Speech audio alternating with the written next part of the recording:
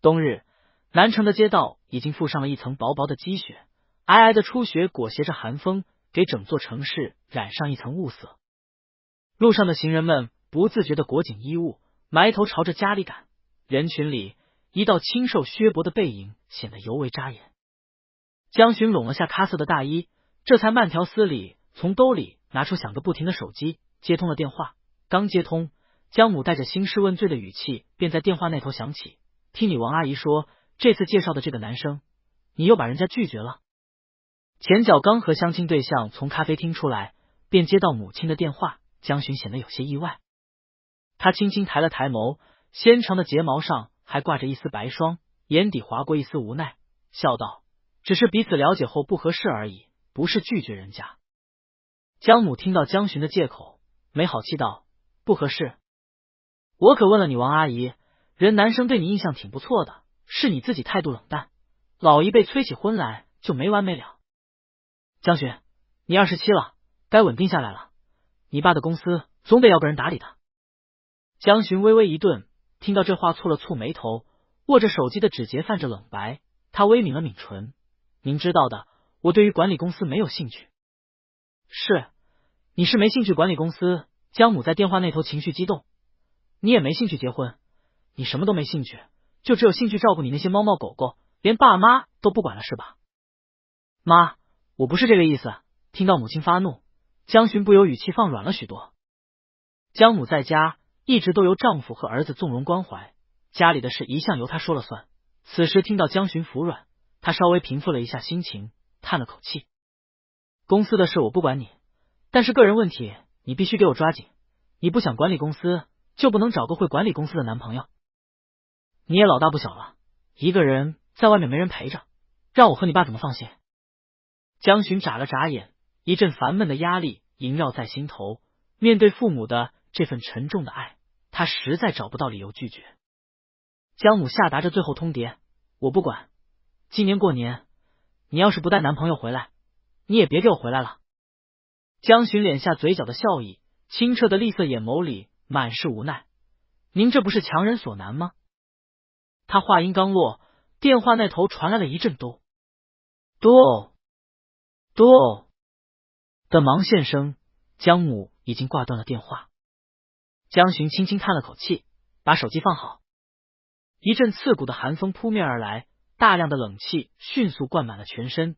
江巡脸颊上的气色褪去，原本白皙的脸庞更为冷淡。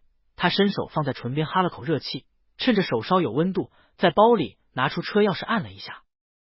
远处的一辆黑色保时捷亮了亮灯，江巡往车子的方向走过去。正如同江母所言，江家在南城算得上小有名望，家里的资产也涉及各个行业，江巡确确实实算得上一个富二代。不过遗憾的是，江巡从小对于管理公司并没有兴趣，唯一的爱好全花在了动物身上，以至于他如今27岁还是单身。他妈想要他早点结婚稳定下来，将来好接管公司，这才开始没完没了的进行催婚。江巡迫于压力不得不相亲。坐上车，他缓缓发动油门，想着江母刚刚放的狠话，愁容满面的朝着他自己经营的宠物店开去。车子一路行驶，直到开到一家名为橙汁猫咖的宠物店才停了下来。这是江巡自己开的宠物店，2楼平时是给猫咪狗狗洗洗澡美美容，卖一些宠物用品，1楼则是猫咖，里面养了一些流浪猫咪招揽生意。正值午休，江巡进去时店里并没有生意，他招的一个小店员琪琪正拿着逗猫棒逗小猫玩，而另外一个店员圆圆正拿着红灯笼和窗花往墙上装饰着，看起来格外喜庆。听到门口的动静，琪琪抬头看到江巡，立马放下逗猫棒，兴致勃勃地跑过来八卦道：“老板，你回来了，今天相亲如何？”小姑娘活力充沛，一问起问题来人招架不住，扒拉着江巡的胳膊便问个不停：“那男的高不高？帅不帅？相亲还顺利吗？”江巡略有些无奈的轻拉开小姑娘，拉开一定距离，笑了笑，回答：“不怎么顺利。”琪琪显然对江巡隔三差五的相亲已经免疫，听到不顺利也不见有多意外。啊，那真可惜，老板你今年都相了10几个了。他眼珠子圆溜溜的看着江巡，好奇问道：“每次相亲都不成功？”他紧张兮兮凑过来，小声问道：“老板，老实说，你是不是被男人伤过？”江巡笑容渐淡，摇了摇头，打算开口解释。彼时，圆圆听到两人对话，放下手里忙活的窗花，转过头来调侃：“琪琪，你难道就没发现，老板其实根本不想相亲吗？每次相亲半个小时就结束，怎么可能会成功？”江巡耸了耸肩，宠溺的笑了笑，去地上捡起琪琪丢下的逗猫棒，有一下没一下逗弄着一旁的小橘猫。被圆圆说中，承认道：“其实就是应付我妈而已，我本来就是个不婚主义者。”啊，老板你这么个大帅哥不结婚，简直就是暴殄天物。琪琪听到江巡的话，一脸叹息。江巡唇微微勾着，笑着没回应。两个小姑娘感叹了可惜，一边帮忙布置店铺。圆圆重新拿起手里的窗花贴在窗上，江巡看了看店里喜气洋洋的氛围，这才猛地意识到现在已经是12月份，即将要过年了。两位小姑娘已经在他的店里忙活了一整年了。他略微思索一番，岔开话题：“不聊这个。对了，马上要过年了，今年过年我打算提前1个星期给你们放假，你们早点回去过年。”琪琪和圆圆相视一眼，眼底闪过一抹惊喜：“太好了！”随即圆圆反应过来：“那我们走了，店里不是没人了吗？我一直在南城，有时间就会过来照看这些小家伙的，你们别担心。”江巡温柔的解释着，低头揉了揉小橘猫的耳朵，无奈的笑道：“我妈刚发了话，说不带男朋友就不许回去，没办法，看来今年只能和小动物相依为命了。”琪琪噎着嘴：“老板你真惨。”江巡手边继续逗着小猫：“我也觉得。”圆圆在一旁：“老板你家就在南城，这么近想回家还不简单？现在网上不是日租男友很火吗？老板你租一个回去应付阿姨不就可以了吗？”江巡表情微猛，听到这话没忍住抬头问出了声：“还能租男朋友的吗？”琪琪惊叹一声：“对哦，可以租个男朋友呀。”圆圆点头道：“现在不是过年吗？不少租男朋友女朋友回家的业务，盛兴广场那边好像就有一家。”江巡心头微动，他本来就没有谈恋爱结婚的打算，去相亲也只是被逼无奈。如果能租一个男朋友回去打发家人的话，确实称得上一个好主意。花点钱就能彻底解决问题，实在是很难让人不心动。下班后，江巡便打算前往盛兴广场，准备好好了解一下情况。这个广场离他们店并不远，10几分钟的路程。江巡给小猫咪添好食物和水后，准备出门。临近傍晚，天色渐暗，却因为白茫茫的雪色变得朦朦胧胧。江巡看了看窗外飘散的小雪花，随手围了一条浅灰色的围巾，这才推开门出去。与此同时，盛兴国际商贸大厦的办公室内，此时灯火璀璨，华丽的水晶灯下铺满了柔软的羊绒地毯，简约大气的办公桌赫然屹立在落地窗边。屋内坐着2个看起来身价不凡的男人。沈卷在一旁懒洋洋的扯了扯领带，看着对面的好友笑着调侃：“自从读了高中，可从没见你回过南城，怎么突然就想来南城考察投资了？”男人听到这话，放下文件，掀了掀散漫的眸子，笔挺的西装衬得他身姿优渥，气质金贵。济南琛薄唇噙着抹若有似无的笑，随意道：“季家这几年在京城的产业发展的差不多了，来南城不是很正常。”作为多年好友，沈卷自然知道济南琛没有说实话，他双手交叉，语气有些揶揄：“真的吗？难道不是因为某个人？”济南琛淡淡挑了挑眉，没有说话。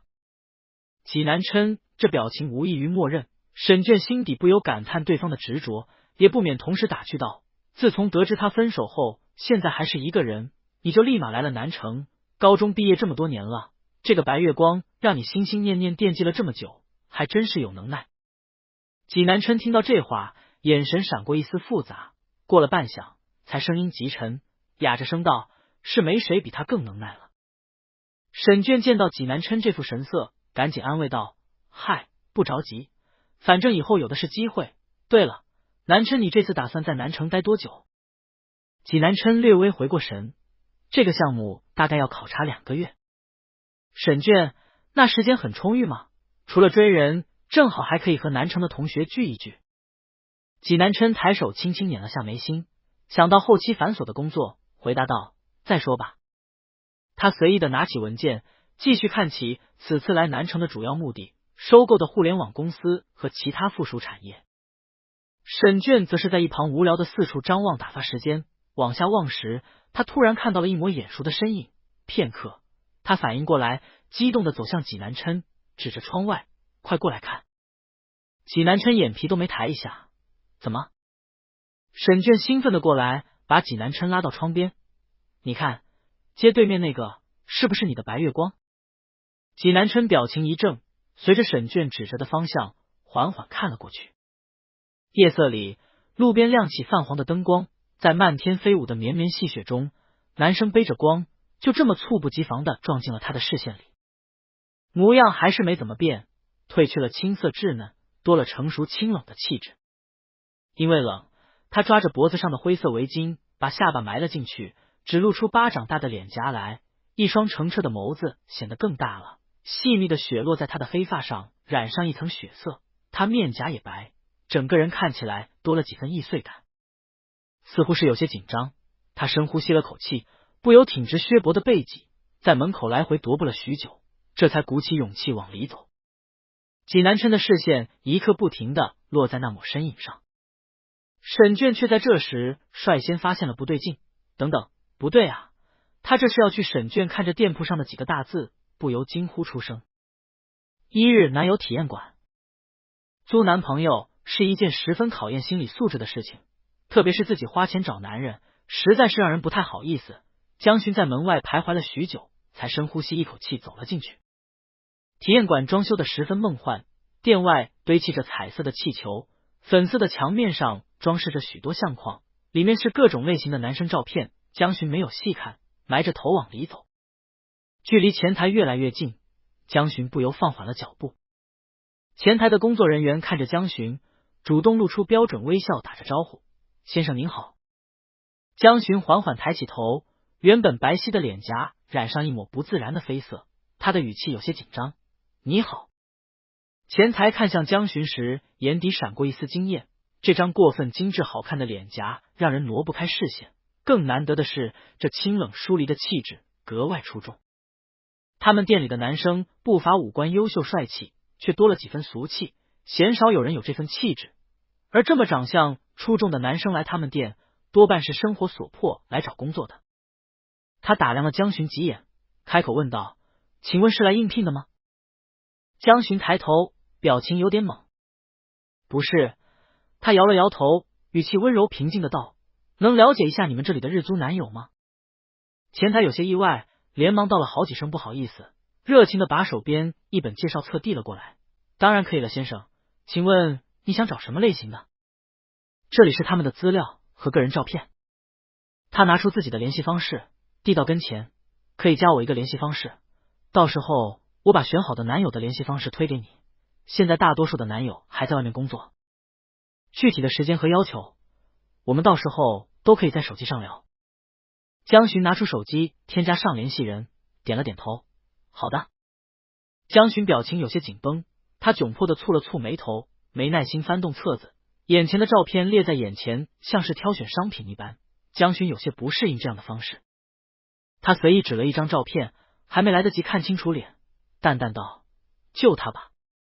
前台看了看江巡选中的男嘉宾，介绍着：先生眼光真好，这是我们店最受欢迎的男生，他的价格是500一天，您看能接受吗？如果可以的话，我们就安排时间见面。江巡微微颔首：可以。两人交换完联系方式，对方又交代了一下，可以先安排见面，如果觉得不合心意，到时候也可以换其他男嘉宾。江巡只是找个人敷衍父母，也没多少要求，礼貌道别后就离开了体验馆。前台望着江巡离开的方向，合上册子，小声嘟囔了一句：这么个大帅哥竟然也要来租男朋友，真是稀奇。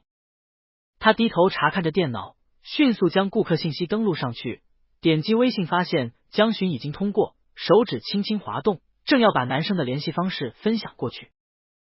这时，头顶突然传来一道低沉磁性的嗓音：“你好，打扰一下。”前台的女生捏着手机抬起头，对上一双深邃的眸子，男人戳着抹优雅的浅笑，棱角分明的五官在灯光下显得格外迷人。他不由自主地抓紧拳头，在心里激动地感慨着，今天也不知道是什么运气，竟然遇到两个极品大帅哥。眼前的男人浑身散发着成熟禁欲的荷尔蒙的气息，他激动的说话都有些磕巴。请问有什么事吗？济南琛轻轻扣了扣桌面，带着一抹绅士风度的礼貌问道：“能冒昧问一下，刚才那位先生是来办理什么业务吗？”前台打量了一眼济南琛，猜测他可能和江巡认识，他笑了笑，热情的说道：“您真会说笑，来我们店里当然是来租男朋友呀。”济南琛指尖扣着桌面，面上始终噙着抹浅笑，垂下眸，表情略沉。这样半晌，他抬眸继续问道：“那能告诉我他租的是哪个吗？”前台的女生摇头拒绝道：“抱歉，客人的隐私我不能告诉您。”话落，他抬头看了看济南琛，对方这非富即贵的模样，一看就是一笔大生意。他鼓起勇气的继续问道：“先生，您也是来租男朋友的吗？”我。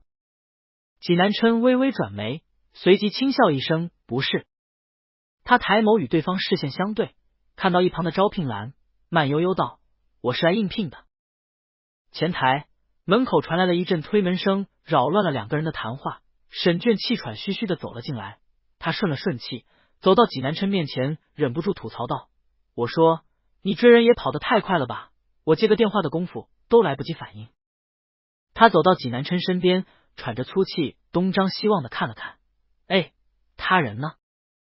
济南琛言简意赅的道：“走了。”“走了？”沈卷有些意外，他就去接了个小情人的电话，他好兄弟就这么眼睁睁把暗恋了10年的白月光放走了，好不容易来南城，你就这么轻易把人放走了？济南琛满是深意的看了看招聘广告，淡淡道：“怎么会？”他看向前台，指了指旁边的沈俊：“你好，这位沈先生打算包下你们体验馆除了我以外所有的1日男友，请问费用怎么算？”沈俊一脸懵逼：“哈？”江巡回到家时，正好收到体验馆前台的那个小女生发来一条消息。江巡一边点开手机微信，一边打开了门。一进门，家里的小梨花便迫不及待的跑过来，拿脑袋蹭着他的裤脚。江巡弯腰撸了撸小猫咪圆滚滚的肚皮，柔声说道：“小梨乖，待会儿给你开罐头。”小猫喵喵叫了几声，又蹭了江巡几下，往自己的食盒面前跑。江巡把围巾取下来，挂在门边的架子上，点开对方发来的语音，女生满是歉意的声音传来：“江先生，实在是不好意思，您刚刚约的那位男友，我查了一下，最近没有档期，您看这边方便的话，我给您重新推荐一个可以吗？”江巡还没回复，对方的消息紧接着又弹了出来，这次是个 Q 版的小猫咪眼泪汪汪的图片，上面写着对不起。江巡被这个表情包逗笑，他走到储物柜给小黎开了个罐头，点开微信回复着对方：“没关系，你把另一个推给我吧。”“好的好的，我马上推给你。”再次抱歉。对方发送完消息后，马上给江巡推了另一个微信名片。江巡随即点了申请好友过去。好友申请通过的很快，几乎是瞬间弹出了消息：“琛已经是你的好友，快来打个招呼吧。”对方的头像是一个书法写的“季”字，水墨丹青，看起来倒是很有意境。江巡第一次租男朋友，也没什么经验，甚至不知道要怎么开头聊天，他犹豫的打了一行字，觉得不得体，挑挑拣拣又全部删掉了。反而是对方的消息第一时间弹了出来：“老板好，我是你预定的男朋友。”江巡指尖停留在男朋友3个字上，一时脸颊有些发热。他犹豫了许久，才客客气气的打字道：“你好，请问什么时候有空，我们见一面吧。”对方立即回复过来：“看老板的安排，我随时都有空。”江巡捧着手机，不由感叹现在的服务行业态度真好，秒回消息，而且什么都顺着顾客。他思索片刻，向对方解释清楚情况：“家里催婚，我是想带个男朋友回家见父母，让他们放心，所以租的时间可能会比较长。你要是不介意的话，我们明天见面详聊。”这次对方过了好一会儿都没有动静，江巡轻轻叹了口气，也知道带回家见父母这种事是个苦力活，时间长还要面对亲朋好友的审问，也难怪对方会犹豫了。江巡打字道：这份工作比较辛苦，报酬方面我愿意支付平时的3倍，如果你不愿意的话也不强。他字打到一半，对方发来了消息：不介意，听你的。江巡手一顿，看着对方发来的这短短几个字，不知为何竟然感觉到了一丝宠溺的味道。他甩了甩脑袋，停止了自己的胡思乱想。江巡迅速结束这场奇怪的对话。好，那明天下午3点我们在左岸咖啡厅见吧。不一会儿，对方发来一条消息，是一条语音，只有短短5秒钟。江巡指尖顿了一下，这才点开了这条语音。对方先是散漫的轻笑了一声，语气低沉性感，带着一丝不易察觉的尾音。明天见，男朋友。男人的声音很好听，优雅的嗓音像是华丽的大提琴在耳边低喃一般。江巡情不自禁的揉了揉脸颊，心想这租的男朋友果然不是一般的专业，一句明天见说的和情话似的。翌日，总统套房的落地镜前，纪南琛抬手撩了撩袖口，紧抿着薄唇，凌厉深邃的视线盯着镜子。镜子里的男人穿着一身高级定制西装，漆黑的头发打理的一丝不苟，手腕间的腕表看起来贵气十足，这番考究的穿着，一看就是要去见什么重要的人。纪南琛理了下领带，盯着镜子里的自己，突然意识到什么，动作一顿，会不会太正式了？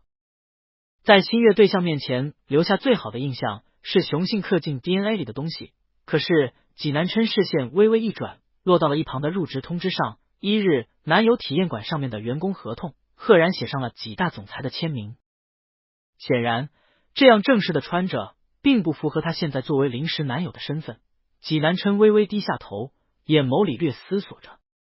作为临时男友，这种牺牲时间消遣大众的个人商品，很明显在经济能力方面必然是十分拮据的，如果他穿着这么一身去见他，很显然是非常不合适。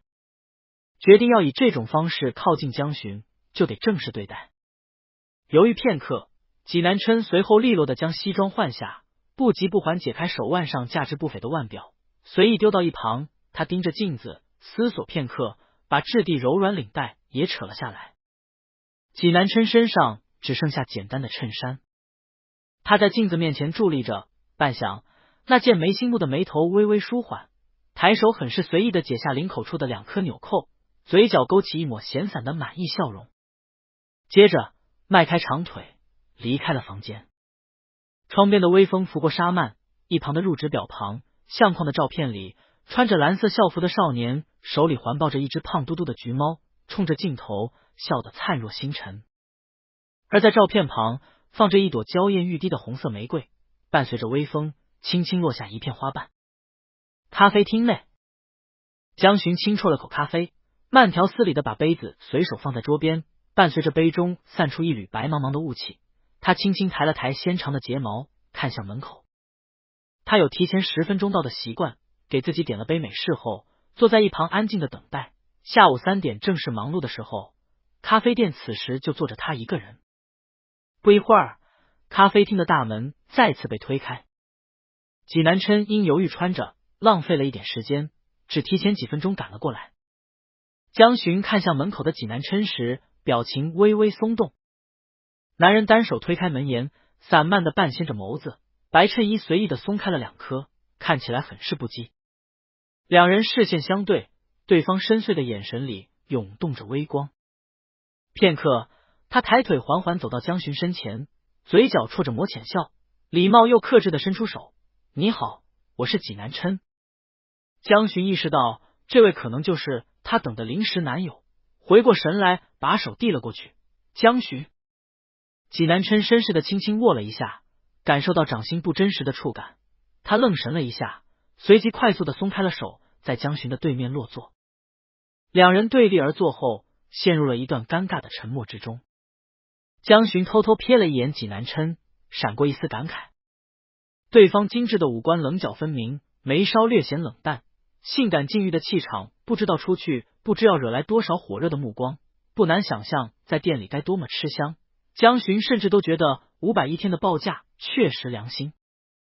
济南琛挑了挑眉，注意到江巡正一瞬不动地盯着自己，他微微侧头，狭长的眸子看着出神的江巡。江巡抬眸回过神，济南琛撑着下巴，半合着眸，压低声音，笑盈盈地看着他。好看吗？江巡蓦地抓紧了杯壁，偷看当场被抓包，脸颊疼得热了。济南琛紧接着又慢条斯理的询问，不知道老板满意吗？江巡躲开男人的视线，说话都变得不利索起来。挺满意的他眨了眨眼，向对方如实叙述。季先生，你应该知道，我是带你回去应付父母。江巡清俊的脸颊上闪过一丝不太好意思，这个要求可能有点唐突，是需要和我一同回家过年，春节过年我可以支付3倍报酬，你看可以吗？在春节期间工作，大部分人都不太能接受。江巡担忧的抬着眸，观察着济南琛的反应。济南琛，无妨。江巡进一步解释清楚，或许要待上好几天，可能还需要同吃同住。一想到要和对方同吃同住，济南脸颊上闪过一抹不自然，他轻轻抬手遮住微微翘起的嘴角，言简意赅，没问题。服务员把一杯美式咖啡端到济南琛面前，语气轻柔，先生您的咖啡。济南琛低声道了句谢谢。此时离过年还有半月有余，他略思索片刻，又紧着询问江巡，既然是回家见父母，那这半个月有其他安排吗？江巡疑惑，还需要什么安排？济南琛眼眸微闪，细心的向江巡解释，应付父母需要时间彼此了解，以免穿帮。他语气一顿，看向济巡，提前多接触一段时间比较好。江巡恍然，是啊，如果他和济南琛不了解对方的话，那岂不是到时候一回家，父母一问就知道了？他双手捧着咖啡，清澈的栗色眼眸与对方对视，脑袋十分坦诚的点了点。你说的对，我们是需要彼此了解，那我多租你一段时间吧。这种了解花不了多长时间，把彼此喜好了解一下，以及编造一个恋爱故事情节，应对爸妈的盘问就行。他看了看济南琛，体贴的想着，他们这行是想多招揽生意吧，毕竟有业绩要求。江巡思索了一下，宠物店需要人手，他腾出来的时间也不规律，为了不耽误济南琛的时间，他索性道，就直接从今天开始一直租到年后吧，我时间上不太固定，如果有空再联系你，你看这样行吗？济南琛，不必，只要你空闲，随时联系我就行。江巡摆了摆手，这怎么行？济南琛勾唇一笑，靠近了些，都付我3倍工资了，这点时间还是有的。江巡对上对方漆黑深邃的眼眸，看着对方如此坚定的模样，江巡也不再强求，点头应了下来。好吧。两人交谈了一会儿，陌生感已经散去不少。江巡对谁都有股疏离感，但是济南琛却礼貌地把握着分寸，相处下来十分愉悦。在咖啡厅坐了1个小时后，两人这才结束交谈。济南琛招了招手，叫来服务员结账。江巡一怔，赶忙说道：“我来吧。”他正要伸手去拿手机，却被一道温热的触感压住了。济南琛轻轻地按住江巡单薄的手腕处，力道轻缓，却又不容易挣脱。济南琛，我付。积极付款是男士良好涵养的表现，即便在外，济南琛也鲜少让他人付账，更何况是要向江巡留下一个好印象。服务员也很会看人眼色，直接走到济南琛面前，打印出消费单，露出一抹微笑：“先生你好，一共消费368元。”济南琛克制又礼貌的收回手，触碰到江巡的指尖，在看不到的角落轻轻顿了一下。服务员拿出2维码的机器，脸上的笑容十分标准：“麻烦您手机支付一下。”济南琛脸色微滞：“手机支付？”“是的，先生。”济南琛平时衣食住行都是由助理与秘书负责，除了大额支出需要他开支票外，这种小额消费都是由助理去办。他工作繁忙，没时间操心这种小事，因此没使用过这项功能。济南琛拿出手机，回忆了一下助理平时付款的方式，打开了微信。谁知扫码后，账户弹出消息：“您的余额不足。”济南琛，服务员微笑着继续道：“支付宝也可以呢，先生。”不久之后，伴随着支付宝叮的一声。服务员在一旁善意的提醒：“您的支付宝余额好像也不足呢。”咖啡厅里吹来一阵暖风，场上的3个人愣在原地，一种尴尬的气氛萦绕在周围。江巡是最先回过神的：“我付吧。”他拿出手机去扫付款码。济南琛扶了扶额，表情微顿，轻轻锁着眉头，完美的五官轮廓上浮现一抹尴尬之色。他赶在江巡前面，利落的拿出钱包，把里面唯一几张纸钞拿了出来，目光深邃的看向江巡，坚持道：“说好我付的。”咖啡厅也有刷卡服务，只是济南琛的黑卡一拿出来，肯定会被江巡识破，无奈只能选择现金支付。江巡很是怜惜的看了一眼济南琛，他刚刚有注意到济南琛的钱包里就只有这几百块钱了，可见对方现在经济有点困难，现在是真的很需要这份工作。服务员看了看济南琛放在桌上的现金，充满歉意的朝济南琛道：“不好意思先生，我们店里没什么零钱。如今网络支付越来越多，给现金的人几乎没有，店里基本没准备零钱。”济南琛：“不必找了，就当小费。”服务员客气的收下现金，微微一笑：“好的先生。”付完账，两人起身走出了咖啡厅。济南琛在门口停下了脚步，侧头看向江巡，斟酌片刻，开口：“有事可以找我，我随时有空。”江巡很是疑惑的偷偷看了一眼济南琛过分俊美的容颜，心里暗自思索，看来他租的这个男朋友生意并不是很好，随时有空的话，应该是没多少人租他吧。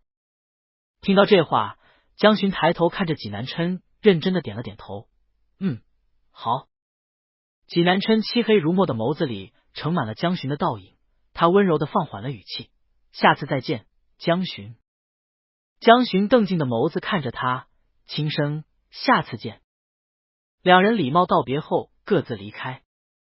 济南琛出了咖啡厅，给秘书打了个电话，告诉了对方自己的位置。早在地下车库等候多时的秘书表示自己和司机马上过来。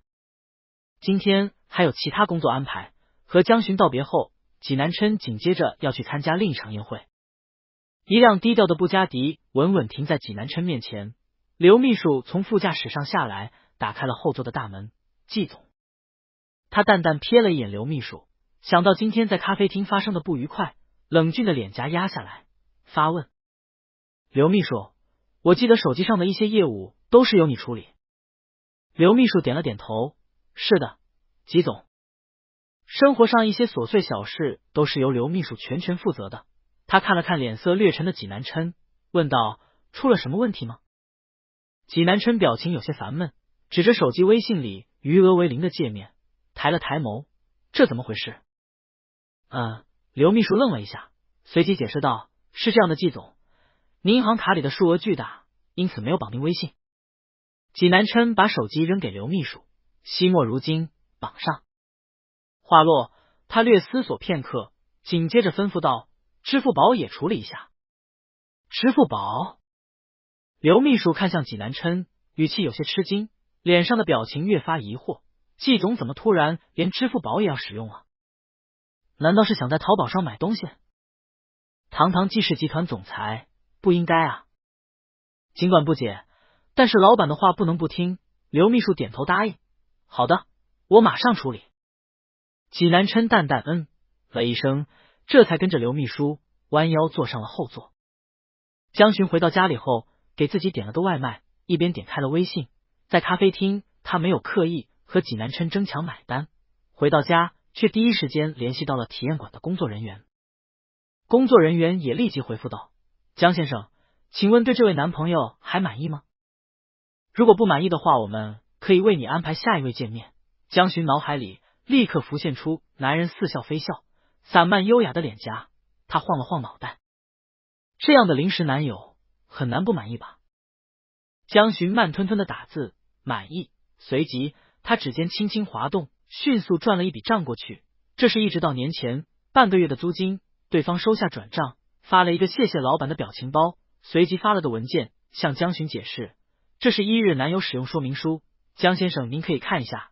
我这边通知一下您的临时男友，他会从明天开始将和您一起约会。”江巡急忙消息：“不用，他的宠物店离不开人，也没那么多空闲的时间去约会。我没那么多时间，如果有空，会提前和他说的，不用每天和我约会。江巡解释。那边似乎也没有料到江巡租了男朋友竟然不用，过了许久才回复：好的，那看您的安排吧。处理了这件事，江巡总算是放心了不少。与此同时，车内的济南琛收到了体验馆的工作人员发来的消息，表示江巡已经租了他接下来的半个月的时间。济南琛嘴角微微上扬，接下来半个月都能和江巡相处，让他眉眼间的郁色消散不少。他掀了掀眸子，出声：刘秘书。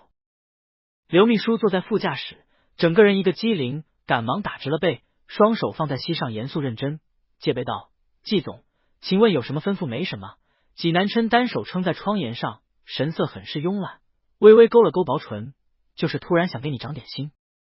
幸福来的有点突然，紧接着济南琛又慢悠悠补了句：对了，接下来的半个月，帮我把工作时间尽量挪到晚上。刘秘书很是诧异的看了济南琛一眼，见总裁这会儿看起来心情不错，十分识相的选择，没有追问下去，而是点头应下。我马上安排。刘秘书的办事效率很高，没一会儿便告诉济南琛已经把重要的会议安排在了晚上，约的各路政要也一一打电话赔礼，改约了时间。济南琛满意的了一声，看了看眼前勤恳的秘书，简洁的道：辛苦了。刘秘书客气表示都是分内之事。济南琛一边看着手里的文件，假意漫不经心：对了，刘秘书。又被冷不丁的喊，他绷紧神经，僵硬的扭头看向济南琛：季总。济南琛悠闲的撑着下颚询问：你知不知道一般约会都要做什么？刘秘书眼底瞳孔闪过不可思议：季总，您明天是准备去约会吗？真不怪他震惊，而是他跟在济南琛身边5、6年了，从未见过季总的感情生活，不少男男女女暗送秋波，勾引爬床，都被他们几总冷脸呵斥了回去。这么一棵铁树突然开花，真是让人感到意外。济南琛交叠的长腿换了换：不是明天。刘秘书，济南琛的语气带着不易察觉的愉悦，挑了挑眉纠正：是往后半个月。刘秘书感慨：季总真不是一般人呐，守身如玉的，像个出家的和尚一样，现在一约会就半个月，连他一向最为重视的工作也可以往后挪了。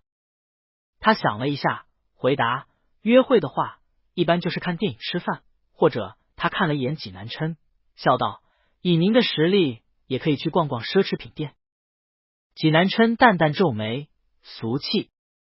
刘秘书不愧是人精，立马转变话题：当然也要看对方的爱好，逛逛画展，听听音乐会也是个不错的选择。济南琛总算满意的点头：提议不错。次日，初升的朝阳沿着湛蓝的天空，从东边升起，再缓缓的从西边落下。办公室内，刘秘书竖立在一旁，偷偷瞄了一眼脸色略沉的济南琛。落日的余晖洒在吉总那棱角分明的脸颊上，镀上一抹金色，他深邃的眼底意味不明，让人猜不出情绪。刘秘书踌躇的拿着手里的文件，问也不是，不问也不是。眼下的情形十分显而易见，他们吉总应该是不知道被哪个小妖精放了鸽子，白白等了一天。此时聊工作，无异于撞枪口。济南琛转眼就看到刘秘书一副谨慎的模样，手里拿着文件，迟迟不肯上前。他招了招手，开口：把文件拿过来吧。刘秘书如释重负：好的，季总。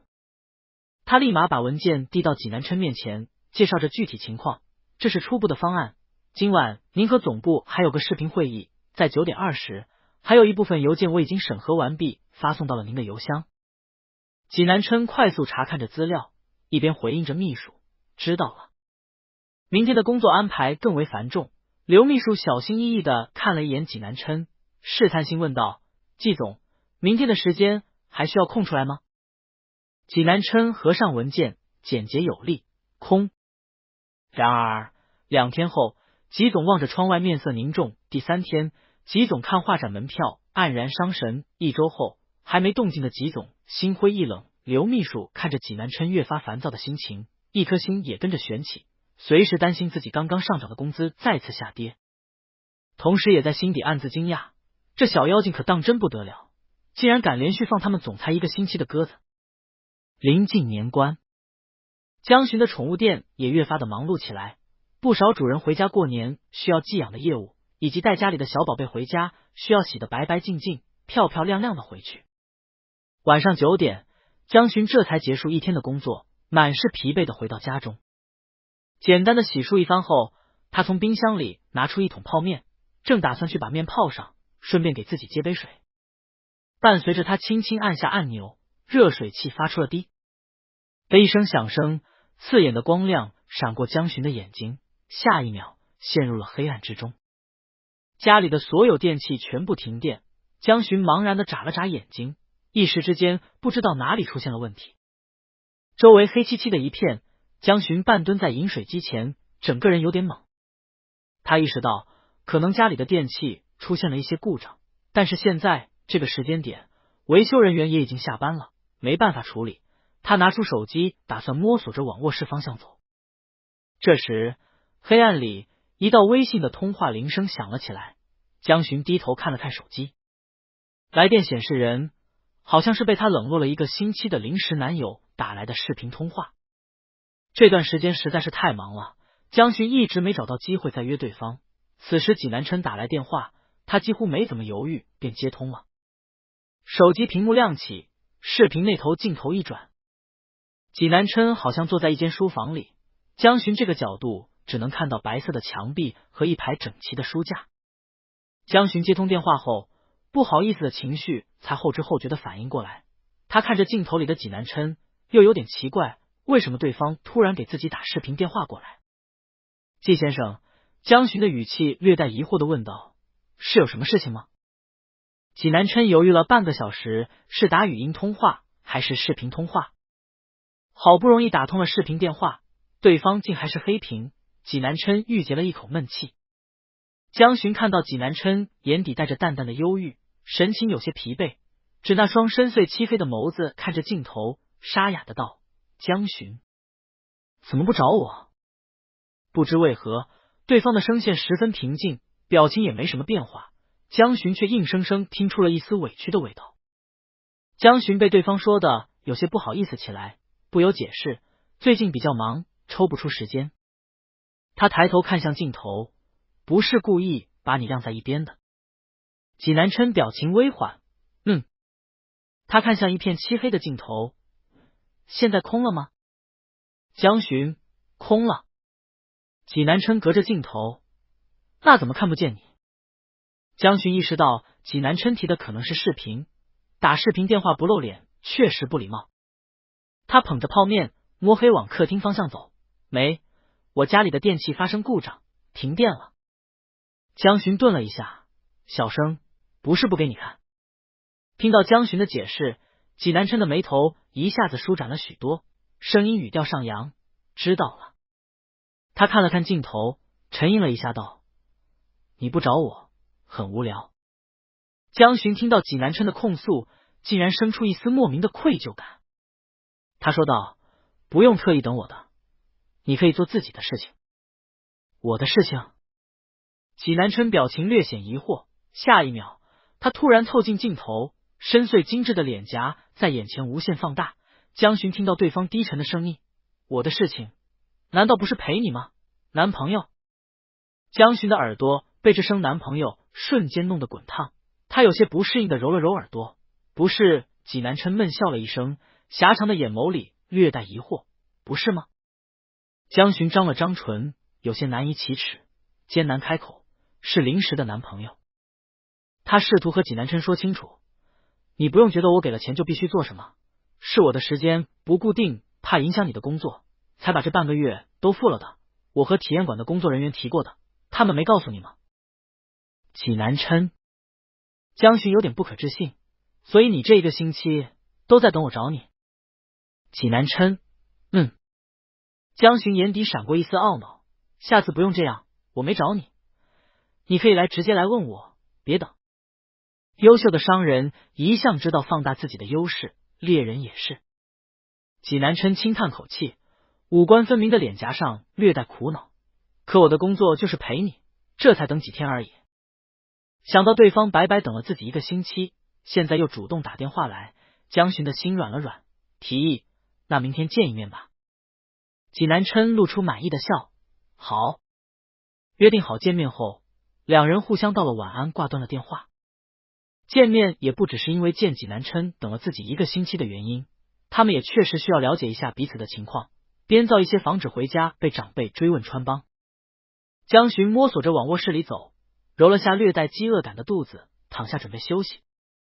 对于租男友回家过年，他并没有什么经验，便在网上搜索了一下。看着网上帖子上提到的注意事项，长辈盘问的恋爱经过情况，江巡看着手机里的内容，若有所思。翌日，某高档星级餐厅传来男人略带疑惑的声音：“保安。”济南琛把手放在嘴角，掩饰着不自然，瞳孔深处仍然有一丝惊讶。他与一脸认真的江巡对视，几经犹豫才斟酌开口：“以月入3000、没车没房的保安身份去见叔叔阿姨，会不会不太好？”昨晚查看了一晚上的帖子，江巡白皙的眼下带着淡淡的青涩，他认真的抬头与济南琛对视，眨了眨眼：“不会，我昨天看了网上攻略，不太理想的男友才会让父母取消催婚的念头。”江巡看着济南琛近乎完美的五官，声音渐缓：“以季先生你的外貌条件，可能十分符合我母亲的要求，所以只能从其他方面入手。”以江巡对自己母亲的了解，只要他把济南琛领回家，催相亲下一秒便会变成催结婚现场。而如何避免这样的情况，网上也给出了答案：给一个父母不能接受男朋友的职业和家世即可。江巡看着网上的帖子，编造了个差不多和小区物业保安相识相爱的故事，今早便与济南琛说明了自己的想法。济南琛看着目光灼灼的江巡，看起来似乎对自己编造的故事十分满意，一时之间不忍拒绝，妥协道：“好吧，保安可以。”他不露声色的扶额，面对这个霸道保安爱上我的狗血故事，还是没忍住争取一下。但第一次相遇，我见义勇为，追了小偷3条街，帮你夺回钱包，两人随后一见钟情，擦出爱的火花，会不会太过于夸张？不止夸张，这种晚8点档的爱情故事还透着诡异的古早狗血。夸张吗？江巡清澈的看着他，微微侧头，关注重点歪了，用商量的语气：“跑3条街是有点远，要不然改成1条街。”江巡偷偷瞥了济南琛一眼，对方肩宽腰窄，优美的肌肉线条贴着布料，彰显出一阵力量感。他在心里感慨，看对方这身材，跑6条街也没有问题，他明明想得挺保守。见江巡一脸兴致勃勃的模样，济南琛在心里默默叹口气，妥协，还是跑3条街吧，至少在阿姨面前还能落下个体力不错的印象。江巡见对方答应，继续往下一步：“那我们接下来了解一下彼此的爱好和习惯吧，季先生。”济南琛微微颔首：“好。”江巡：“我比较喜欢小动物，平时闲暇的兴趣是摄影和雕塑，不太擅长做菜和家务。”作为一个27岁的青年人，一些必备的生活技能不太会，还是让江巡有些羞赧。济南琛定定的看着江巡，启唇：“我也喜欢小动物，平时喜欢健身和格斗。”他撑在桌上，身体往江巡的方向压了压，眼眸微挑：“比较擅长烹饪。”江巡被对方看得有些不自在，瞥过眼，济南琛微微勾了勾唇，缓缓坐直。一道手机铃声打断两人的气氛。济南琛从裤兜里拿出手机，看到来电显示人时，稍许可见的皱了下眉头。来电的是他的亲弟弟几科，作为季家2少爷，他是个妥妥的2世祖。总而言之，就是什么烧钱玩什么。继上次飙车被停掉所有卡后，这次打电话来，恐怕又是惹上事来找自己解决了。济南琛压下手机，抬头礼貌的询问江巡的意见：“不好意思，能接个电话吗？”江巡点了点头，示意对方不用管自己。济南琛拿着手机接通电话后，压低了声音说：“电话那头传来季弟弟的哀嚎声：‘哥，救命！我现在京城的赌场输了好多钱，卡也被你停了。现在他们不让我走。’”说到后面，几颗的语气变得委屈起来。你再不来赎我，可能以后都见不到我了。济南琛眉头一蹙，知道对方故意卖惨，直截了当问道：欠了多少？几颗心虚的干笑了一声，报出一个数字。嘿嘿，1000万。济南琛冷笑一声，淡淡道：你可真敢欠，还不是有哥哥撑腰。几颗小心翼翼拍着马屁。季克的谈话江巡并没有听见，但是能从济南琛的话里猜出一个大概。欠了多少？你可真能欠，应该是家里人欠了债，现在让济南琛来偿还，而且看他略沉的脸色，显然这笔金额不少。江巡唏嘘的看着济南琛精致的侧脸，因为电话里的对话变得晦暗不明，狭长的眼眸不经意露出一抹烦躁，不由猜想，难道是因为家里欠债太多，济南琛这才不得不出来靠出卖色相赚钱养家？江巡不由怅然得看着济南琛，心底落下一丝不忍。按照济南琛这一身优渥的长相，做什么都肯定不错，而不是像现在这样。济南琛不耐烦的丢下一句我会想办法处理后，挂断电话，看向江巡，便见对方一脸惋惜的看着自己。见对方日子过得这般艰难，江巡不忍提醒道：季先生，如果要去处理重要事情的话，我们可以明天继续聊。刚想拒绝的济南琛放下电话，一听明天还能再见面，不由应道：那好吧。济南琛出门后给秘书打了个电话，告诉了对方自己的位置。今天确实还有其他工作安排，结束和江巡的约会后，济南琛要立即赶往下一个地方实地考察拆迁项目。江巡开车从车库出来后，恰好看见那抹身量修长的背影还停留在两人刚刚分别的路口，而济南琛左手边正好是公交车站。江巡恍然，对方家里还欠着一屁股债，哪里还有闲钱打车？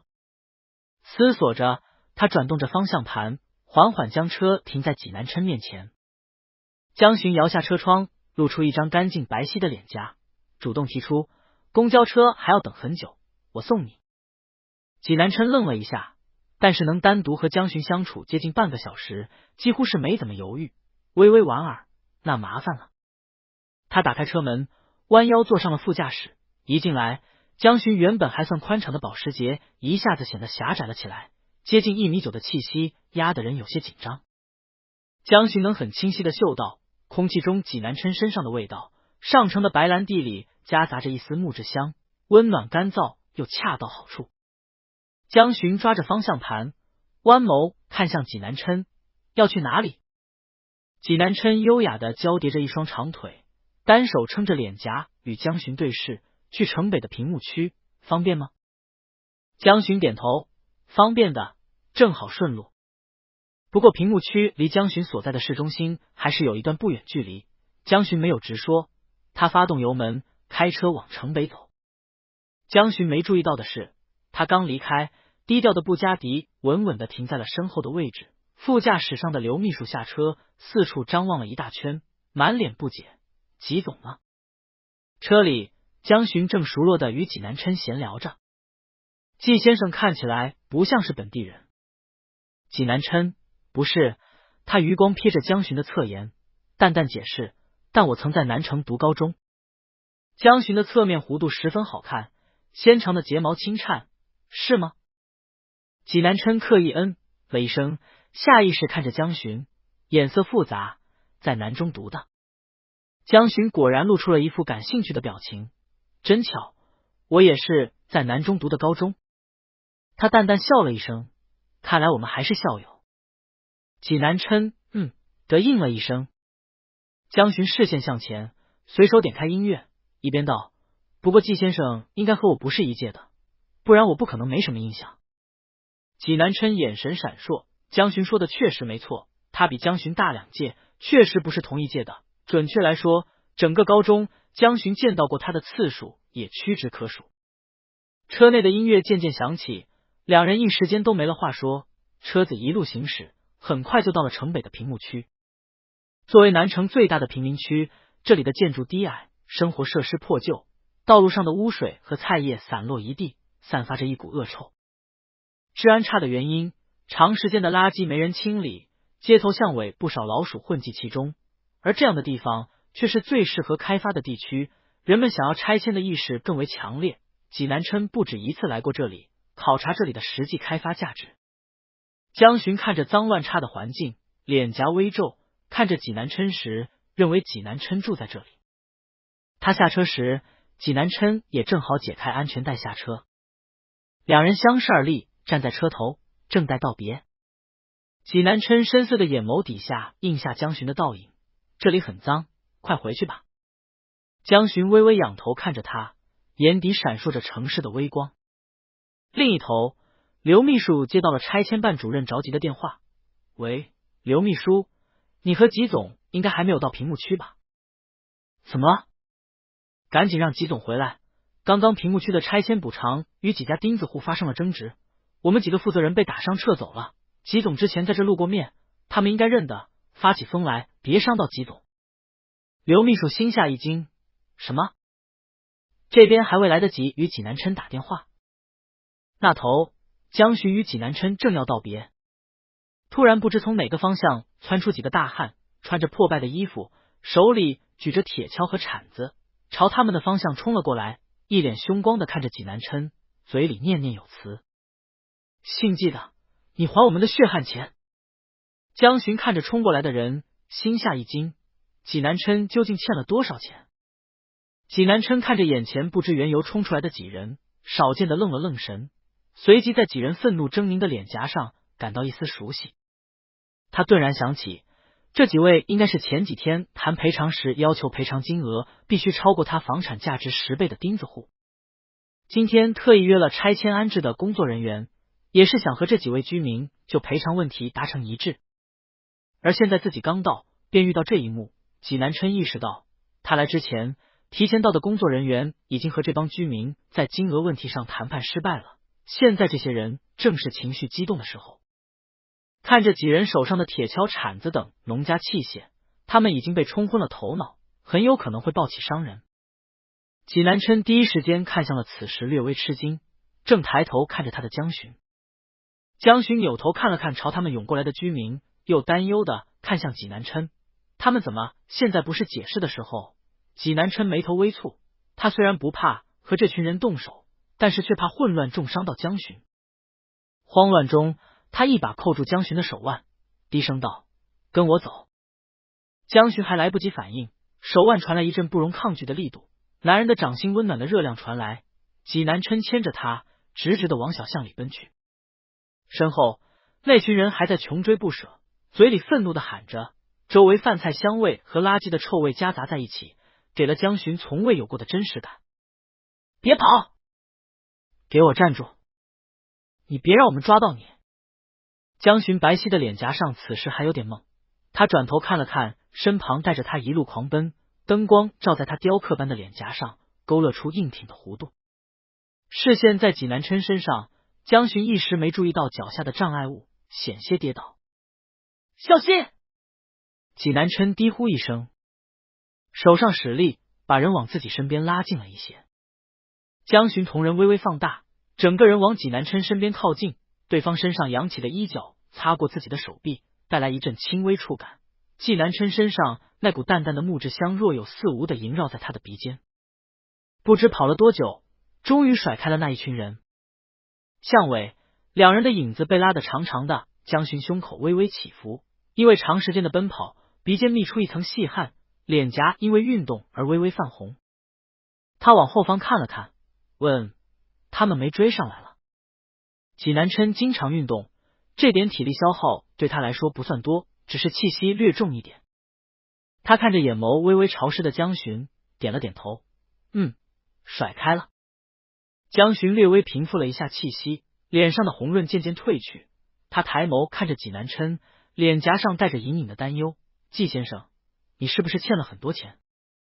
济南琛被江巡这么突然一问，明显一愣，脸颊上的热度渐渐褪去，江巡脸色越发的冷冽，他轻轻呼出一口白雾，看着济南琛，这种情况很危险，他们有明显的暴力倾向，而且知道了你的住址，即便讨债也不能用这样极端的方式，我们报警吧。济南琛无奈一笑，这件事很复杂，报警不太能解决问题。如果想要让这几人在拆迁安置上签字，最好的办法绝不是报警。江巡叹口气，心想也是，济南琛要是真的欠了很多钱，警察来了还不知道抓谁呢。夜色渐浓，温度也渐渐凉了下来，在灯光下，空中不知何时飘起了小雪，两人说话都吐出一圈雾气。济南琛看着脸色冻得冷白的江巡，安抚，这种情况我有经验，不必担心。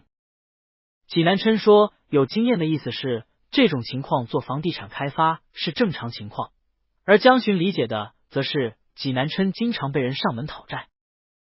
你现在回去岂不是很危险？济南琛看向江巡，通过刚刚的谈话大致了解，江巡可能是误会自己欠了许多债。他顿了一下，随即不露痕迹的挑了挑眉，薄唇微起。有点。江巡是不太习惯别人侵入自己的空间的，他此时微微拧着眉，有些为难。他和济南琛现在本就不算熟悉，贸然提议并不合适，可为了对方的安全，好像也没有其他的办法。他眼底闪过一丝挣扎之色，犹豫片刻后还是开口：季先生，你继续住在这不安全，追债的人恐怕不会这么善罢甘休。不介意的话，我那里还有一间客房可以暂时安顿，你可以去我那里躲几天吧。他看了看济南琛，我们也正好了解一下彼此的生活习惯，避免到时候回家时穿帮，你意下如何？江巡内心说服自己，本来他带人回家就需要同吃同住1个星期，现在提前适应一下也没什么不好，更何况还能帮对方解决麻烦。济南琛狭长的眸子微微流转，嘴角含笑，好，那叨扰了。济南琛在心底默默感慨，在江巡清雅的眼神里，他看到了自己在江巡此时的形象，负债累累的穷小子。不过只要能离他更近一步，倒也无妨。江巡摇了摇头，表示没关系，继续提议道：可以先收拾一下行李，我来接你。看着江巡衣服略显单薄，脸色因为天气变得不太好，济南琛四处看了一下周边的店铺，看到一家百货店，立刻道：等我一下。江巡疑惑的看着济南琛奔进了一个卖百货的小店面，没过多久提着一个袋子就出来，快步往江巡这边走。刚走到身边，济南琛的气息压境，抬手把东西拿出来。江巡眨了下眼睛，感受到济南琛的手轻轻环过自己的脑袋，脖子被绕上一圈柔软温暖的围巾，江巡本能的手去抓着围巾。济南琛眼底满是认真，天气冷。江巡双手捧着围巾，微微仰头看着济南琛，现在的临时男友的职业素养这么高的吗？谢谢。江巡小声道着谢。济南琛答应下来后，带着江巡往回走。几个居民追了一阵，无功而返之后也就离开了。两人走到停车的位置，济南琛把江巡送上车，简单道别后离开了。江巡离开没一会儿，刘秘书的车也开了过来，接走了济南琛。济南琛回到房间里，立刻着手吩咐刘秘书帮忙收拾自己的行李。看着满柜子的贵重衣物，布料上或多或少印上的带有名气的 logo， 脸色渐沉。按照现在他在江巡眼里的穷苦模样，很明显是不能穿这样的服装的。刘秘书正要把衣服装进行李箱，便被济南琛制止了。等等。刘秘书抱着一堆价值不菲的衣服，回头，怎么了季总？济南琛皱着眉头，嫌弃的看着自己的衣服，随意道：这些都不要装，装一些看不出品牌的服装。刘秘书愣住，随即告诉济南琛，看不出品牌只有之前为您准备的高定系列，不过由于这次出差时间不长，没带多少。济南琛，就装这个。刘秘书点了点头，好的季总。半个小时后，济南琛背着一个单肩包又一次出现屏幕区。济南琛把背包放在手上掂了掂，脸色有些微妙，他实在没想到自己带的衣服竟然只能堪堪装满一个背包。江巡并没有走远，而是找了附近的咖啡厅坐了一会儿，等到济南琛发消息时，立刻过来了。见对方背着一个不算鼓的背包时，江巡着实吃了一惊。江巡看了看他的行李，温柔的提醒了一声：季先生，你的行李都收拾好了吗？济南琛脸颊闪过一丝不自然，了一声。江巡不愿意继续再提下去，怕伤到对方自尊，只是点了点头。好，那我们走吧。济南琛坐上副驾驶，江巡发动汽车，朝着自己房子的方向而去。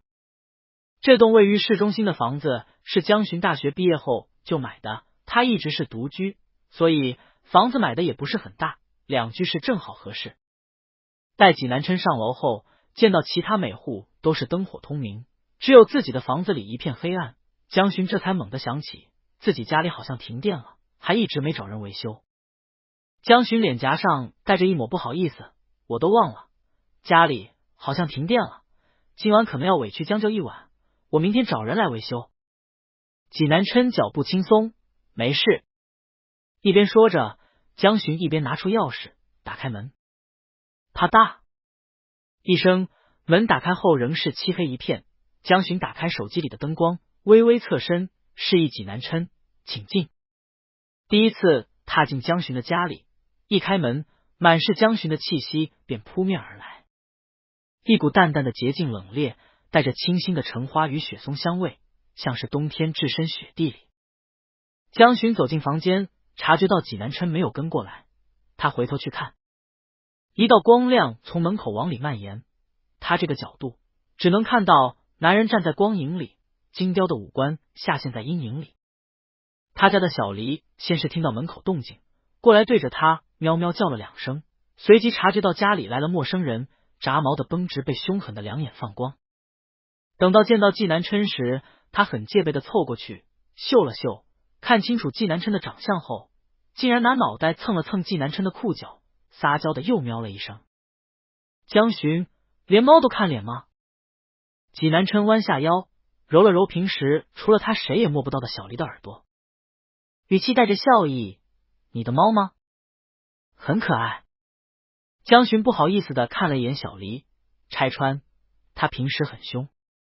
似乎听懂了主人在说自己的坏话，小黎不满的回头，又冲他喵了一声。济南琛低低的笑了一声，是吗？看起来很可爱。江巡微微侧身，进来吧。济南琛抬腿走了进来，四处扫视了一遍，江巡家是一片黑暗，为了安全着想，他询问是家里的电器坏了。江巡摇了摇头，不知道。他解释这过程，去接水时突然停电，具体原因我也不太清楚。济南琛微微颔首，表示了解情况，打着灯光往饮水机的方向走去。仔细一看，果然在线路上看到地上一滩干涸的水迹。济南琛是插头沾水引发的跳闸。江巡反应过来，应该是我接水时不小心洒到的。济南琛把插头拔下来，回头询问江巡，家里的电闸在哪里？江巡领着济南琛往里走，哦，在这，推开这幅画里面就是。江巡指了指前方墙壁上一幅小橘猫的手绘画像。济南琛越过江巡，不打算让他来处理，自己抬腿朝那边走去，江巡则是紧紧跟在身后，准备好好学习一下，以免下次出现这种问题自己无法解决。济南琛走到江巡说的位置，看到画时愣了下神，过了许久，这才抬手将画推开，找到上面的按钮，轻轻往上拨弄。片刻，他声音淡淡道：好了。济南琛处理好后回过身，江巡往前一步查看，济南琛往后退了一步，两人猝不及防的撞到了一起，伴随屋子里的电器叮了一声，整个房间的灯全部亮起，传来刺目的光线。江巡感觉自己的脸颊撞上一个硬邦邦的地方。江巡闷哼一声，重心不稳，往后栽倒，下意识的往前抓扶，攥到了一片薄薄的布料。江巡意识到应该是济南琛的上衣。济南琛反应速度很快，立刻反手勾住江巡的腰肢，把人往自己身旁带，稳住身形。下一秒，只听到撕拉一声，衬衣撕裂的声音传到了江巡的耳朵里。他微微撑大眸，眼底闪过一丝不可思议。济南琛的衣服被他扯坏了，掌心传来一阵肌肤带来的温热，江巡这才后知后觉，自己可能碰到的是济南琛的胸膛。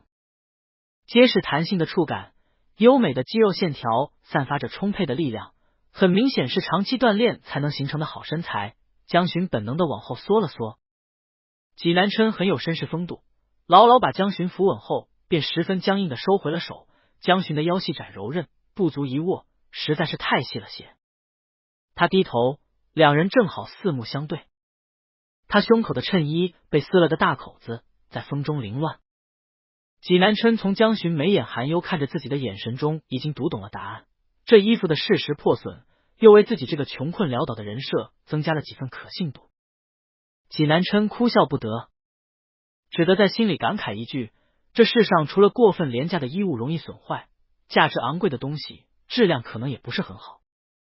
两人对视了好一会儿，江巡这才慌乱的收回视线。不好意思，你的衣服。江巡的掌心还握着慌乱中抓掉的济南琛的纽扣，他摊开掌心，被我弄坏了，大概多少钱？我赔给你。看着有些失措的江巡，济南琛狭长的眼眸含笑，从江巡掌心把纽扣拿过，微微扬起嘴角，随性道：不用，一件衣服而已。江巡听到济南琛的话，不由自主的看了看他肩头的背包。一件衣服而已，可是他一共也没有几件衣服。见江巡还没改变想法，济南琛散漫的转动着眸子，语气松散随意：都来借住了，还让你赔衣服，我怎么过意的去？江巡听到这里，不好再说什么，只能点头说了句那好吧，心里盘算着明天带他去买点衣服。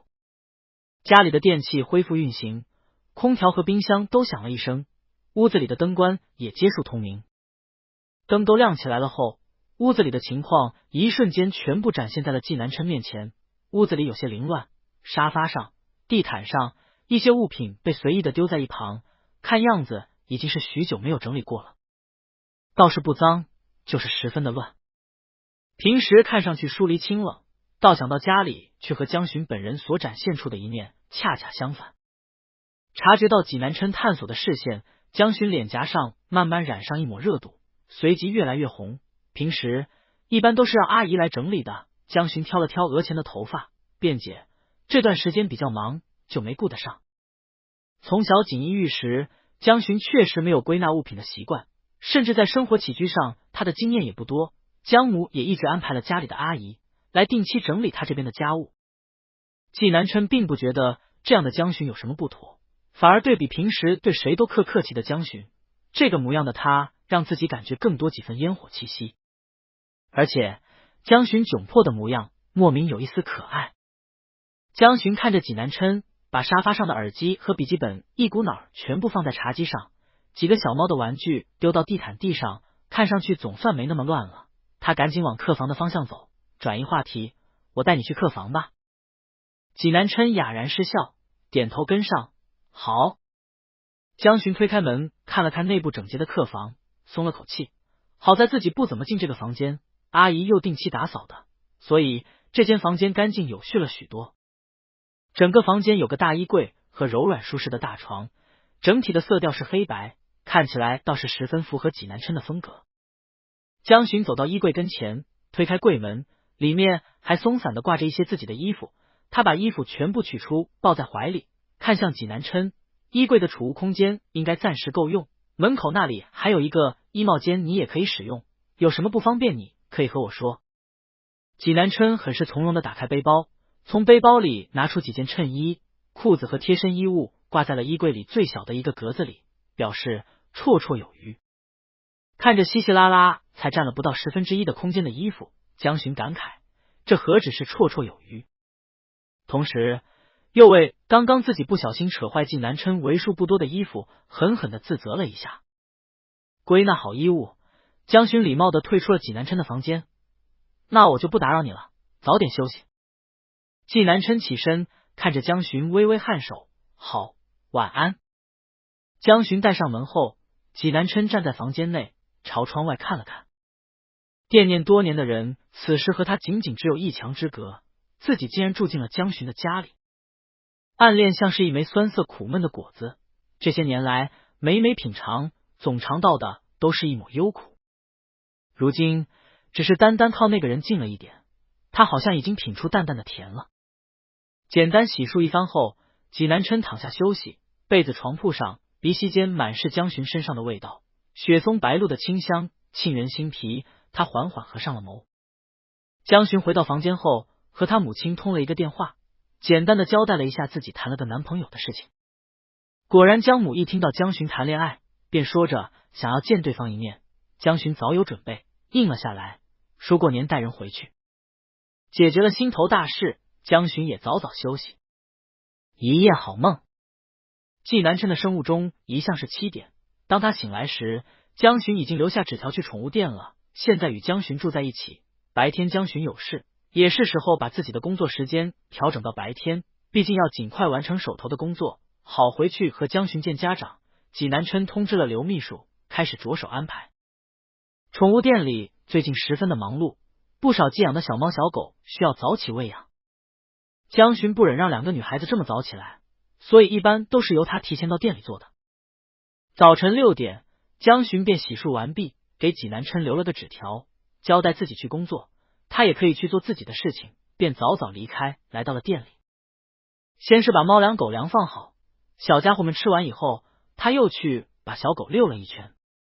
这些做的差不多时，圆圆和琪琪也到了上班时间，来到了店里。老板，你来的也太早了吧？琪琪的语气略带惊讶，一进门他去储物柜里放下自己的包包。江巡喂完猫粮，此时正蹲着在添水，还好。圆圆过来拿着铲子往猫砂盆去，感慨老板哪里是来得早，他是不放心他店里的小宝贝。江巡手里拿着毛巾，倒是也不否认，莞尔一笑，有这个原因。他把毛巾递了一条给琪琪，我们今天把店里全部打扫一下，明天带你们出去吃饭，后天放假。琪琪接过毛巾，这么快？江巡抬头看了看墙壁上的日历，还有几天就是春节了，路上堵，你们也早点回去。圆圆主动去拿扫帚，老板你呢？回家的事情解决了吗？江巡微微颔首，他看向琪琪，弯了弯眸，还要多谢你提供的办法，租了个临时的男朋友。是吗？圆圆眼底闪过一丝欣喜。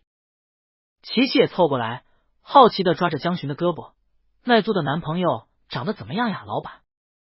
江巡脑海中迅速闪过纪南琛那张棱角分明的脸颊和那双带着3分散漫的狭长眼眸，他微微启唇，不禁回答，挺帅的。圆圆笑道，像老板这么好看的人都觉得帅，肯定是个大帅哥。琪琪托着腮起哄，好想看看能让老板花钱的男人究竟长什么样子呀。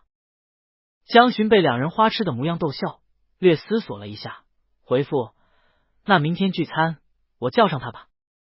纪南琛现在和他住在一起，经济也比较拮据，能和自己一同吃饭就尽量一起吃吧。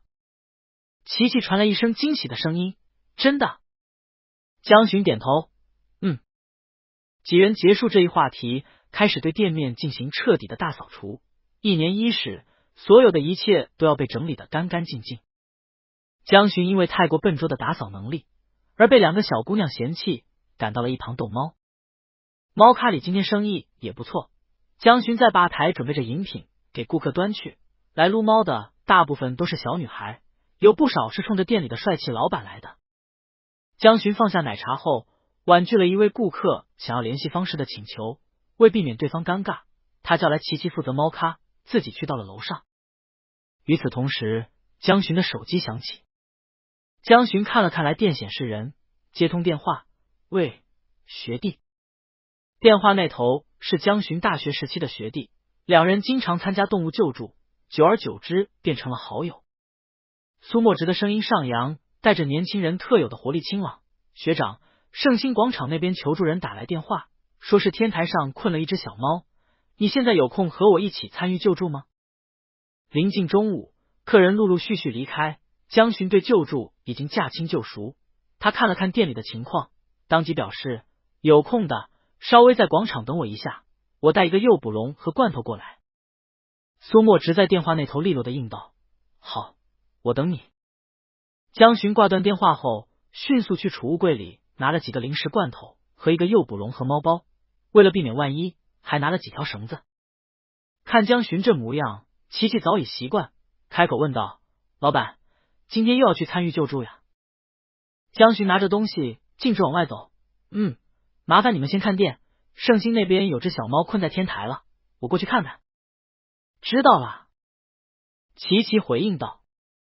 江巡驱车迅速往圣心广场赶，好在这里离得不远，几分钟便到了。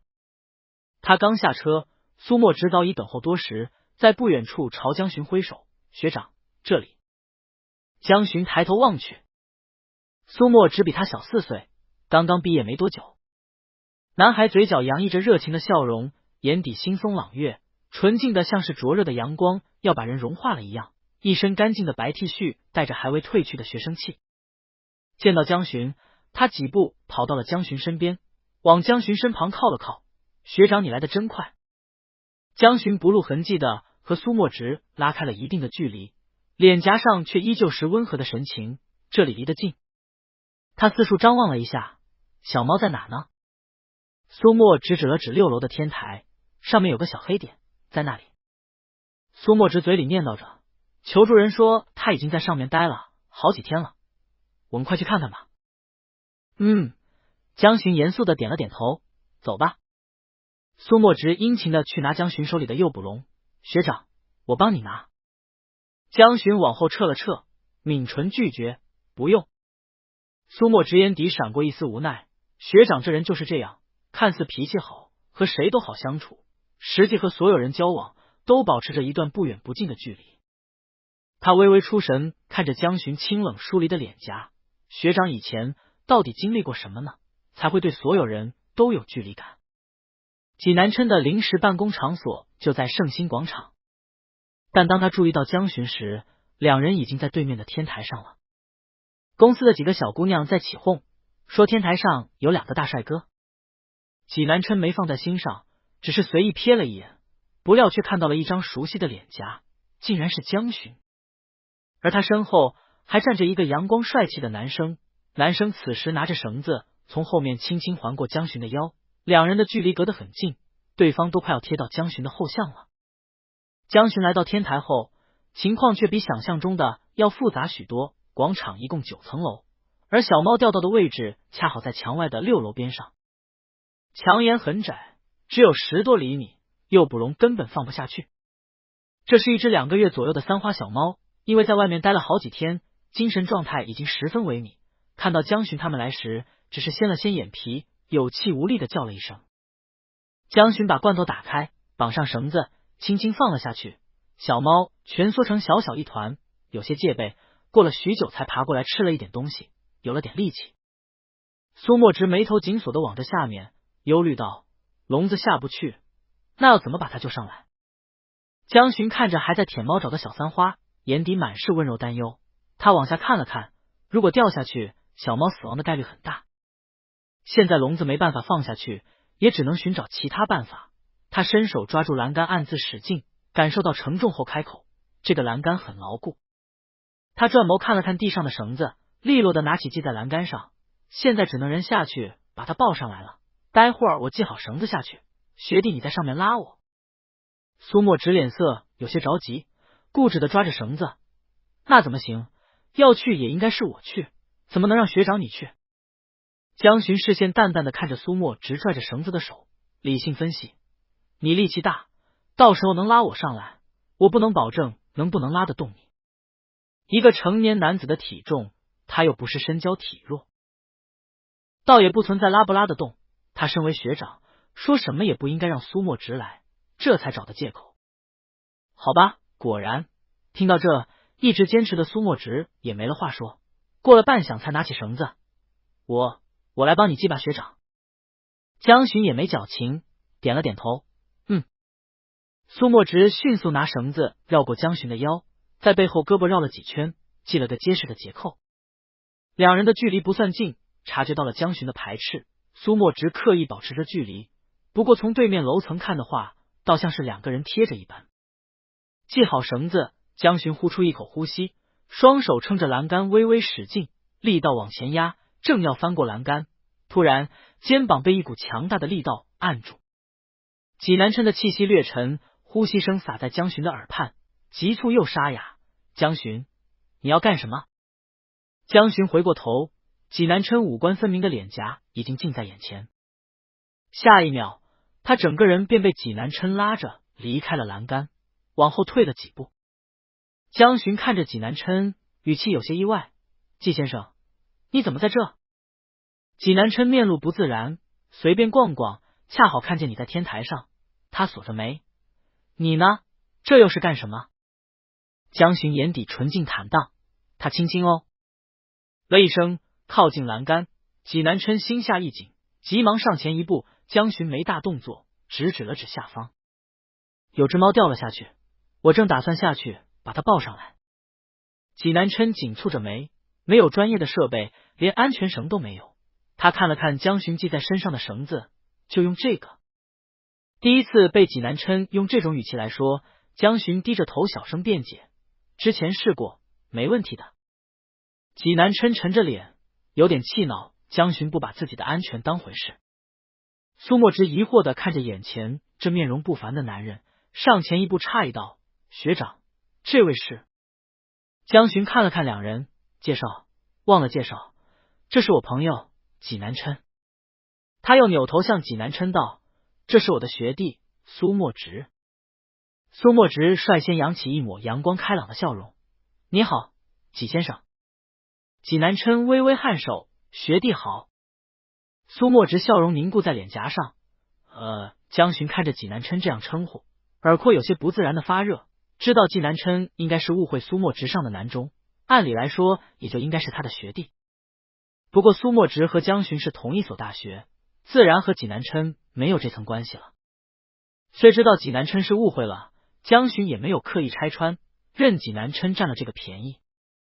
打过招呼，济南琛伸手抓着江巡腰间的绳子，回到正题：“这样下去不安全。”江巡茫然的眨了眨眼：“那怎么办？”济南琛朝勾了勾手，江巡老实的走到济南琛的身侧，他抬手抓住江巡腰间的麻绳，喃喃低语：“我有办法，来，先把绳子解了。”不知为何，听到济南琛这笃定的语气，江巡感到莫名的信任。济南琛轻轻环过江巡的腰侧，把打的结轻轻解开，似乎嫌江巡离得有些远，他食指勾着江巡身上的绳子，往自己面前拉了拉，江巡也是配合的靠近了一些。站在一旁宛如吃瓜的苏墨直半眯着眼睛打量着济南琛，隐隐察觉到一丝不对劲来。这姿势不就是刚刚自己给学长系绳子的姿势吗？而且这性系的靠得更近。看着学长好像也不怎么抗拒的模样，苏墨直心里莫名的泛酸气。结完绳子，江巡有些好奇的抬眼看着他：“要怎么做？”济南的指尖修长圆润，灵活的把绳子解开后握在手上，又十分迅速的打了一个活结。他拉扯了一下，看能不能收缩，确定无误后解释：“待会我直接拿绳子去套，套住后把绳子收紧，把小猫拉上来。”他调转视线看向苏墨直，要劳烦苏学弟去下面买一张网牵起来，以防小猫不慎掉下去。尽管不愿意让济南琛和学长单独在这，但是为了小猫的安全，苏墨直磨了磨后槽牙，只得答应：“好，我去下面找人牵网。”苏墨直下去后，济南琛又不紧不慢的系了另外一个活结，递到了江巡的手里，套一边怕勒着他脖子，小猫应激：“江巡你套头，我套尾部，套好后一起往上拉，安全一些。”江巡懂了济南琛的意思，这样绑小猫确实是最安全的一种方式，他点头：“好。”两人拿着绳子一点点往下放，猫咪有些焦躁的叫着，江巡柔声安抚：“乖，一会儿就带你回去。”济南琛看了眼江巡清俊的侧脸，心头微动。两人耐心的放下绳子，把小猫套好后，缓缓的将绳子收紧，两人默契的对视一眼，济南琛压低声音：“拉。”江巡点头，伴随着济南琛的动作，跟着一起拉动着绳子。小猫被吓了一跳，发出撕心裂肺的叫声：“喵喵喵！”四只粉粉的小爪子也在空中乱窜，好在他们的绳子系得紧，没挣脱，就这么有惊无险的拉了上来。济南琛抢先一步，把小猫抱在怀里，小猫趴在他的怀里，挣扎个不停，小爪子四处乱抓。济南琛没说话，修长的指尖揉着他的耳朵，轻轻画着圈。没一会儿，小猫咪的情绪便安抚了下来，发出舒服的咕噜声。江巡看着济南琛这熟练的手法，看得出来对方对猫咪很有一套，应该是养过猫。江巡打开猫包：“把它给我吧，要带去医院检查。济南琛抬眸，把小猫身上的绳子解开，走到江巡面前，从怀里把小猫递给了江巡。江巡接过猫后，盯着济南琛身上出神。济南琛微微低头，就看到自己的衣服被小猫抓出一道道抓痕，还破了几个小洞，陷入了沉默。济南琛，高定的衣服每件都这么脆弱吗？江巡把小猫安顿好，交给苏墨直带去了宠物医院，这才把视线看向略显尴尬的济南琛身上。他开口：“季先生，我带你去买2套衣服吧。”江巡看了看济南琛胸口残忍的抓痕，眼眸微闪。看来对方是真的很缺钱，竟连稍微质量好一点的衣服都舍不得买。济南琛刚想开口回绝，江巡早想到对策，知道济南琛不肯接受，便换了一种方式。他神色认真的看着济南琛，解释：“我们要一起回去见父母，还是需要购买2套得体的衣服，这是我自己的个人需求，济先生你不必感到不好意思。”听江巡这样一说，济南琛也不好拒绝，毕竟去见江巡的父母确实要穿的正式一些。济南琛答应下来，好吧。江巡带着济南琛来到附近的商场，考虑到如果买的衣服太过昂贵，怕济南琛不收，他带济南琛去的都是一些3、4线的品牌，西服都是1000来块，比较平常的价格。里面的衣服款式太过于普通，江巡反复挑选了许久，才勉强选出一套浅灰色衬衣和质地硬挺的黑色西装，搭配了一条蓝色条纹的领带。济南琛换好出来，江巡眼底闪过一丝惊艳。挺挂的西装衬的男人身材优渥，举止优雅。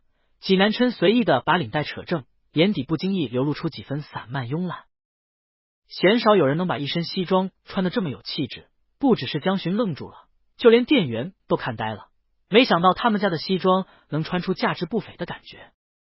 济南琛款款往前，抬眸看了过来，江巡。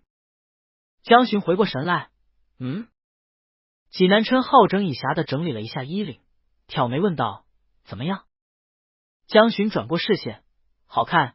他躲闪开济南琛的目光，看向服务员，掩盖自己的失态：“你好，麻烦帮我把这套装起来。”服务员微笑道：“好的，请稍等。”济南琛面露笑容，眼眸深邃的看着江巡。江巡的眼光很好，给他挑选的衣服很符合他的身材比例。又在商场给陆陆续续挑了几套衣服，他们从店里出来，手上已经提满了包装袋。此时迎面走过来的是刚从 LV 出来的沈卷。沈卷脸上带着一抹烦躁，胳膊上还挂着个人形挂件，正是济南琛在男友体验馆租的男朋友。这些天这群被包下的男友没事就来骚扰她，导致沈卷不得不一天带一个出来。看到济南琛，他先是闪过一丝意外，惊讶的打着招呼：“南琛，你怎么在这？”济南琛脚步一顿，江巡紧跟着从店里出来，恰好撞见沈卷与济南琛打招呼。沈家在南城也是有头有脸的人物，甚至比季家还要富庶不少。对于这位沈家的大公子沈俊，江巡自然认识。江巡看了看沈卷，又看了看济南琛，心底疑惑，看似不会有交集的两人怎么会认识？他微微蹙了蹙眉头，看着一身西装革履的济南琛，心底不由产生了一丝怀疑。沈俊打着招呼，迈着腿大步朝着济南琛走去，直到看到济南琛后面紧跟着的江巡时，脚步这才硬生生的停了下来。我去，这不是白月光吗？江巡略带疑惑的视线来回的在两人面前穿梭，犹豫了片刻，看了看济南琛，询问道：“沈少，季先生，你们认识？”沈卷看着好友向自己投来犀利的目光，十分识相的选择闭嘴不出声。济南琛淡淡扫了一眼沈卷，语气冷漠的一痞：“以前的顾客。”江巡恍然，原来如此。他看了看沈俊，眼底闪过一丝不可思议，没想到沈家的大公子也有在网上租临时男友的癖好。沈卷听到济南琛这样说，赶紧替好兄弟原话，立刻挺直了背，轻咳一声：“我就说看着眼熟，过来和小季打个招呼。”他走上前拍了拍济南琛的肩膀，安抚道：“这是你新老板，最近生意不错呀，有空我再来捧你的场子。济南琛矜持，谢谢沈少。沈俊摆了摆手，跟我还用客气呢？沈卷摆明了想替自家兄弟美言几句，他挑眼看向江巡，吹嘘道：江先生，不是我替他说话，小季这人工作认真，人也勤快，最重要是长得帅啊，带出去多有面。做他们这行很少能遇到像他这样的，虽然是雇主关系，但是我还是很欣赏他的。江巡见沈卷神采飞扬的介绍着济南琛，看着他激动的模样，不由皱了皱眉。沈卷该不会对济南琛有什么想法吧？总觉得他看向济南琛的眼神有点奇怪。沈卷冲着济南琛挤着眼睛，意思很明显，哥们，别说兄弟没帮过你啊。济南琛头疼的揉了揉眉心，对于自家兄弟帮倒忙的行为很是苦恼。多谢沈少提醒。江巡的语气冷淡，时间不早，我们就先告辞了，你慢慢玩。沈卷察觉到江巡的疏离，济南琛又紧接着朝他使了一个眼色，他挠了挠头，哦，也是，那改天再聊。和沈卷分开后，回到家中。翌日，济南琛穿着江巡买的西装，神清气爽的来到公司。刘秘书端着咖啡来到办公室时，他们总裁还罕见的向他打了招呼。刘秘书，早。刘秘书咖啡差点洒了，紧跟着回复了一句：济总早。您的咖啡。辛苦。济南琛接过咖啡，轻轻啜了口，随即放下，挑眸，兴致正浓的看向刘秘书，询问：刘秘书，你有没有觉得我今天哪里不一样？刘秘书看着济南琛西装外套上耀眼夺目的印着的他都不会买的4线品牌 logo， 心底感慨，莫不是总裁是想让自己夸他的便宜外套？虽然济总穿的是很帅很迷人，但是一件1000块的衣服就没必要夸了吧。刘秘书看着济南琛的外套，语气试探：济总您今天的衣服很特别，特别便宜。刘秘书在心里默默补道。济南琛露出一副满意的神情，赞赏的看着刘秘书，眼光不错。刘秘书谦虚一笑，看着济南琛心情甚好的模样，也跟着松了一口气。济南琛紧接着道：对了，刘秘书，你开的什么车？刘秘书老实回答：宝马。怎么了，济总？济南琛从抽屉里拿出一把保时捷卡宴的钥匙，你的宝马借我开一下，你这段时间开这个。刘秘书看向济南琛，眼底的不解更甚了，但还是老实的收下钥匙。好的，济总。他实在不解，没忍住又看了一眼济南琛，他们济总最近特别喜欢便宜货，真是让人不解。济南琛轻轻摩挲着杯子思索，虽然江巡给自己设置了保安的身份，但是第一次去见叔叔阿姨，也不能这样的唐突，还是要给二老留下一个好印象。而经济适中的宝马显然就很合适。时间飞逝，转眼便到了要回家过年的日子。江巡和济南琛在1个星期的相处里，也基本了解了对方的习惯和爱好。期间江母打电话来询问了多次两人什么时候回去，时间一直拖到了腊月27。江巡计划的回家时间是28。晚上，济南琛一脸严肃的在客厅正襟危坐，手边放着一份整理好的文件，上面罗列好了一些江父江母的兴趣爱好。江巡看向一脸认真的济南琛，几经犹豫，还是没忍住开口劝解：济先生，其实不用记得这么清楚。济南琛回眸看向江巡，很是镇定的把文件收了起来，语气十分平稳：没有，我只是随便看看。江巡看着济南琛手下压着的文件，很想说一句，可是你已经随便看了一整天了。江巡都快要怀疑他是不是要把里面的注意事项都背下来了。他无奈叹口气：那好吧，早点休息，明天7点我们就要出发回去。济南琛微微颔首：好。江巡回房间带上门前，见到的依然是济南琛低头看文件，看得很是认真。他轻轻叹口气，带上了门。第二天一大早，江巡走到地下车库时，济南琛已经早早等候了。他穿着一身正式的西装，是江巡给他买的那套，身旁靠着一辆白色的宝马，人倒是把衣服和车都衬得贵气了不少。江巡略显疑惑的看着济南琛，这是？济南琛拿出车钥匙，解释：我想去你家应该我开车比较好，所以向朋友借了一辆车。车厢里还有济南琛今天一大早去精心准备的礼物补品，虽然不是很昂贵，但是都是滋补养生的。江巡抬了抬眼，看着济南琛眼下的淡淡青色，很明显昨晚没怎么睡好。他担忧的看着济南琛，关心的问道：季先生，你是不是有点紧张？济南琛镇定的否认道：没有。江巡深深的看了一眼济南琛的身上，蹙着眉好心的提醒道：可是你的扣子好像扣歪了。济南琛不自然的别过脸，抬手去整理衣服。稍等。江巡眼眸轻轻看着济南琛，没好意思再告诉济南琛，他扣纽扣的手有点抖。济南琛整理好仪容，言简意赅的表示：我们走吧。江巡嘴角挂着一抹浅笑：好。他往前走了走，不过今天不能开你借的车了。做戏就要做全套。江巡快步走到自己早就准备好的自行车旁，回眸：我们今天开这辆。济南琛看到江巡身旁的那架老式的自行车时，彻底傻眼了。很明显，江巡有特意做过功课。经典的28式自行车流淌着岁月的痕迹，掉落的漆面格外的经典，甚至一些金属配件上还生了一圈铁锈。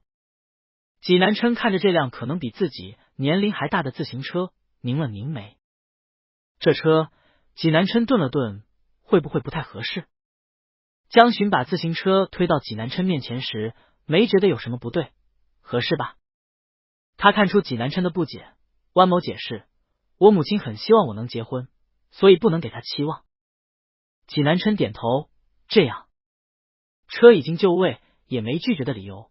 济南琛看着眼前这辆自行车，只能妥协道：那我去把给叔叔阿姨准备的礼物拿过来。不用。江巡摇了摇头。已经对网上代租的男朋友回家的攻略了如指掌的江巡自信地说：我准备了。说着，他按下车钥匙，保时捷的后备箱打开后，江巡上前弯腰把早准备好的东西提了出来。5、6个苹果和一提香蕉被分别装在2个透明的塑料口袋里。江巡神色自若的提着水果挂在了车头。他仰起头，脸颊染着笑意看着济南琛：以我们提前商量好的故事，提这个去比较合适，我父母什么都不缺。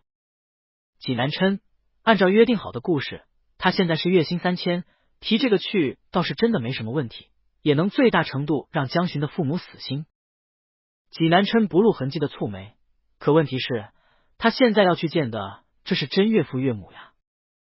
要真这么去了，以后还能抱得美人归吗？他真的不会被岳父岳母打出来吗？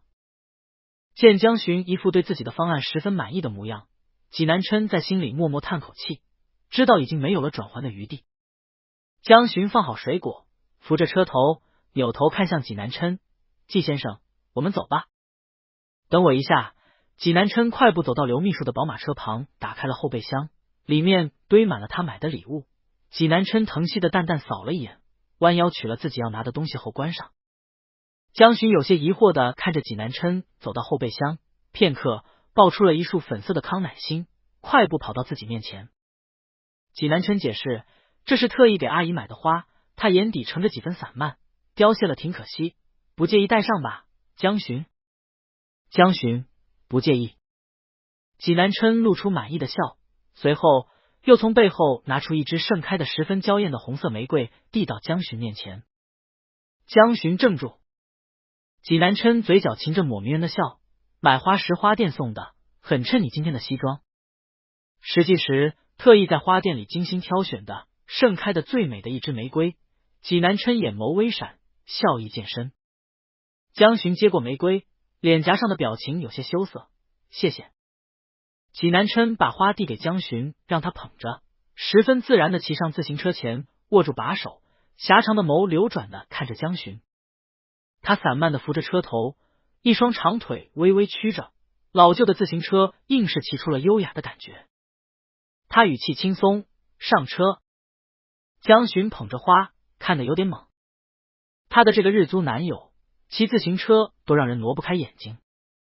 待他不好意思的回过神，应了句好后，走上前坐在了济南琛的后座。济南琛的长腿踩在踩踏上，挺拔的背部往上，江巡抱着花斜坐在后面，听到济南琛慢条斯理的说道：出发了，江巡。他话音一落，车身整个剧烈晃动起来，链条发出咯吱咯吱的声音，江巡整个人也跟着颠簸了下，整个人往前，差点撞上济南琛的后背。江巡手轻轻撑了一下济南琛的肩膀，才算靠稳。济南琛愣了下，随即声音在前面慢悠悠的传了过来：“这个车太老旧，会很晃，搂着腰可能会好点。”似乎为了印证济南琛的话，经过斜坡，自行车又狠狠的抖了一下。江巡被吓了一跳，一张脸颊有些冷白。从小优越条件的他，确实从怎么坐过自行车，而今天这个颠簸破旧的自行车，像是要把人甩下来一样。哦，江巡睫毛抖了抖，十分挣扎的伸出手，慢吞吞的攥紧了济南琛的衣角。这时，整个车又剧烈的抖动了一下，江巡脸颊上闪过失措，这次是真的抹下不好意思，赶紧搂住了济南琛精瘦的腰。济南琛悠闲的骑着自行车，嘴角微微上扬。微风拂过，车头两袋水果的塑料口袋被风吹得发出沙沙声。破旧的2.8式自行车在城市街道保持了100%的回头率，周围的车辆行人纷纷向他们投来好奇的眼光。济南琛看着眼前的场景，轻笑一声：“江巡。”江巡在后面微微撑眸：“济南琛，我们现在这样，有没有一种改革春风吹满地，小两口进城的感觉？”江巡看着众人的目光，不由笑出声，老实回答：“是有点。”好在江巡的家就在南城，并不算远，自行车骑了半个小时，便到了他们家所在的别墅区。骑车进去时，济南琛率先被保安给拦在了高档别墅小区外。“喂，干什么的？”保安眯眼打量着济南琛，又看了眼那架自行车，摸了摸下巴：“这里只能业主才能出入。”济南琛表情一怔，有些略显无奈。这时，江巡在后座冒出了头，露出一张清冽冷淡的脸颊：“张叔，是我。”他侧头看了看济南琛，倒是不避讳的介绍：“他是我男朋友。”保安显然认识江巡，不好意思的笑了笑：“原来是江少爷。”他放下栏杆：“快进来吧。”“麻烦了。”江巡点了点头表示。济南琛骑车往别墅区继续前行，而别墅区的另外一头，穿着一身旗袍、雍容华贵的江夫人和一旁的老企业家江先生已经早早在门外等候多时了。江夫人抓紧自己老公的胳膊，眼巴巴的望着前方：“老江，你听，是不是有车子的声音？”江父挺着个啤酒肚，看着毫无反应的前方，牵着江夫人的手安抚：“你就是太紧张了，哪有什么车子的声音？”江夫人白了自家老公一眼：“我紧张不是应该的？儿子第一次谈恋爱，还带人回家了，能不紧张吗？”江父：“是，老婆大人说的是。”江夫人满眼欢喜的看着前方，保养得当的脸颊上带着慈祥的笑意。也不知道小巡的男朋友是什么样的，不过这孩子和我一眼，眼光高，肯定不会太差。他话音刚落，远处传来一个小黑点，随即越来越近，依稀能看出来自行车的影子，骑车的那道身影倒是修长。江父眯着眼，疑惑：“这里还有人骑自行车？”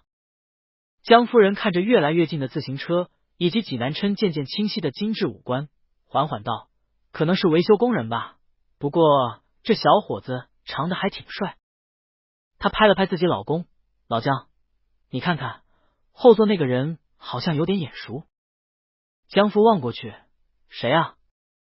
话还没说完，自行车的后座露出一个熟悉的面容，来人好像是他们的儿子。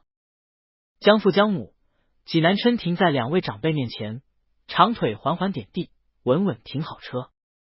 江巡下车，把花递给济南琛后，去车头把2袋稀稀拉拉的水果提着，向愣住的父母介绍道：“爸妈，这是我男朋友济南琛。”随即把水果递给江父：“这是他给你们买的水果。”又扭头向济南琛介绍：“南琛，这是我爸我妈。”济南琛利落的夹好自行车的脚架，听到江巡叫自己名字时，心头微动。随后他紧张的迈开腿，走到江巡身旁，郑重的看向2位长辈：“叔叔好，阿姨好，我是江巡的男朋友。”江父率先回过神，慢半拍接过水果，你好，你好。济南琛把手里花递给了江夫人，阿姨，这是送您的花。江夫人回过神来，注意到济南琛递花过来的手微微颤抖，整个人也绷得笔直。她温柔的笑了笑，接过济南琛手里的花，惊喜道：谢谢，有心了，我很喜欢。江夫人微微侧开身，把人往里面领。好了，都别在门口傻站着了，我们进去吧，我吩咐了阿姨炖了汤，应该快好了。济南琛微微颔首，好的。走进屋子里的步伐却格外僵硬，江巡就在他的身侧，很敏锐的发现他的临时男朋友走路同手同脚了，几人一同走到家里。江巡家是个3层别墅，家里平时也只有江父和江母在家，和一个阿姨。客厅，江巡坐在两人对面，看着济南琛正襟危坐，不敢轻易出声。同样紧张的还有他爸，有些不知道怎么办的摸了摸他的肚子。这时江夫人端来了茶水，招呼着：来，小季，喝茶。济南琛礼貌的接过茶杯，谢谢阿姨。不客气。江父也自顾自的端起茶杯，主动和济南琛闲聊，一开口就是家长见男朋友提问的标准句式。小季啊，你是做什么工作的啊？家里几口人啊？济南琛掩饰紧张的端起茶杯，用求助的眼神看向江巡。终于到了最重要的环节，江巡眼眸亮了亮，满是期待的看向济南琛，希望对方能向他们按照他们之前约定好的回答。济南琛在心里默默叹口气，看着江巡满是希意的眼神，手里的茶杯轻轻晃动，发出轻微的脆响，整个人更是紧张的绷直背部，抿着薄唇，看着江父慈祥的眼神，几经措辞。叔叔，我目前在一家私企担任。济南琛表情略微复杂，犹豫了片刻，还是道：担任保安的工作。可嗨嗨！江父本来悠哉悠哉的喝着茶，被济南琛这份工作吓得属实不轻，呛了口水，不可置信道：保安？济南琛殷勤的递上纸巾。是的。江父擦了擦嘴，掩饰住失态，看了看一脸严肃认真的济南琛，赶紧找拨：保安也行，也行，做戏就要做全套。江巡在一旁继续补充道：爸，南琛工作踏实，虽然现在才月薪3000，但是我相信还是有晋升空间的。济南琛不动声色的垂下眸，嘴角划过一抹苦笑，月薪3000，这份薪资下跌的可能性也不是很大。他扶了扶额，对于自己在岳父面前的形象感到深深的担忧。江父目光投向济南琛，上下打量了2眼，得出结论：小季长得高，做保安这行也不错。他皱了皱眉，担忧着道：不过这份工作不能长久呀。江夫人不紧不慢的端来切好的水果放在桌上，笑盈盈的看着济南琛道：公司里职位多的是，老姜你看看，给小季安排一个就是了。我看小季这孩子挺踏实的，也能吃苦。江巡和自家母亲坐在一起，偷偷瞥了眼笑盈盈的江夫人，属实没想到，就这样的工作条件，他母亲这都没反应，一点意见都没有的含笑应了下来。想到这，江巡赶紧拒绝：不用了妈。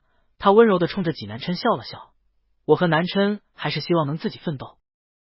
济南琛收到江巡的眼神暗示，突然蹭的一下站了起来，满脸郑重的看着江父江母保证：叔叔阿姨，我现在是条件不怎么好，但是我爱巡的心是真的，我愿意努力奋斗，给他一个美好的将来，也希望叔叔阿姨能给我这个机会。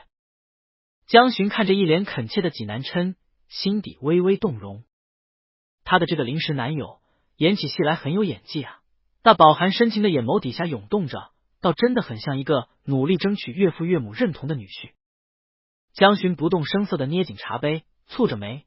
可是现在的问题是，不用这么让他父母认同，而是让他们不认同呀，戏好像过了。济南琛看着江巡的模样，心底微微叹道：条件不行，现在也只能用真诚的态度对待2位长辈了。同样被济南琛这番激动发言怔住的还有江父江母。江巡率先回过神来，紧接着清俊的脸颊上闪过一抹异色，他缓缓起身走到济南琛身边，表情坚定的接住了济南琛的这份戏。爸妈，虽然南琛的工作不怎么好，家里没车没房，兄弟姐妹也比较多，但这些困难都难不倒我们，我们是真心相爱的。看着岳父眼神里担心的神情越来越深。济南琛，江夫人扯了扯愣神的丈夫，赶紧打着圆场：“嗨，你说你们这两个孩子这是干嘛？爸爸妈妈也没说反对你们呀。”济南琛暗自松了口气。江父小心翼翼的凑到江夫人耳边，可是没车没房是有点。江夫人狠狠剜了自家丈夫一眼，剧内的江父十分识趣的闭上了嘴。江巡则是有些怔住，他母亲连这样的条件也不反对。我们家条件是不错，但是也不是非得要求你和小巡门当户对，我们尊重小巡的意见。似乎意识到家里的气氛有一些尴尬，江夫人笑着招手招呼道：“好了，都别傻站着了，饭菜应该准备好了，走走走，我们先吃饭。”他看了一眼济南琛，问道：“对了，小季，你会不会喝酒？”济南琛老实的颔首，略会一点。那就好，江夫人牵着他往餐厅走。你江叔叔也喜欢喝酒，待会儿你陪陪他，平时在家我都不许他喝，肯定憋坏了。济南琛乖巧的答应：“好的，阿姨。”江巡默默和江父跟在身后，看了眼自己母亲的背影，犯难的揉了揉额头，没想到他妈竟然这么难对付，这样都不能让他死心。四人一起到餐厅落座，家里的阿姨把准备好的饭菜端了上来。知道今天江巡要带男朋友回家，江夫人特意吩咐饭菜做得丰盛了很多。别拘谨，江父看着济南琛招了招手，就当自己家一样，随便吃。好，济南琛起身替江父斟满一杯酒，也给自己斟了一杯，敬酒时姿态端正，酒杯略趋于江父的下方。江叔叔，我敬您。江父有些意外的看了一眼济南琛，心里嘀咕：这孩子涵养当真不像是江巡说的这种条件能培养得出来的呀。他抬手和济南琛轻轻碰了一下，笑道：好好好，随即轻轻饮了一口。济南琛双手托着酒杯，二话不说，仰头把一整杯白酒喝下。江巡有些猛地看着济南琛一杯干了，他仰着头，只能看到济南琛性感的喉结滚动了两下，随即一杯酒便见了底。济南琛把酒杯放在桌上，江父爽朗的看着他笑了一声：好小子。随后给济南琛亲自倒了杯酒。济南琛双手扶着杯子，礼貌的道：谢谢叔叔。江父拍了拍济南琛的肩膀：今天我们爷俩好好喝个痛快。江夫人在一旁笑着摇了摇头：你爸呀，只要有人陪他喝酒，就高兴的找不着北了。江巡有些担忧的看着济南琛一杯接着一杯的喝，他凑到济南琛跟前，轻轻扯了扯他的袖子。济南琛回过头，语气低雅温柔：怎么了巡巡？江巡被济南琛这声巡巡喊得有些耳热，他小声凑到济南琛的耳边劝解：不用喝这么多，我爸他经常出去应酬，酒量很好。鼻尖是济南琛身上馥郁浓厚的酒香，江巡关心的道：你喝不过他的。济南琛嘴角勾着一抹慵懒随意的笑，轻轻搭在江巡的手背上，表示放心，我有分寸。同样是掌管公司经常应酬的两个男人拼起酒来，自然是不相上下。济南琛谈吐自然，举止优雅，和江父在酒桌上也能侃侃而谈，偶尔得空时还能兼顾一下江夫人，使用公筷给江夫人夹菜。这样的济南琛几乎让人挪不开视线。越深入相处，江巡便越能感觉一个人身上散发出来的涵养与优雅是无法磨灭的。他微微撑起下巴，思索着，或许济南琛只是现在落魄了，其实以前家里也曾富裕，不然怎么会养出这一身的贵气。晚饭结束，江父是彻底醉了，被家里的阿姨往房间里扶，临走前还不忘嚷着：小季，明天咱们爷俩再好好喝。江巡头疼的看着自家父亲，现在好了，原本他爸好像还不太满意，现在好像硬生生被济南琛给喝服了。济南琛表情看着还算镇定，只是深邃幽暗的眸底染上了一抹醉意。江夫人拍了拍江巡，表示：小巡，看小季也有点醉了，我回房间照顾你爸，你也好好照顾照顾小季。他指了指江巡原本的房间，继续道：房间我让吴阿姨早就收拾出来了，你就和小季住你原来的房间。江巡语气有些复杂：我和南琛一起住。江夫人瞥了一眼江巡，小季都醉成这样了，你放心，让他一个人住。济南琛醉醺醺的晃了晃身体，拒绝：“不用了，阿姨，我喝了酒，怕熏着他，今天还是我一个人住吧。”听到济南琛这样说，江巡自责起来，本来就是两个大男人住在一起也没什么问题，自己确实大惊小怪了。他关切的上前扶着济南琛的手，济南琛眼眸深处闪过一丝意外。江巡不自然的别过脸：“那我们回房间了，妈你也早点休息。”“好。”江夫人点头，往自己的房间走，去照顾喝得醉成一团的江父。客厅只剩下江巡和济南琛，江巡脸颊带着抹，不好意思，他牵着济南琛的胳膊，有些僵硬的绕过自己的脖子，小声道：“好了，季先生，我们回房间吧。”济南琛眼底带着化不开的醉意，有些含糊的凑在江巡的耳畔，执着道：“怎么不喊我南琛了？”他鼻息之间的酒香环绕在江巡的脖项处，四周的一切感官似乎都变得敏感了起来。江巡的呼吸都急促了不少，小声的解释：“我爸妈他们都走了。”江巡有点受不了这个氛围，赶紧转移话题：“好了，我们也早点休息吧。”说着，他把济南琛扶进了房间，在床上坐下。江巡在原地踌躇了许久，清冽的脸颊上满是挣扎之色，看着坐在床上半合着眸子的济南琛，几经犹豫，他才缓缓伸出手：“济先生，要不要帮你把外套脱掉？”“我自己来。”济南琛醉醺醺的半掀眸子，看着眼前的江巡，勾了勾唇角，十分随意的扯下领带，解了几颗扣子。江巡脸颊上的表情有些错愕，意识到济南琛可能是真的醉得不轻。突然，济南琛解衣服的手一顿，突然想起刚刚江巡闻到酒味时微微蹙起的眉头，他晃悠着起身往浴室走去，沉声道：“我先去洗个澡。”江巡看着济南琛走进浴室，关上门后，片刻，浴室里传来了淅淅沥沥的水声。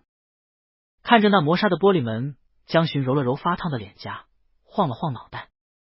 也不知过了多久，突然浴室的水声停了，济南琛沙哑性感的声音伴随着三分醉意，透着门缝清晰的传到了江巡的耳朵里。“巡巡。”江巡表情微滞，对于济南琛这样喊他有些意外，他急促的呼吸了下，紧张道：“怎么了？”济南琛的声音里有一丝无奈：“衣服忘拿了，能麻烦送进来一下吗？”一瞬间，江巡觉得身边的空气都停顿拉，他紧张的屏住呼吸，眼眸看向那偏门，语气紧绷：“哦，好的，稍等。”江巡起身，脚步迟缓的走到衣柜旁，打开柜子，这是他的房间，柜子里基本也都是江巡自己的衣物。他蹲下身，找到最下面的一格，里面放着他平时的睡衣。江巡有注意到，虽然济南琛只比自己略高一些，但是身材却是长期锻炼，体魄要比自己健硕不少。江巡常年不怎么运动，是偏清瘦的类型，他的衣服对于济南琛来说肯定小了。他略微翻动了一下，找了一件相对来说比较宽松版型的睡衣，紧张的长舒一口气，这才把衣服抱在怀里，缓缓朝着门口走去。江巡在门口礼貌的停了下来，轻轻扣了两下门：“季先生，你要的睡衣。”门那头没什么动静，江巡疑惑的盯着门口眨了眨眼，犹豫着要怎么办才好。他抬手在门前顿了一下，又轻轻的敲了两下门。门里面还是没什么反应，江巡试探性的握住了门把手，脸颊上闪过一丝懊恼。济南琛已经醉成那样了，他不应该让他独自去浴室的，万一摔倒或者在浴缸里睡着了，岂不是十分的危险？思及此，江巡拧开门把手，迈腿走进去，小心翼翼的探出头：“季先生，你还好吗？”江巡的还好吗哑在喉咙，眼眸蓦地放大，被眼前的这一幕刺激的愣在原地。济南琛微微撩起性感的黑发，五官分明的脸颊上带着几分醉意，腰间半搭着一条白色的浴巾，堪堪遮住重点部位。紧实的八块腹肌整齐排列，水滴顺着下颚划过喉结，流淌过胸肌，渐渐往下，最后隐没在那一片神秘的倒三角区域，优美的肌肉线条看得人面红耳赤。几乎是一瞬间，江巡正在原地，感受到全身上下的气血向上翻涌，白皙的脸颊刹那红了个透。身体几乎是第一时间做出了反应，慌不择路的转身往房间里跑。他还没走出去2步，便听到身后追来的脚步声，一个强大的力道便攥住了他的手臂。江巡还来不及反应，就被对方一拉，下一秒身体已经抵在了冰冷结实的墙壁。济南琛的气息从上而下的压上来，把江巡整个人环绕在墙壁和他怀里的方寸之间。济南琛沙哑的嗓音带着几分轻笑，在江巡耳边缓缓响起：“不是要送衣服吗？跑什么？”江巡的眸子微微撑大，脸颊此时分不清是羞贺还是尴尬。济南琛此时眼底深邃浓郁，目光灼人的看着他，让江巡整个人都不自在了起来。他克制着自己的声音，强迫自己把怀里的衣服往上递了过去，语气更是带着一丝紧张的颤意：“给你的衣服。”济南琛松开手，略微和江巡拉开了一点距离，从江巡的手里接过衣服，半掀着眸子，带着散漫的醉意：“谢谢。”江巡僵硬的摇了摇头，语气依旧干涩紧张：“不客气。”两人此时这样显得十分怪异，江巡也有点受不了这莫名的气氛，他出声道：“没事的话，那我先出去，你慢慢换。”济南琛微微颔首，看着江巡因为羞涩而微微泛红的脸颊，勾起一抹不易察觉的浅笑：“好。”济南琛微微往后退了一步，正待让开江巡，突然感到腰间一空，察觉到有什么东西落在自己的脚背，江巡微微低下头，看到一条白色的浴巾，江巡有些发猛的抬了抬头，疼！原本就绯红一片的脸颊，此时更是红了个透。他还没来得及看清，下一秒，一个温暖宽厚的掌心轻轻捂住了他的眼睛。“好了，我带你出去。”济南琛另一只手轻轻抓着江巡的肩膀，把人带着往门外走。黑暗中，江巡跟着走了几步，走到门外，听到济南琛绅士的将门带上，轻笑的叹了声：“再这么折腾下去，今晚可睡不着了。”济南琛在门背后长叹口气，往下看了一眼，嘴角勾起无奈的苦笑。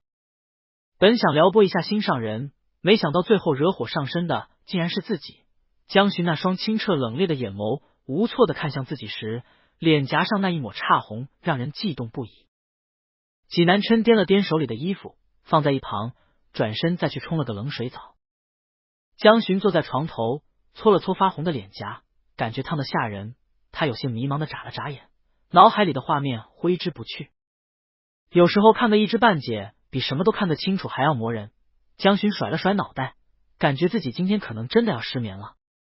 济南琛迅速冲了个冷水澡后出来。江巡抬头，两人目光相接时，济南琛穿他的衣服确实小了，胸口绷得太大，露出了性感的大片肌肉。江巡别过眼，仍然对刚刚发生的事情感到有一丝尴尬。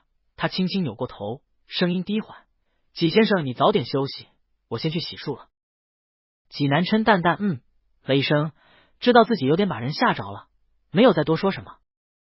江巡慌张的逃进浴室，打开花洒淋在脸颊上，才感觉自己稍微的清醒了一点。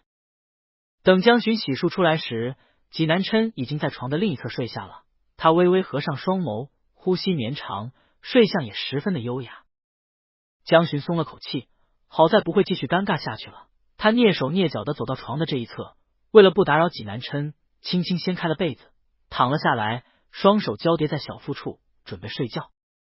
翌日，济南琛艰难的睁开眼，宿醉以后，脑袋传来一阵头疼。他微微掀开被子，指腹放在太阳穴上揉了揉，意识渐渐清醒的查看四周的环境。他现在在江巡家里，江巡的床上。狭长的眸子转了转，济南琛并没有在房间里看到江巡。济南琛迅速查看了一下时间，暗道一声不好，已经早上9点，他在岳父岳母家起晚了。济南琛快速的下床，赶紧推开卧室的大门走出去。刚走到客厅，济南琛傻眼了。江巡的卧室正好对着客厅沙发的位置，济南琛一推门出去，便正对着客厅沙发上，听闻江巡带男朋友回来的7大姑8大姨，空气中浮现着一抹尴尬的气氛。济南琛能十分清晰的感受到，一群亲戚10几双眼睛齐刷刷的打量着他，充满了探究与好奇。江夫人温柔的走上前来介绍道：“小季起来了，来，我给你介绍一下，三姨、四姨、小姨，还有二叔、二婶、三叔、三婶，这个是大舅，旁边那几个小孩是小寻的侄子。济南琛低头看了看自己，头发凌乱，一脸睡意稀松，身上还穿着江寻的睡衣，陷入了沉思。江寻要带男朋友回家的消息，江夫人一早和家里的亲戚说了，江家有年前聚会的习惯，所以今天一大早，许多亲戚便来到了江家拜访。济南琛愣在原地，表情松懈，尴尬的不知该如何是好，僵硬的转动着脖颈。你们好。济南琛抿了抿薄唇，此时也不能立马退走，只能礼貌的表示不知道各位长辈要来，失态了。阿姨，我先回房间一趟。他目光转向一排亲戚，虽然紧张，倒也显得落落大方。各位长辈，失陪一下。江夫人点头，去吧去吧。济南琛暗自松了口气，赶紧大步退回房间，关上了房门，立刻整理了仪容，穿上江寻给自己买的着装，看着镜子里收拾妥当的自己，深呼吸了口气，这才推门出去。他面露一抹优雅的笑容，冲着各位长辈表示久等。江家的亲戚虽然比不上江寻家大富大贵，但这些年江父也帮衬了不少，个个还是南城算得上有头有脸的人物。见济南琛身着一身精致西装，谈吐得体，举止金贵，一看就不是一般的人家，每人脸上的表情各异。亲戚们的目光在济南琛身上来回穿梭，一位年龄稍大的阿姨笑盈盈的对着江夫人道：“这就是小寻的男朋友吧？小伙子长得真俊。”江夫人摆了摆手：“大姐过誉了。”江寻的二叔坐在座位上，和自家妻子对视了一眼，满眼和蔼的看着济南琛，同江夫人寒暄：“弟妹，你家女婿一看就不是一般人呀，不知道在哪里高就。”济南琛自然的走到江夫人身侧，乖巧的站好，听长辈的议论。所有亲戚都在场，江夫人也不全无心机，自然不会说济南琛在当保安让自家女婿难堪，只微微一笑含糊过去。小季在一家私企工作。二叔拿起杯子喝了口茶，感叹：“私企好啊，福利待遇很不错，是个有出息的，不像我们家江旭，只能待在自家公司混口饭吃。”江夫人笑道：“二哥，你说的这是哪里话？小旭工作能力很好，老江经常在我面前夸他，公司也多亏了有他帮忙，我们家小寻不中用，只能多依仗这些堂兄表兄了。”三叔摆了摆手，赶紧道：“弟妹说的这是哪里话？小寻这孩子从小就乖，就是不爱做生意罢了。不过咱们家人多，不一定这担子非要让小寻来担。”济南琛一向在生意场上混迹，自然能看清人的神色，见江夫人听到这微微蹙了蹙眉头，便知他不爱听这话。他余光扫了一眼在场的人，江叔叔并没有在，应当是昨晚喝酒宿醉还没起来。济南琛微微勾了勾唇，心想也是，这帮亲戚估计也就只敢在江夫人面前发发牢骚，面对真正的掌舵人，怕是不敢这么明目张胆。江夫人揉了揉眼尾，感慨：“三哥，你快别惯着他了，这孩子就是被我们养娇贵了，该挑的担子还是得让他挑。”他抬眼看着济南琛，继续道：“这不，现在他也找男朋友了，两个人以后一起来管理公司，我也能放心不少。”江寻的三叔听到这番话，只讪讪的笑了一声，把话引到济南琛身上：“这样也好，不过管理公司可不是一般人干得了的，小季之前读的什么专业啊？不知道有没有这方面的经验？”济南琛从容淡定的说：“三叔，我读的是京大的商业管理与经济学。”三叔的表情有点微妙：“京大呀，挺好挺好。”就连江夫人看向济南琛时，脸颊上也闪过一抹意外。他反应过来什么，轻轻眨了眨眼，捂着嘴角优雅的笑了笑：“小季这个专业也合适，我们大人也能少操点心。”两位叔叔婶婶各自笑了笑，附和着说是。江寻在花园里陪家里的小朋友玩，等他回到客厅时，才发现济南琛已经起来了，此时正被他们家亲戚围在中间盘问。江寻放下怀里抱着的小朋友，上前走到济南琛身边解围，熟络的道：“什么时候醒的？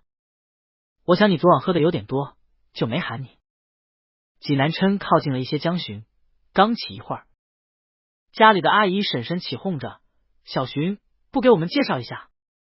江寻对着亲戚，表情倒是温和了不少，想到刚刚济南琛被围在中间盘问的无奈模样，缓缓道：“各位长辈肯定趁我不在都问清楚了，我就不介绍了。”他彻近的眼眸回看了济南琛一眼。南琛昨晚陪我爸喝了不少酒，我带他去厨房喝碗醒酒汤，你们慢慢聊。济南琛被江巡拉到厨房时，原本在亲戚面前游刃有余的表情微微怔住，目光直勾勾的盯着江巡，抓着自己的手，满脑子都是江巡他牵我了，他主动牵我手了。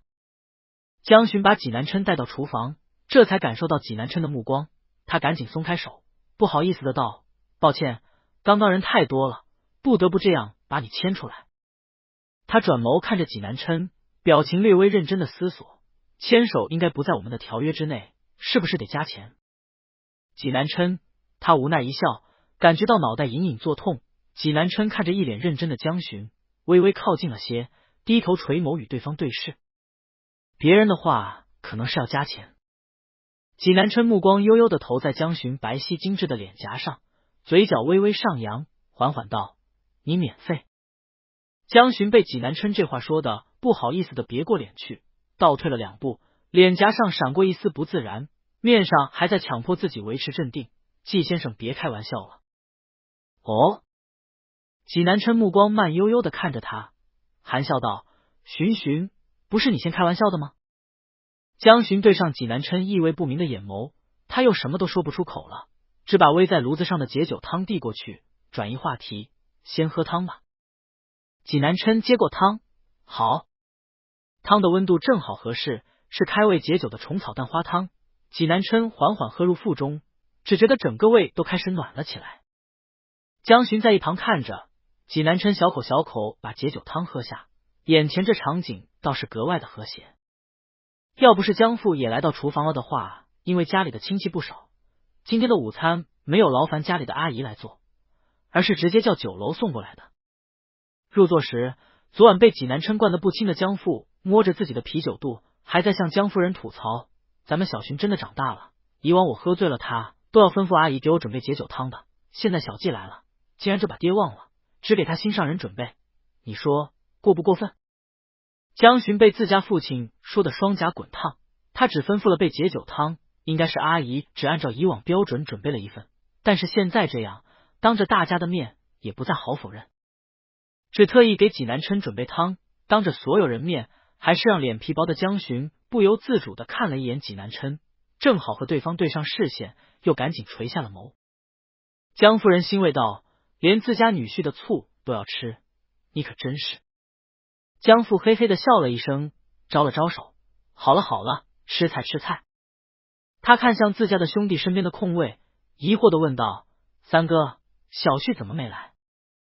三叔笑着眼尾堆起褶子，解释：“公司在京城不是还有个项目吗？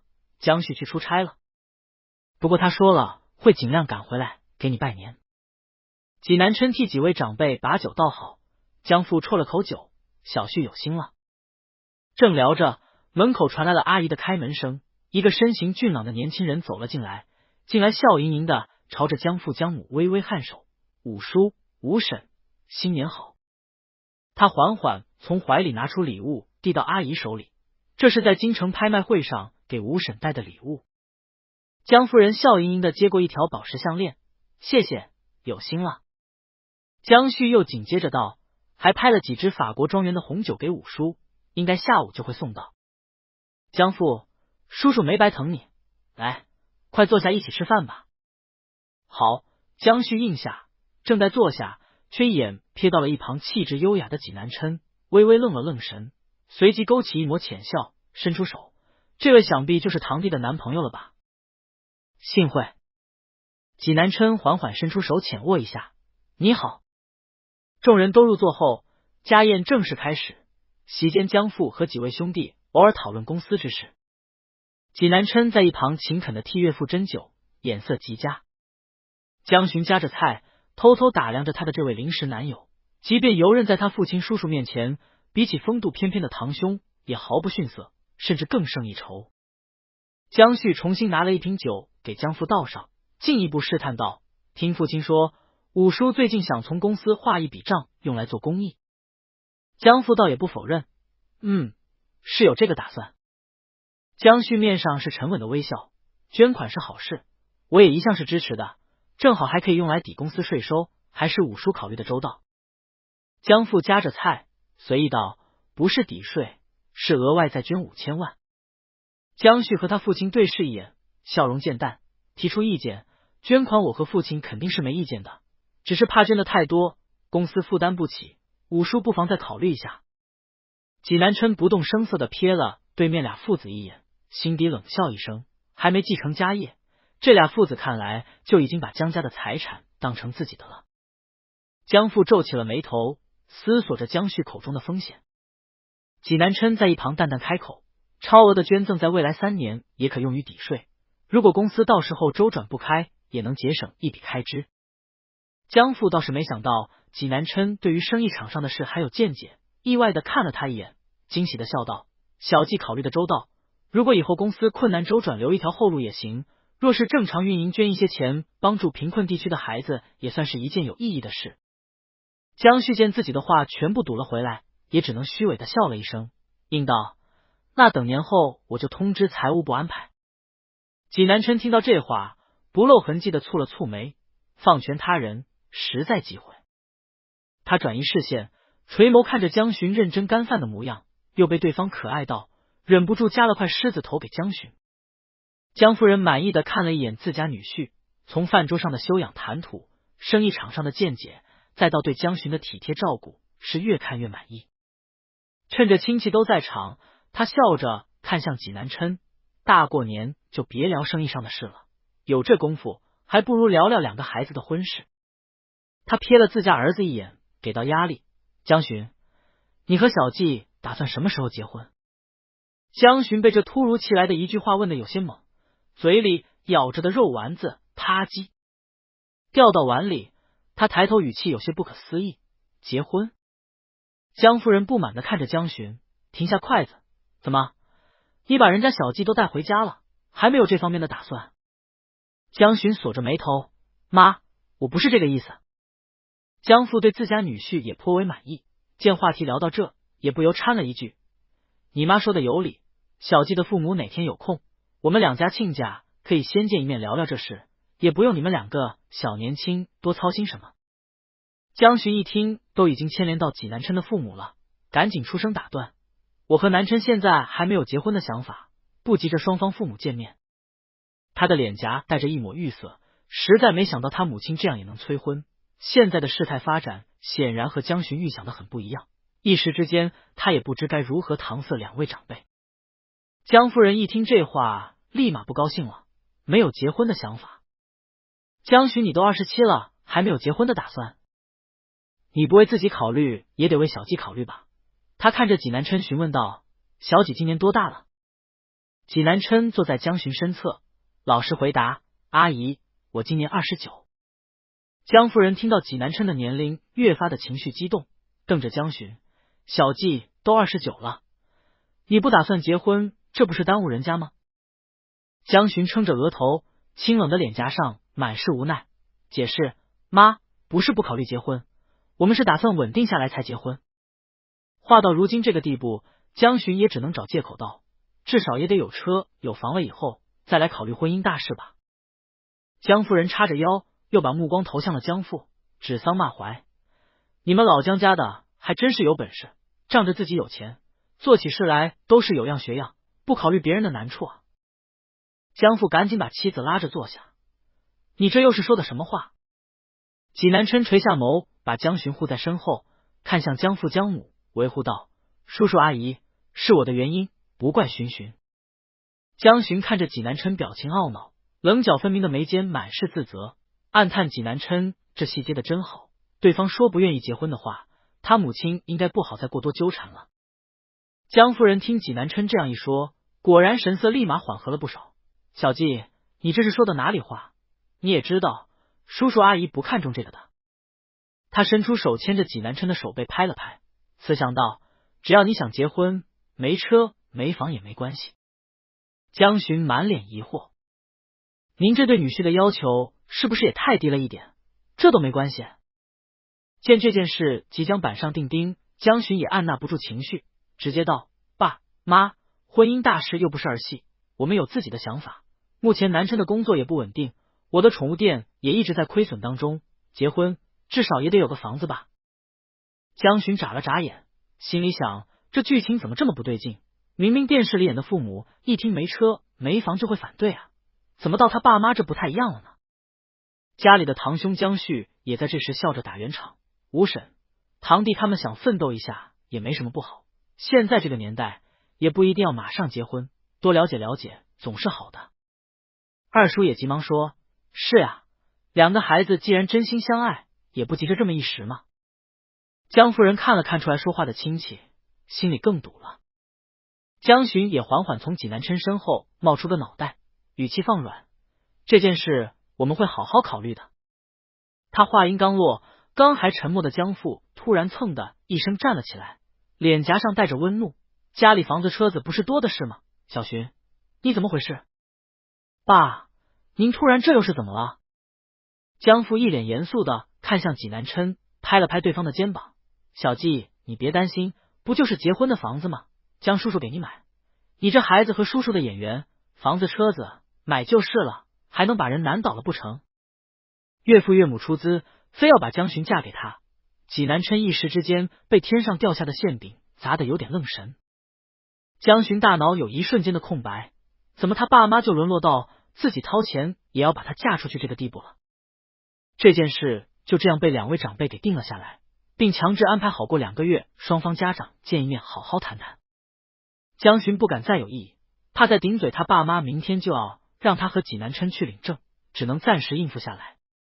席间个人神色不一，都有着各自的算盘，这顿团年饭吃的并不算愉快。用完午餐后，几家亲戚各自告别，江夫人把早就准备好的新年红包发给了小一辈的，和江父一同把人送到门口。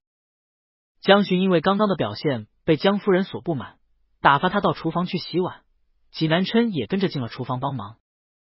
江夫人笑盈盈的在门口送走所有亲戚，看着同样在门口笑得没脾气的江父，回过神来打趣道，看不出来啊，老江，没想到你对女婿这么满意。江父的小表情有些得意，瞥了一眼江夫人，神秘笑道，你呀，不懂。江夫人来了兴趣，你都要给小季买车买房了，我是不懂。你看看小季。江父伸手指了指厨房的位置，江夫人顺着方向看过去，江巡手里的盘子正被济南琛接过，济南琛大手一挥，把江巡拦在了一旁，不让他做这些杂活。两人站在一起，一个清冷疏离，一个优雅随性，倒是显得格外的般配。江夫人没反应过来，怎么了？江父笑着摆了摆手，视线看着济南琛，你看小季的谈吐气质，学识见解，怎么可能是做保安的料？江夫人猛地一震，江父的声音带着笑意，像是只老谋深算的狐狸。你儿子这是故意找的借口呢？江夫人一副恍然大悟的神色，我就说嘛，看小季是不像。生意人看人精准又毒辣，江父的视线慢悠悠的打量着济南琛，继续道，小巡不想结婚，我们都知道，不过这么个好女婿，放走了确实可惜。他半眯着眸子，语气微缓，况且我能看出来他是真喜欢咱们儿子。江夫人嘴角染上一抹优雅知性的笑容，搂着丈夫的胳膊，那倒是，瞧他刚来紧张的模样就知道。江父轻轻叹气口，紧接着道，不过他们两个具体能不能走到结婚那步，还是看小巡。提到这件事，江夫人脸上的笑容也淡了下来，小巡之前就说过他不会结婚，这些年态度松动也是因为我们逼得紧，老江，我担心呀。江父安慰的把妻子搂在怀里，别担心，总会有办法的。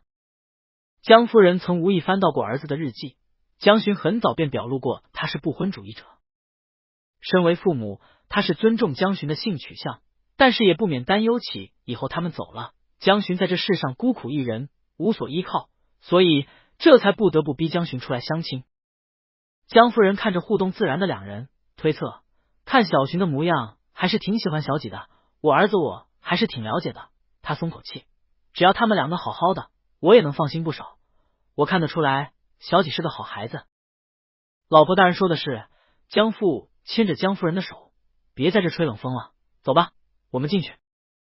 家里的亲戚走后，江家重新安静了下来，明天便是新年，江夫人把家里的阿姨也叫回去过年了。偌大的别墅就只有他们4个人还在。江巡和纪南琛洗了碗出来，两位长辈已经回到了客厅。虽然家里人不多，但是江父对于过年的习俗还是十分的讲究。他指了指身旁准备好的红色对联，有心试探纪南琛。过年还是要贴一贴对联的，他指了指一旁的毛笔和墨水，小几，要不要试试？江巡看着红色的宣纸，在一旁与纪南琛解释道：我们家的对联一般都是自己写，我爸比较喜欢书法。纪南琛微微颔首，谦逊道：那要在叔叔面前献丑了。他走上前，拿起一旁的毛笔，见到笔身交错精湛的雕花，不由赞叹一句好笔。江巡自然而然走到纪南琛身旁，拿起一旁的墨，我帮你研墨。江父江母见两个孩子这么默契，对视一笑。纪南琛略思索一会儿，轻轻蘸取适量的墨水，落在纸上，片刻，行云流水的一行字便跃然纸上。江巡看着纪南琛写出的字，不由读了出来：风卷雪花辞腊去，相随梅蕊送春来。纪南琛轻轻吹了口沫，将对联拿起，递到江父面前：叔叔。江父面露一丝惊喜，纪南琛的笔力遒劲潇洒，游刃有余，一看便是练过的好字。江巡自小跟着父亲学过一些书法，自然也略懂一二。他有些钦佩的看向纪南琛，行笔轻盈，点画灵动，好漂亮的一手行楷。江父拿着对联，有些爱不释手，寓意也好。他顺手提了个辞旧迎新，便道：我去把它挂到大门去，夫人你过来帮我看着。江夫人笑着应道：好。江父确实喜欢纪南琛写的这一手好字，迫不及待的拿着对联便要贴在大门上。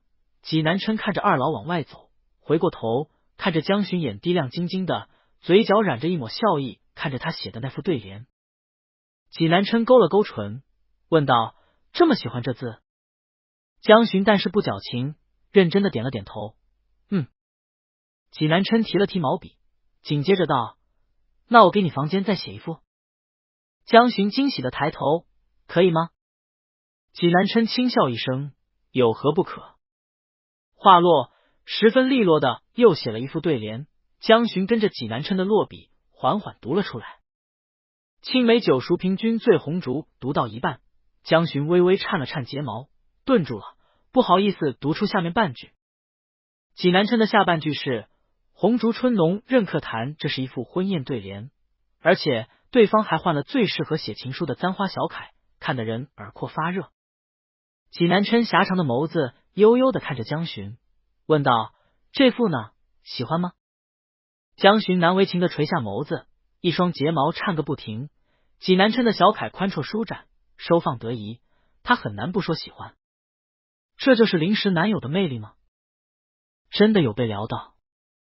江巡放低声音：挺喜欢的。江福把春联贴好回来后，看到纪南琛提的这一副春联和江巡的脸色，不由在心底感叹一声好小子，却没有拆穿，而是道：这副你们是打算挂到哪里？江巡脸颊十分不自然，出声：挂我房间。纪南琛拿起对联往江巡门口走：我们也去挂起来吧。江巡点了点头，抬腿跟着纪南琛走到房间，亲手把对联挂了起来。挂完对联，一家人又紧接着把江夫人买的红灯笼挂了个遍，家里里里外外这样装点一番，过年气息扑面而来。转眼到了饭点，江夫人特意煮的汤圆被端上了桌子，没了其他人，一家人也不再拘谨，迅速吃了晚饭后，坐在沙发上打开电视，一起等春晚。江巡手里捧着一个小猫玩偶，纪南琛在他身侧十分端正的坐好，父母则是坐在另外一侧。窗外传来一阵烟花爆竹，他们下午挂的红灯笼映照出一片红色的灯光，电视里是喜气洋洋的欢歌在舞。江巡偷偷用余光瞥了眼身旁的纪南琛，真是奇怪，以往他和父母三人一起过春节时，为什么没感觉到这么浓的春味？春晚还未开始，一段新年好的音乐后，电视被切到江父最喜欢的新闻频道，在了解了一下相关政策时事后，下一条新闻赫然弹出。穿着一身西装，梳着背头的男主持用一口标准的普通话道：据了解，近来年轻人为了应付回家过年相亲的窘境，开始出现了一种新的职业，租男朋友或女朋友回家过年。租的男女朋友不能出现亲密互动，只是应付父母。江巡承认，在这一瞬间，空气似乎都凝固了。随即，他便看到他母亲视线慢慢从屏幕上转移到了他的身上。江夫人的目光在江巡和济南琛面前来回探索了许久，半眯着眼睛，语气略带疑惑：“你们好像也没有什么互动，不会是你租小季回来专门应付我们的吧？”江巡强装镇定地看着他母亲，声音不由紧了紧：“妈，你瞎想什么？”江巡心虚地勾了勾唇：“那只是新闻而已，哪里有那么巧的事？”江夫人，可是你对小季确实不是很热情。他仔细打量审视着自家儿子，江巡额角冒出一阵细汗，不由自主地抓紧了沙发的布料。如果被他母亲发现济南琛是真的租回来的男朋友，那以他的脾气，今年过年就是相亲末日。江夫人本来只是打趣一下，此时见江巡紧张的模样，不由得半信半疑起来：“江巡，你不会真的是租的小季来敷衍我们的吧？”越往深处想，江夫人觉得越有可能。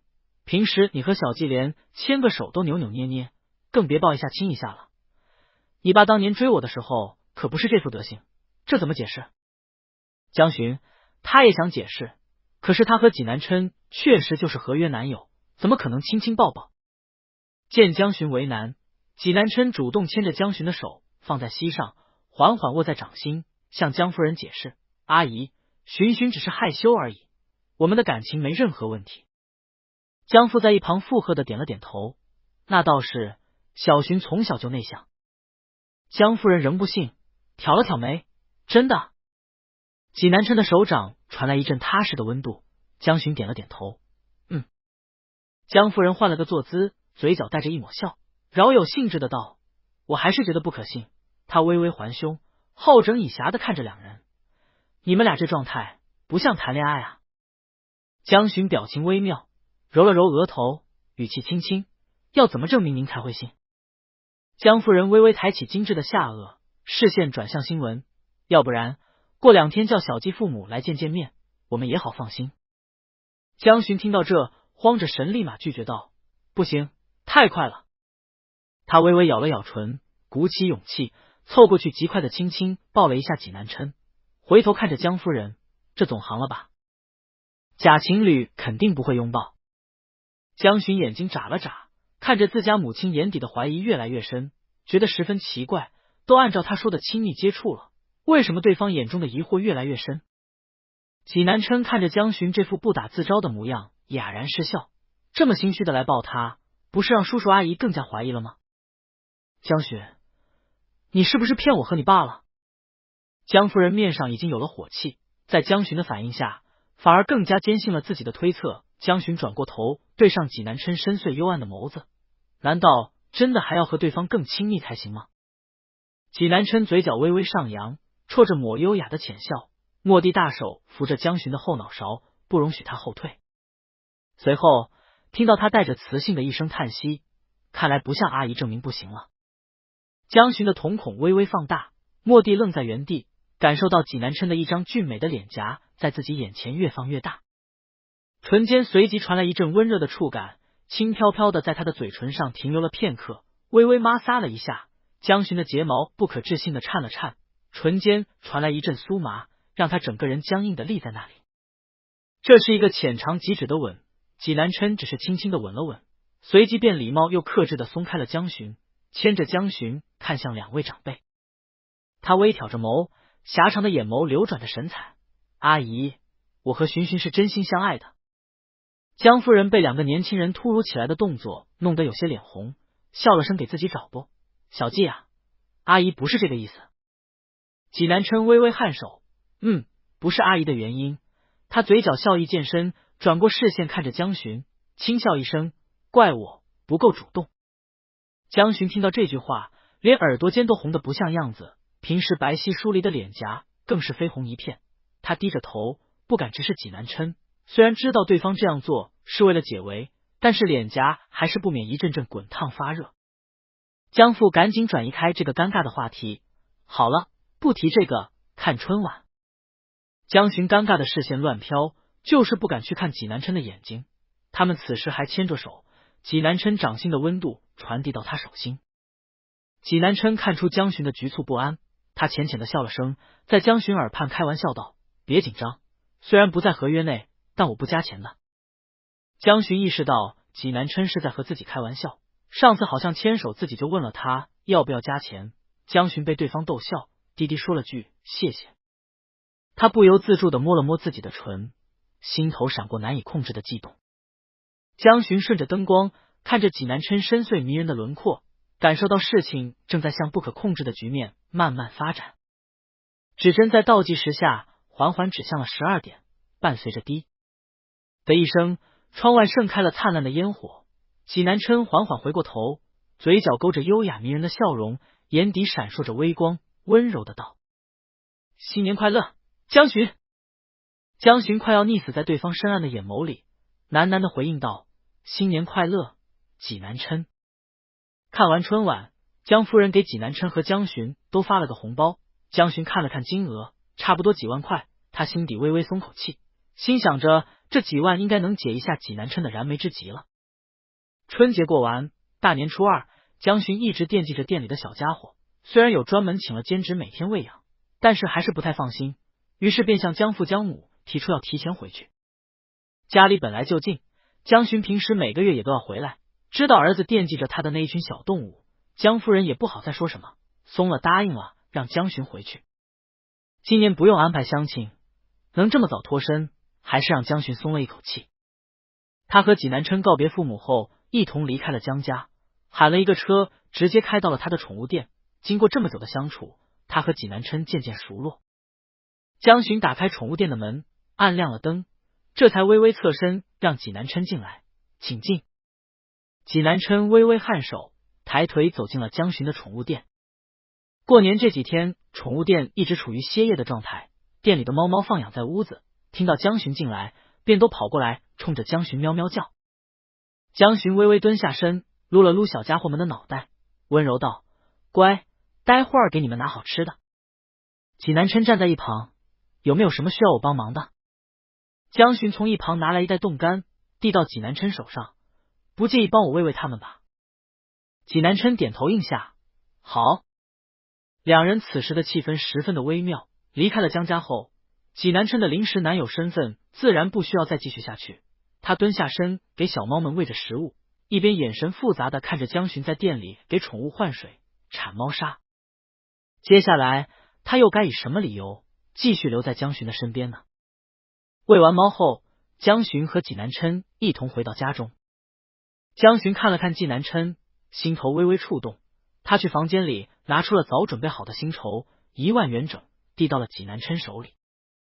他的语气诚恳又客气，尽量压抑着自己的情绪：“济先生，这是你的薪酬，这段时间辛苦了。”济南琛眼眸微闪，声音略微低沉：“不客气。”两人站着，却一时之间不知道该说些什么好。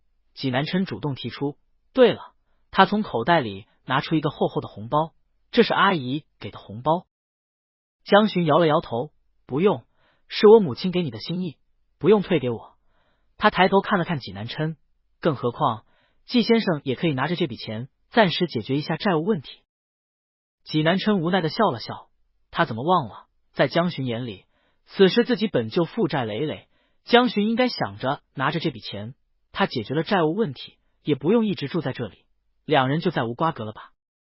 没了继续纠缠下去的道理，济南琛喉头干涩，神情有些落寞：“合约结束，我今天就搬出去吧，这么久实在打扰了。”江巡有些意外，他没想让济南琛马上搬出去住的，可是既然对方已经提出来了，他似乎没有拒绝的理由。他微微颔首：“好。”济南琛情绪有些低，江巡也没有好到哪里去。他看着济南琛转身去客房收拾东西，总觉得心里空落落的。看着济南琛回房间的背影，有些落寞，江巡有些不是滋味。这么久的相处，两人好像都熟悉了彼此的存在一般。他叹口气，恍惚的往里走，一个没注意，突然猛地撞到了什么尖锐的物体，小腿传来一阵剧痛，江巡吃痛的低声嘶。了一声。济南琛刚走到门口，便听出了江巡语气里的不同寻常，不由自主的转过头，紧张问：“怎么了，江巡？”江巡蹲下身，蜷缩的靠在沙发旁，手捂着被撞到的膝盖，蹙着眉忍痛：“没事。”他抬手摸索了一下，摸到一侧坚硬的茶几桌角，应该是不小心撞到茶几上了。现在右腿、小腿传来一阵钻心的疼，江巡霎时额间浸出一层冷汗。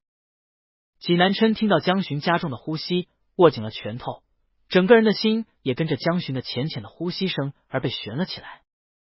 他赶紧大步走到江巡面前，微微蹲下，尽管知道自己此时提出来很冒昧，济南琛忍了又忍：“腿还好吗？我过来带你去医院。”江巡小糊涂的抬了抬腿：“能动，只是痛而已。”他低头拒绝：“没伤着骨头，应该还好，去医院也没什么用。”济南琛：“那等我一下。”江巡下意识回：“不用。”济南琛轻轻叹口气，声音略低迷：“江巡，我现在还算是你临时的男朋友吧？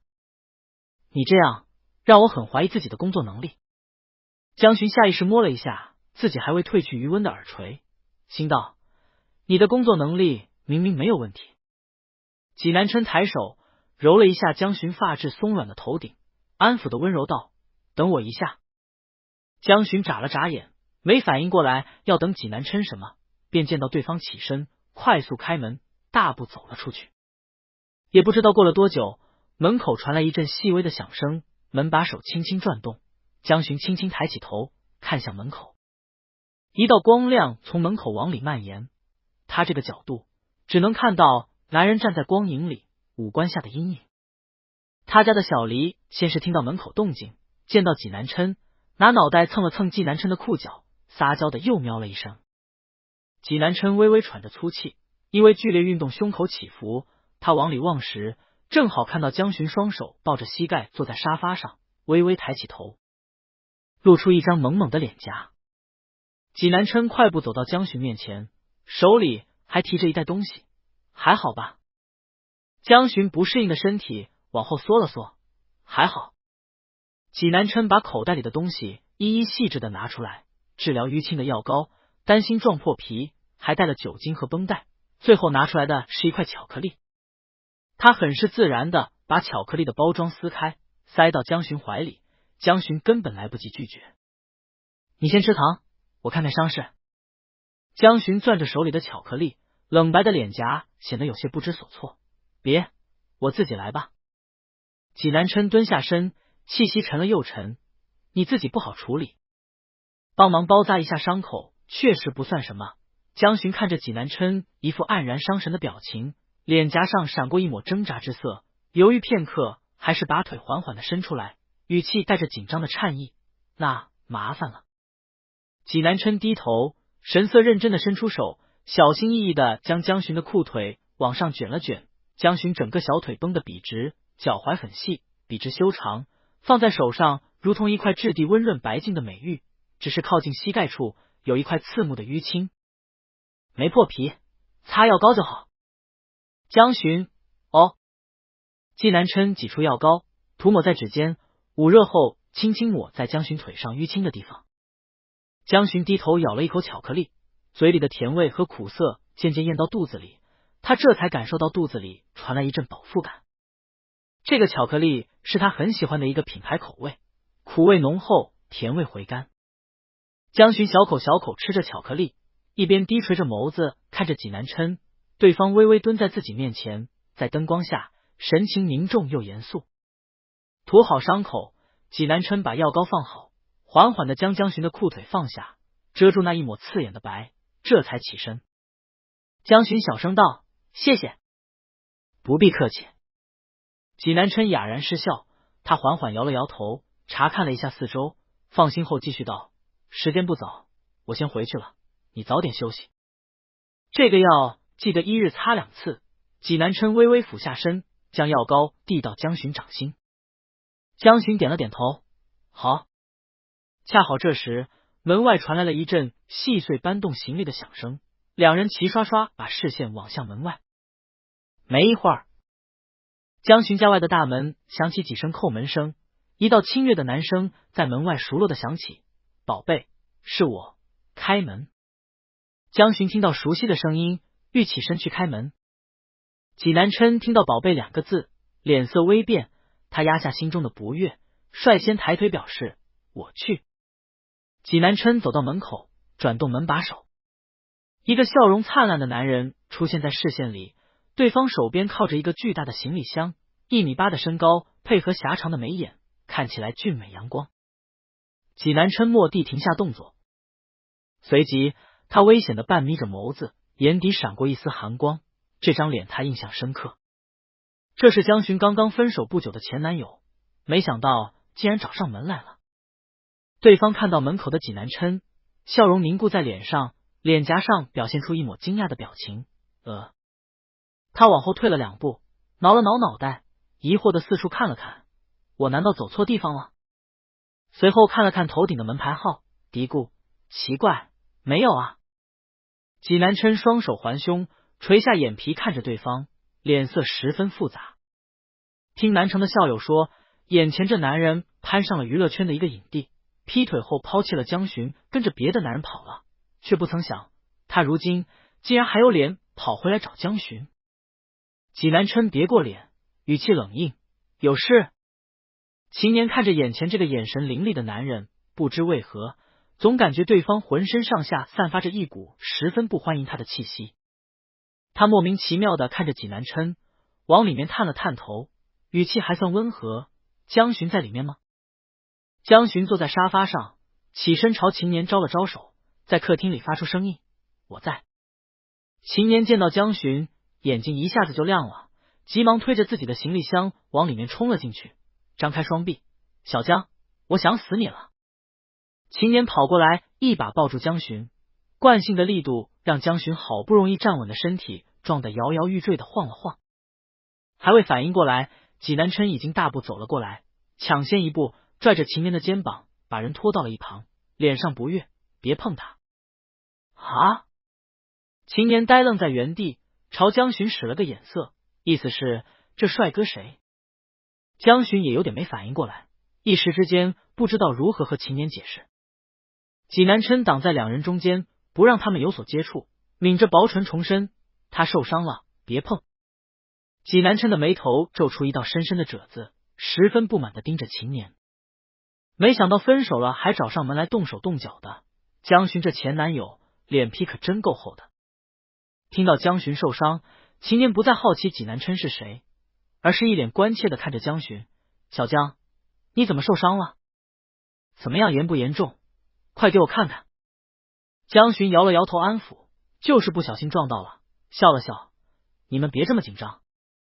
济南琛看着江巡温柔平静的态度，不由自主的抿紧了薄唇，见到江巡对着对方笑，他的心里像是被攥紧了一般，很不是滋味。他也知道两人相恋多年，即便分手这么多年的感情还在，江巡不可能做到一点也不动容。可是一看到江巡对这前男友温柔的态度，济南琛心底便抑制不住的火气。秦年一向没什么心眼，听到江巡说没事，瞬间松了口气，拍了拍胸口：那就好，你下次可得小心一点。好。江巡点头，随即向济南琛介绍道：这是秦年，我朋友。他抬起头看着济南琛的眼睛，虽然意识到眼前的男人不太友好，但是秦年还是大方的打着招呼：你好，我叫秦年。济南琛微微颔首：济南琛。秦年默默收回手，同时在心底感叹：好高冷。两人互相打过招呼，江巡这才问到秦年：对了，小年，你不是去虞城了吗？怎么又突然回来了？秦年提到这件事，立刻垮起了脸，夸张的揉着眼眶：别提了小江，我和徐怀婷那狗东西分手了。他缓缓望向江巡，眨巴眨巴眼睛，就差摇尾巴了。我觉得还是你好，所以就来投奔你了。济南琛不露痕迹的捏紧了拳头，目光犀利的看着秦年，被人踹了又来找江巡，这人是怎么好意思说得出口的？他把江巡当做什么了？自己当初怎么就甘心离开，把江巡拱手让给了这个渣男？江巡看了看秦年手里的行李箱，所以你这是要过来和我住在一起？江巡一向喜欢独处，他有些为难的看着秦年，你知道的，我不太习惯和别人一起住。秦年小心翼翼的绕过济南琛，走到江巡面前，可是我的钱都在徐怀庭那边花光了。他脑袋像个大狗狗一样蹭了蹭江巡的胳膊，迈着可怜道，现在身无分文，你不收留我的话，我就要露宿街头了。秦年假情假意的抽泣了2下，小江你忍心吗？不仅失恋，还失去财产。江巡很是同情的看着秦年，摇了摇头，诚实道，不忍心，所以我可以送你去酒店。秦年一下慌了，赶紧摆手，不行不行，他会查到我身份信息。秦年像个大狗狗一样眼巴巴看着他，小江，我们这么多年的感情，别这么绝情嘛。话都说到这个份上了，尽管不适应，却也不能看着秦年露宿街头。江巡还是松了口，好吧，他不由自主的瞥了一眼济南琛，这才缓缓道，客房还空着，你暂时住在那里吧。济南琛眉头紧锁，感情自己刚刚主动提出搬出去，竟然是在给前男友挪地方。想到这，他心中的那口闷气越发的不顺起来。狭长的眸子在秦年身上游离，既然两人已经分手，他现在绝不会给对方再和江巡单独相处、死灰复燃的机会。江巡面上看上去清冷，实际很是心软，耳根也软，别人稍微说上2句便忍不住妥协了。这脾气还是和从前一样。济南琛猛地回过神，反应过来之前在咖啡厅付账的窘迫后，江巡开车送自己和主动租了自己半个月的行为是为什么了。他应当现在也认为自己和他这个前男友一样身无分文吧，那是不是也可以？济南琛眼底微闪，低头思索什么。江巡安抚了一会儿闹腾的秦年，对方好不容易安静了下来。片刻，站在一旁的济南琛主动的提出，江巡，那我先回去了。他笑道，走回去还要一段时间，就不耽搁了。江巡整个人愣了一下，仔细品味到济南琛的话，抬头吃惊的看着他，你要走回去？不是才刚刚结了账吗？怎么也不至于走回去吧？济南琛瞥了他一眼，认真的点了点头，不远，没必要浪费打车的钱。看到对方这样说，江巡心里越发自责了起来。城北离这里起码半个小时车程，走回去不知道要几个小时，怎么可能不需要打车？况且现在回去也不知道还有没有危险。看来济南琛应该是欠了很多钱，这点钱对他作用不大。他现在身上应该是和秦年一样没什么钱的，他怎么忍心让济南琛走回去？而他的腿也伤到了，没办法送济南琛。江巡去摸了摸手机，又停了下来，担忧自己给济南琛打车的话会伤害到他的自尊心。秦年今晚已经住下了，江巡没怎么犹豫，索性道，今晚就别回去了吧，就在这里休息。你一个人走回去，我也不放心。济南琛微微莞尔，这怎么好？和江巡相处了这么多年，第一次见他主动让人踏足他的领地，秦年惊呼出声，你竟然主动让他留宿？江巡看着他，不解，我也不让你留宿了吗？秦年小声看着江巡说，那哪一样？江巡从他眼神中读出，你这可是第一次让除了我以为的其他男人睡在你家。济南琛见秦年这副语气，绷着脸闪过一丝不悦，随即答应了下来，那又要多叨扰你一天了。什么？秦年一声惊呼，语气不可置信道，你的意思是你之前在小江这里住过？济南琛抬了抬眼皮，意思你有意见？秦年看着男人面露不悦，收了声。江巡摇了摇头，低声说了声没事，看了看家里的房间。江巡一个人住，买的房子并不大，是个简单的2居室，平时阿姨都有在打扫。但他们现在3个人，很明显是需要有2个人挤一间，而江巡是没有习惯和别人睡在一起，又没有让客人挤的道理。江巡看了看沙发，提议，那这样，小年睡我的房间，季先生，你还是睡客房，我今晚睡沙发。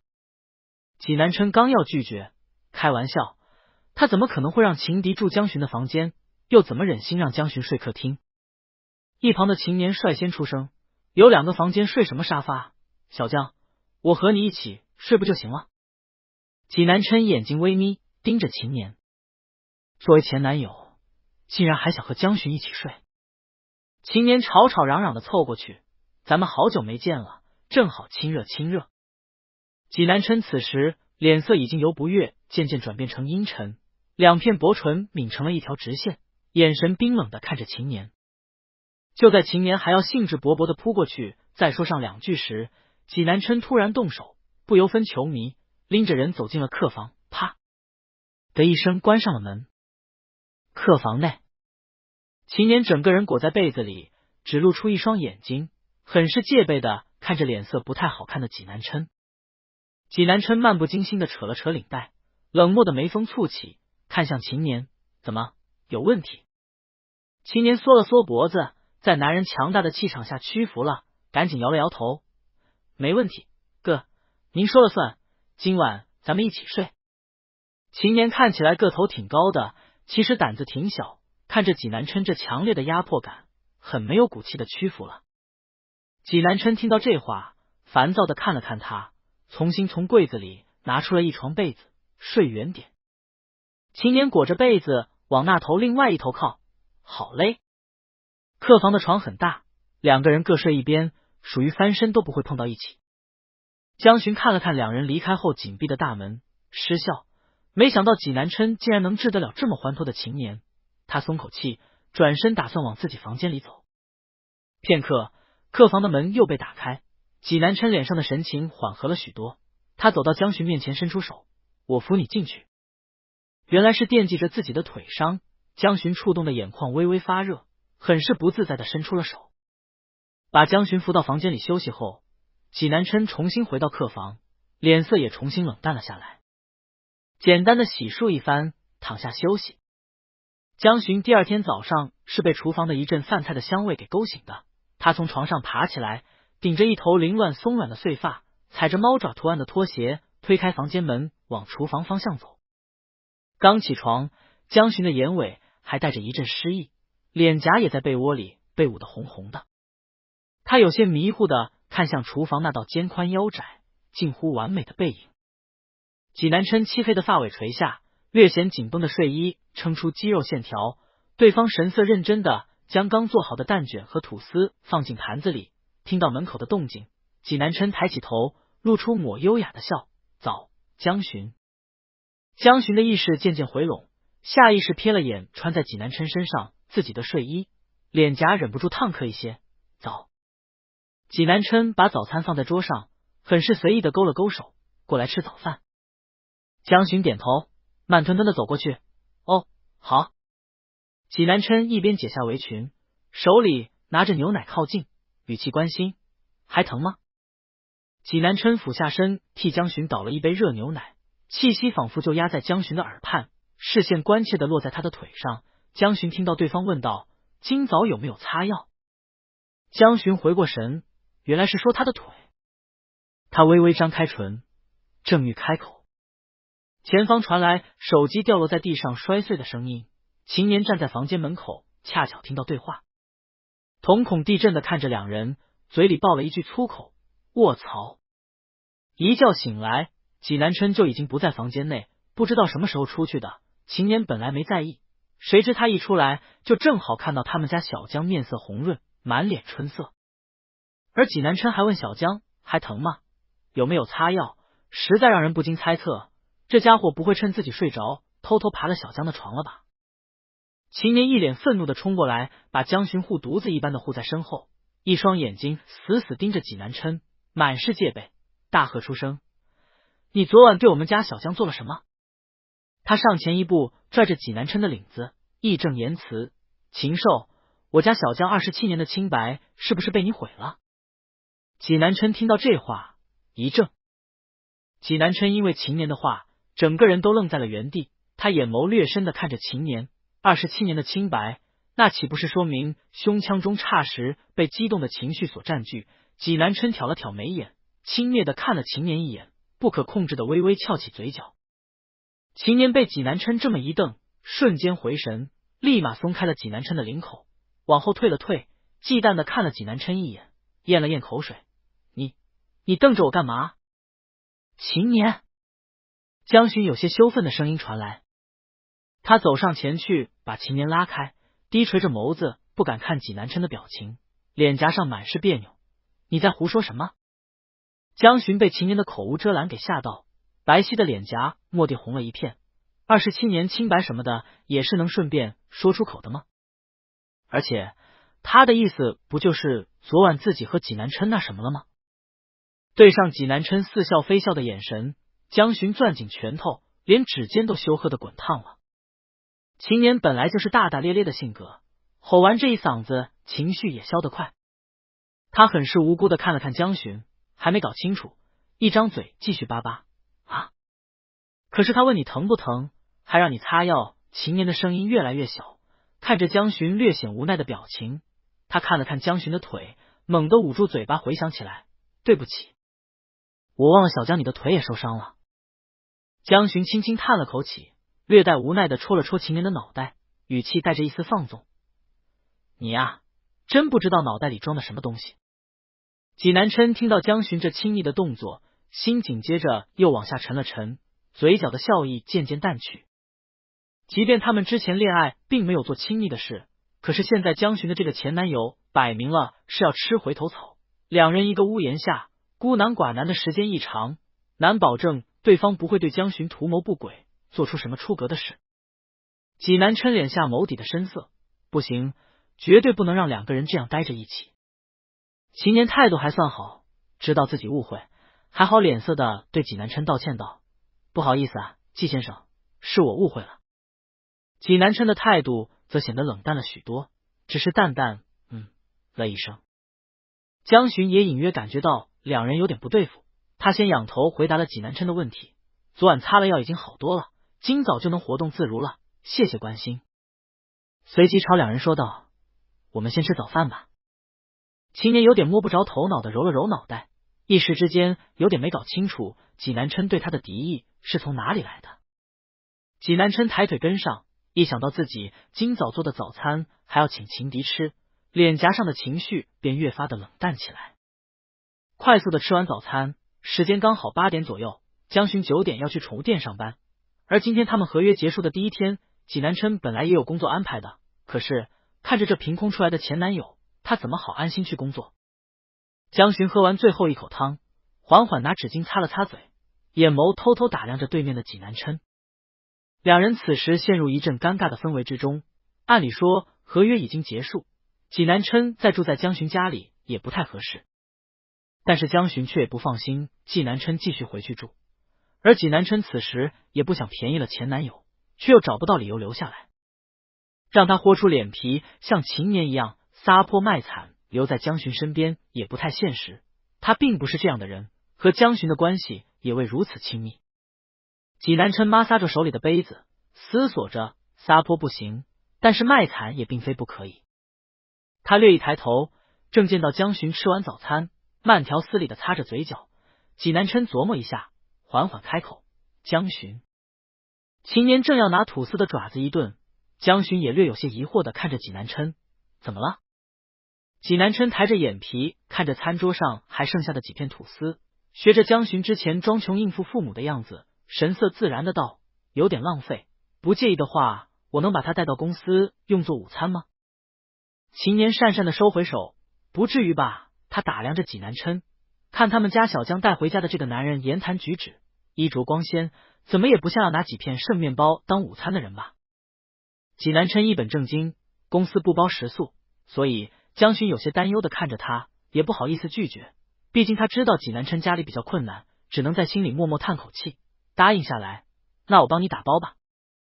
江巡起身去厨房里找食盒，主动把食物都打包好，想到济南琛可能吃不饱，他又去冰箱里拿了一些水果甜品，放了一盒牛奶，一并递给了济南琛。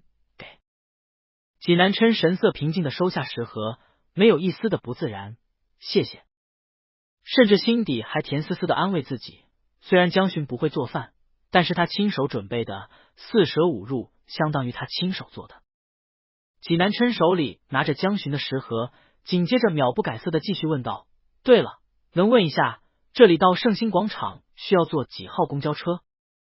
江巡表情微顿，你要坐公交车去吗？济南琛微微侧头，你知道是几号公交吗？江巡摇了摇头，我没坐过公交，抱歉，并不是很清楚。济南琛露出略显遗憾的表情，那看来只能我导航去公交站查一查。江巡的心紧了紧，看着济南琛这模样，抬手看了看腕表上的时间，现在还早，我送你吧。济南琛故作矜持，太耽搁你时间了。没关系，江巡道，我上班的地方离盛兴广场很近，正好顺路。济南琛微微颔首，那好吧。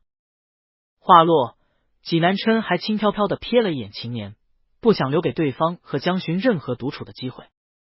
秦年看到济南琛的眼神，莫名其妙地摸了摸脸颊。简单收拾一番，一行人去了地下停车场。秦年现在也是个无业游民，自然是和江巡一起去店里看管生意。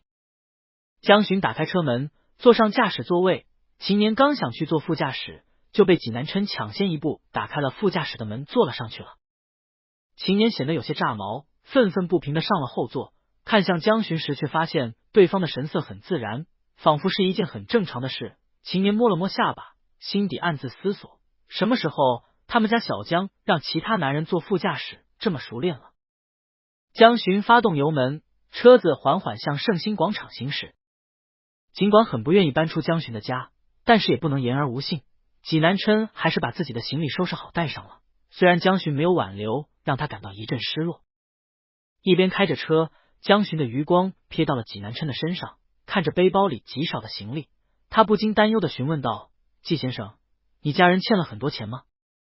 济南琛表情微顿，思索了一下几颗在赌场欠的数字，语气沉闷道，差不多1000万。江巡猛地踩了一下刹车，后座的秦年也惊呼出声，1000万？你们家干什么了？欠了这么多？济南琛揉了揉额角，有点复杂，一时之间也说不太清楚。江巡微微蹙起眉头，想到上次追出来的要债的人，你再回屏幕区住，岂不是很危险？济南琛等的就是这一句话，好名正言顺的让江巡挽留自己，不给秦年和江巡单独住在一起的机会。济南琛以退为进，还好，扛一扛就过了。见江巡神色略微松动，他眼眸闪烁，紧接着道，可能受点皮肉之苦，不算什么。秦年在后座八卦的凑上前，扒拉着椅背，这么吓人？那你父母呢？他们都不管的吗？济南琛面不改色的胡诌，他们出国避难了。秦年，那岂不是只有你一个人在南城应付债主？济南琛，江巡不由自主地握紧了方向盘，白皙的脸颊上染上一抹愁容。这种情况，济先生你还是尽量不要冒险回去住。他微微蹙了蹙眉，开口欲打算挽留济南琛继续在他这里住，要不还是暂时。秦年眼睛亮了亮，看着济南琛棱角分明的脸颊，似乎觉察出了什么，他摸了摸下巴，打断道，原来是这样，所以你才住在小江这里暂时避避是吧？秦年思索道，可是一直住在小江这里也不是长久之计，还是得想想其他的办法。济南琛的表情渐冷，薄唇抿成一条线。秦年透过后视镜看到男人的眼神像是要杀人，越发肯定了心中的猜想。秦年笑得很狡猾，出着坏主意，还是得出去租房子住才行。济南琛默不作声的捏紧了拳头，硬生生忍住自己想把秦年从车里丢出去的念头。江巡维护道，南城租房不便宜，现在最要紧的还是先还钱吧。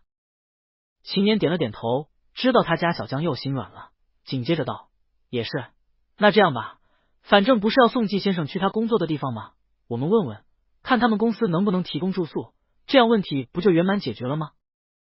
济南琛，他烦闷的松开袖口，此时很是想把秦年圆满解决。体验馆内，前台小姐姐面对秦年的要求，嘴角挂着标准的微笑，表示我们这里是有员工宿舍的。他转眸看了看济南琛，心里满是疑惑，大手一挥，直接包下他们体验馆1个月的男人，还需要住员工宿舍吗？他略微试探的问着济南琛，您确定要住员工宿舍吗？济南琛表情沉重，我还能说不愿意吗？秦年笑盈盈的答应着，当然愿意啦，不愿意我们干嘛还要来问呢？你说是不是，小姐姐？前台笑道，那好吧，那我待会就去安排。秦年拍了拍纪南琛的肩膀，那我们就不打扰纪先生你工作，先走了。说着拖着江巡往外走。江巡没说话，视线却一直停留在纪南琛的身上，见对方敛着眉眼，高大的身影带着淡淡沮丧，心里有点不是滋味，总觉得是自己把他抛弃了一样。秦年一路把江巡拖到了门外，江巡微微叹口气，轻轻挣脱开秦年，小年，你是不是故意的？当着纪南琛的面，江巡并没有拆穿好友，也是觉得秦年提供的这个想法不失为一个好的解决方案，但是仍是不解。他隐隐感觉到秦年好像是故意这么做的。秦年没好气的捏了捏江巡的脸蛋，随即道，小江，你难道没察觉到吗？江巡表情带着淡淡不解，察觉什么？秦年恨铁不成钢道，那个姓纪的，他是不是想吃你的软饭？江巡被秦年这一大嗓子吼得有些发呆，整个人回过神来，转眸看着他，有些无奈，小年，你怎么会这么想？纪先生怎么可能会想吃他的软饭呢？江巡脸颊上闪过一抹不易察觉的羞赧情绪。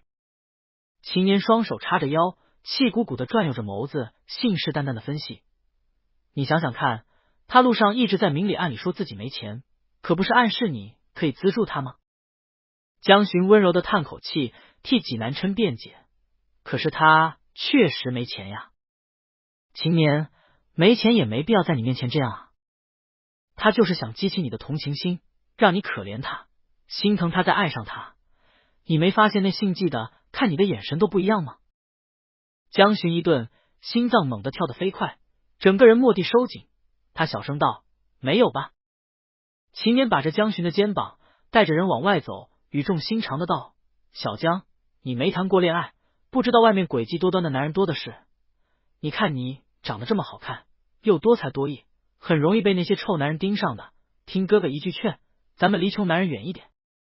江巡抬头瞥了一眼秦年，有些欲言又止，小年，会不会是因为徐怀婷的原因，你对经济能力有限的男生有偏见呢？当初秦年和徐怀婷谈恋爱时，对方还是个一穷二白的穷小子，全靠小年给他托关系找人脉才能拿到角色，现在两人分手，小年肯定气不过。果然，提到徐怀婷，秦年整个人像是生了气的豚鱼，姓徐的狗东西，不就是活生生的例子吗？当初老子为了他花了多少钱，结果现在火了，就跟别的女人暧昧不清，靠，越想越气，算了，不提他。江巡也见过徐影帝，感觉对方不像是能做出这样事情的人，但是现在小年正在气头上，他耐着性子，顺着秦年的话，好，不提，但是还是忍不住替纪南琛解释道，不过你真的误会纪先生了，其实他顿了顿，颇有点不好意思道，当初是我租他当我的男朋友，我主动找的他。秦年瞪大眼睛，啊，宝贝，你这姿色干嘛要租男朋友啊？只要你勾勾手，什么男人没有？江巡垂下眸，语气带着笑意，却并不见愉悦。你知道的，这么多年我身边没什么朋友。之前秦年又正在和徐影帝热恋当中，江巡也不好意思打扰人家小两口的生活，拜托秦年帮忙，所以才想的这个办法。秦年眼底陷入对过去的回忆中，半晌才沉沉叹口气，唉，这么多年了，你还是放不下那件事。秦年忍不住安慰道，小江，其实也不是所有男的都和那个人一样的，你真不用对所有人都保持距离，更没必要花钱去那什么。江巡更不懂了，花钱什么？秦年看了看四周，见没人注意到他们，附在江巡耳边悄悄说，花钱解决生理需求呀。虽然姓纪的长得是挺不错的，但是花钱买不了真感情，宝贝。秦年感慨，不过你眼光还是挺不错的。他一看在床上就很猛，他八卦的撞了撞江巡的肩膀，好奇的问道，体验感怎么样？江巡被秦年一席话说得满脸羞红，他好脾气的赤着张脸，说话的声音有些急促，什么体验感？我是租他回家应付父母。啊？秦年的语气里略带遗憾，那多可惜。他眼珠盯着江巡的脸颊上，原本淡漠平静的脸颊略显慌张，还染上了淡淡红晕。他也渐渐品过味来，哦，我懂了，难怪我说你怎么这么维护他。秦年慢悠悠搭在江巡肩膀上的胳膊搂紧了他的脖子，两个人凑得极近。那姓季的长得是不是很对我们小江的胃口？江巡的眼神有些飘忽，说话气息略浮。没有。秦年感受到手臂环过江巡脖项那一片，传来一阵滚烫。他略扭头往后看了看，江巡连带纤柔的美人像也红了一片。这么多年，秦年还是第一次见到江巡对哪个男生态度有所松动，又发现纪南琛不是自己想的那样，自然乐的成全一下好友。有也没关系，秦年笑了笑，竟然难得说起了纪南琛的好话。你的季先生看起来确实很难让人把持得住，要是带他去 gay 吧，那些小林的风。江巡小声的提出抗议，不是我的季先生。秦年浮躁点头，是，至少现在还不是。他摸了摸下巴，思索道，不过我看纪南琛好像也不是想和你简单的结束雇佣关系，要不要我试试他？江巡眨了眨眼，淡淡摇头，不用，没必要。他扯开话题，小年，我们回店里吧。秦年惋惜的道了声好吧，跟着江巡回到了店里。猫咖的生意很不错，不少小情侣过来撸猫，江巡一直在吧台做饮品，而秦年则是帮忙端过去招呼客人。圆圆和琪琪放假后，江巡也特意请了2个兼职的员工在店里打杂，缓解了人手上的需求。一天忙活下来，倒也过得充实，只是闲暇时心思总是不免飘到他处。纪南琛已经搬出去了，但是想到对方早上走时的模样，江巡又不免隐隐担心了起来。欠了这么多债，午餐还是拿了早上剩下的食物，到了员工宿舍，能吃好住好吗？内心翻涌的情绪忍了又忍，一直等到第二天下午，江巡犹豫着，趁着吃饭的功夫，拿着手机踌躇的道：“我出去打个电话。”秦年捧着饭，看着江巡略显慌乱离开的背影，嘴角勾起一抹看破不说破的微笑。江巡在门外来回踱步了许久，清冷的脸颊满是犹豫之色。他微微蹙眉，一边思索贸然打电话会不会太唐突，一边又忍不住担心着对方会不会没吃饱穿暖。挣扎犹豫了许久，江巡捏着手机，指尖微微发颤，迟迟没有拨通电话。另外一头，顶楼办公室里，纪南琛坐在总裁椅上，长腿微微压着，慢悠悠看着手机里江巡的联系方式。而在他对面坐着好友沈卷，他半合着眸子调侃着纪南琛，问道：“怎么样，季总？你的白月光追得如何了？不知道现在还有没有空和几位老同学聚聚？”纪南琛思索片刻，年初各部门多数还没复工，工作算不上繁忙，倒是抽得出时间，随性答：“什么时候？”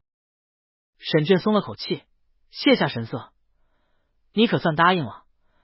你可不知道那几个老同学磨了我好久，时间就在明天晚上，迷醉酒吧，说是要给你好好接风。”这个情愿的老同学见面无非攀关系，纪南琛和沈卷自然知道，却不太好拒绝，终究是有点感情的老同学，日后大家在南城抬头不见低头见，也说不过去。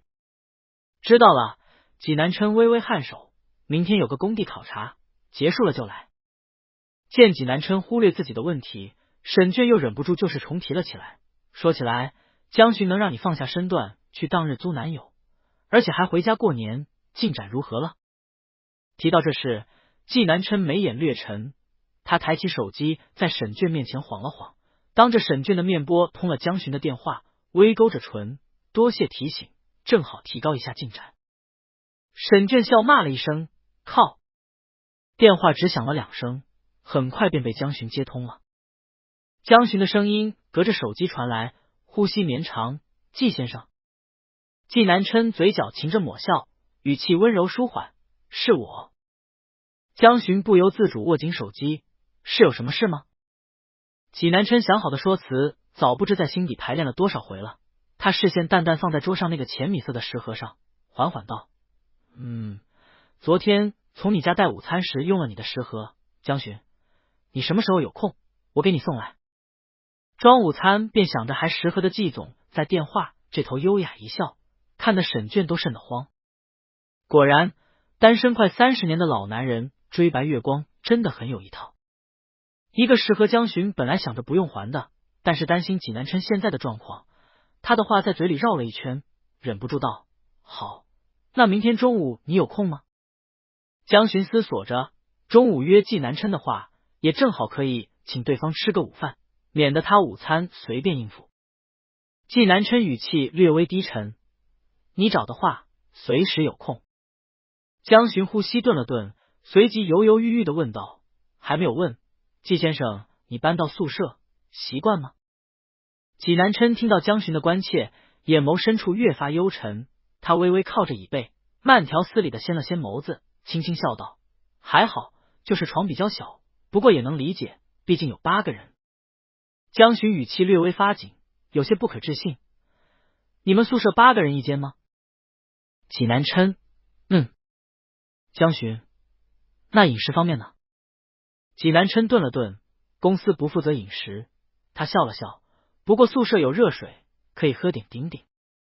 江巡犹犹豫豫，又感觉在电话里提不太好，过了半晌只道：那好吧，多注意身体，我们明天见面再聊，季先生。济南琛交叠的双腿优雅的换个姿势。好。挂断电话后，沈卷不可置信的盯着济南琛，拿着手里的文件质问：所以你让我给你查的贫困人口调查报告，就是为了在江巡面前装穷？济南琛毫不避讳：沈卷看着济南琛在电话里的模样，哭笑不得。你这个堂堂季大总裁，为了白月光，还真是什么脸面都不要了。济南琛狭长的眸子含着笑意，姿态散漫的看向沈卷，不以为然：追老婆还要什么脸面？次日，因惦念着要与江巡见面，济南琛一早便吩咐了秘书，尽早安排了实地考察。这个项目济南琛初来南城就一直在跟进，主要是盛兴广场旁的一处拆迁改造，日后用于建造季氏集团的分部公司所在，以及一些娱乐设施建造。济南琛到时，施工队伍早已展开了工作，工地的负责人赶紧跑过来，给济南琛送来一顶工地帽。季总。济南琛面色如常的接过帽子，十分熟练的戴上，修长的指尖轻轻扣好下颌带。拆除工作怎么样？工作人员垂直站立在济南琛身侧，跟着济南琛一同往工地内部走，解释着基本大型的建筑已经全部拆除，剩下的一些在1周内基本也能完全解决。济南琛微微伸出手，建筑图纸。刘秘书立马从文件夹里拿出一张图纸，在这里。济南琛缓缓打开图纸，思索片刻，不知道，快拆完了，那先把建筑材料运进来，别一直拖着。另外，济南琛目光淡淡扫了一下现场。施工现场尘土飞扬，不少工人把废弃材料往外搬，周围大型的机械也在有条不紊地运行着。济南琛微微蹙眉，施工时安全才是首位，多注意。负责人擦了擦额间的冷汗，急忙应道：季总说的是。他小心翼翼抬眼观察着济南琛的反应，试探道：这个项目是我们和江家一起承办的，今天江家的负责人也来了，季总您要不要见见？他一边说着，同时也不免疑惑地打量着济南琛，很是奇怪，这个项目政府大力扶持，按理说占地面积不大，又在中心城区，既是一家便能承办下来，不知为何季总竟然让江家来分了一杯羹。济南琛微微一顿，缓缓道：不了。之前江家找上门来合作，济南琛便没有露面，此时更不会主动去见来人。他看了看现场，对着负责人道：你去忙吧，我和刘秘书单独转转。负责人汗如雨下，但是见到济南琛冷漠的表情，却又不敢拒绝，只能答应道：好的，季总。负责人走后，济南琛带着刘秘书又找了几个工人，仔细询问情况，有些问题在最底层才能了解清楚。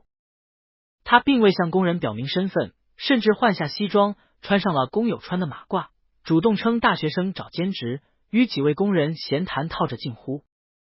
恰巧今天一并来工地考察的是江巡的堂兄江旭，他这次来的十分热闹，如众星捧月一般被人围在中间。本来也就是应付了事，匆匆待上10多分钟，他正打算离开，临走时却突然在不远处瞥到一抹熟悉的身影。他脚步顿了一下，停下往那个方向打量了许久，才终于确定，前面那个人不就是上次江巡带回家的男朋友吗？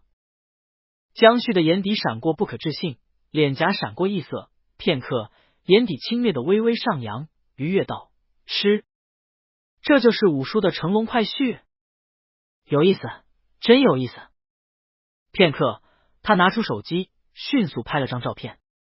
江巡收到江旭发来的照片时，刚吊完饮料，手机微微震动了一下，他以为是纪南琛的消息，匆忙擦了擦手上的水迹，拿出手机一看，却是江旭的消息。他的表情微滞，解开锁查看消息。虽然不是纪南琛发来的消息，却又与纪南琛切实有关。江旭发来了一张照片，里面纪南琛身穿工服，戴着一顶蓝色的安全帽，即便是如此落魄的场景，依旧难掩男人的气质。俊美的脸颊在安全帽下露出分明的轮廓，看起来多了几分硬朗帅气。发了照片后，江旭很快发来一条消息：无意间在工地碰到的，小寻，你男朋友在做这个。江寻猜测应当是店里没有生意，纪南琛找的新活计。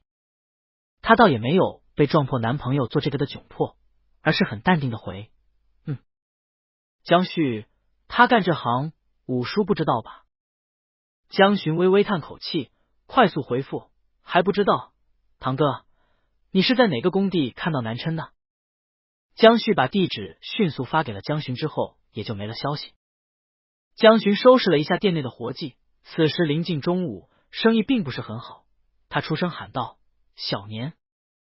秦年正坐在地毯上撸猫，闻声抬起头来：怎么了小江？江寻快速做好了一杯解渴的柠檬蜂蜜水，仔细打包好后提在手里，一边从抽屉里把车钥匙勾在手里，嘱咐道：我有事出去一趟，午饭就不在店里吃了，你想吃什么自己拿店里的手机点，要出去吃的话帮我关一下门。秦年爽快的挥了挥手：知道了，去吧去吧。江寻开车来到江旭说的地方，给纪南琛拨通了电话。纪南琛收到江寻的电话时还有些意外：喂，江寻。江寻气息微喘：纪先生，你现在在盛兴广场这个工地镇吗？纪南琛有些疑惑江寻怎么知道，但还是温柔回道：在，怎么了？江寻提着手里准备的饮料想，在工地做事一定又辛苦又热，他抿了下干涩的唇角，第一次找借口道：家里的哥哥正好在工地上看见你，我来给他送点饮料，顺便也给你做了一杯，有空来拿一下吗？纪南琛在电话那头顿了顿，语气轻快：当然，等我一下，我马上出来。江寻在门口并未等太久，几分钟后，纪南琛单手拿着安全帽，小跑的到了江寻的身边。对方的额角微微湿润，漆黑的发尾也带着湿意。纪南琛稍一靠近，他身上那股子木质香味被阳光炙烤过，掺杂着荷尔蒙的味道传到了江寻的鼻尖。没等久吧？纪南琛气息扑面而来。江寻缓缓摇了摇头，温柔道：没，只站了一会儿。他看了看纪南琛被汗浸湿的衬衣，果然很热，主动把饮料递了上去了：这是给你带的饮料。纪南琛如获至宝的接过饮料：谢谢。江寻抬眸看了看纪南琛，斟酌着开口：现在快中午了，纪先生，你大概什么时候下班？我顺便请你一起用午餐吧。下班时间自然是由纪南琛说了算，工地灰尘大，他舍不得江寻在这里久留，便道：已经下班了，我们走吧。江寻没多想，带着纪南琛来到盛兴广场的一家餐厅，点了餐，两人相对而坐。江寻有些紧张的交叠着手，捏了捏手心，蹙着眉看着纪南琛，忍不住问道：纪先生，能冒昧的问一下，你现在怎么在做这个吗？纪南琛一愣，过了半晌才在脑子里转过弯来，回：店里没事，就随便找了个工作。意识到这是个好时机，他微微挑了挑眉头，撑着下巴汗着眸叹息：没办法，租我太贵，没什么人愿意，只能给自己找点事做。江寻喃喃：怎么会，明明他觉得挺便宜的啊。纪南琛轻轻笑了一声：大概也只有你舍得租我这么久了。江巡轻轻喝了口汤，也不久，他仰头，正好对上季南琛似笑非笑的眼神。江巡抿了抿唇角，有些紧张的抓紧大腿，装作一副镇定的模样。这2天季南琛终日在江巡耳边说的住宿不好，如今工作也没了着落，终于是让江巡卸下了心防，同时也在心里为自己找好了借口。他有些不自在的看着纪南琛，缓缓道：对了，刚刚堂哥不小心撞见你，我怕他对我们有所怀疑，回去和我母亲告状，所以可能要继续租季先生你一段时间，可以吗？得到自己满意的答案，纪南琛嘴角的笑意越发深了，却故作矜持，自然可以。江巡贴心的替纪南琛着想，我直接把钱转给你吧。纪南琛淡淡应了一声好。江巡微信先转了5000过去，想着10天也不算长吧。思索着纪南琛说的8人一间的宿舍，江巡又不免担心他晚上回去的境遇。1米8几的大个挤在狭小的床上，肚子饿了就打开水龙头饮水充饥，这画面太不敢想象了。既然已经又租了一段时间，不如索性找个借口让纪南琛搬回来住。2居室也住得下，只是小年也在这里，只能问问纪南琛的意见，看他愿不愿意搬过来。江巡斟酌着开口，还有一件事是关于小年。纪南琛微眯着眸子，显然有些不大乐意听到这个名字。他说：曹操道。我怎么了？秦年晃晃悠悠的走进餐厅，一屁股坐在江巡旁边，看着2人。他肚子饿了，外出觅食，正好撞见江巡和纪南琛在餐厅吃饭。秦年狡黠的眨了眨眼睛，这不就是试探的好机会吗？他大步走了进来，亲热的搂住江巡的脖子，当着纪南琛的面贴贴：小江，你怎么忍心背着我偷偷见男人？秦年虽然说着这腻歪的话，但是视线始终不离纪南琛，见对方眼眸渐冷，他反而在心里偷乐，看来这姓纪的好像真的对他们家小江有点意思。江巡无奈的把秦年从自己身上扯开，宠溺笑道：小年，你怎么在这？秦年解释：我来吃饭拜，正好碰见了。纪南琛在一旁语气轻飘飘的，还带着淡淡嘲讽：那可真是巧。嘿！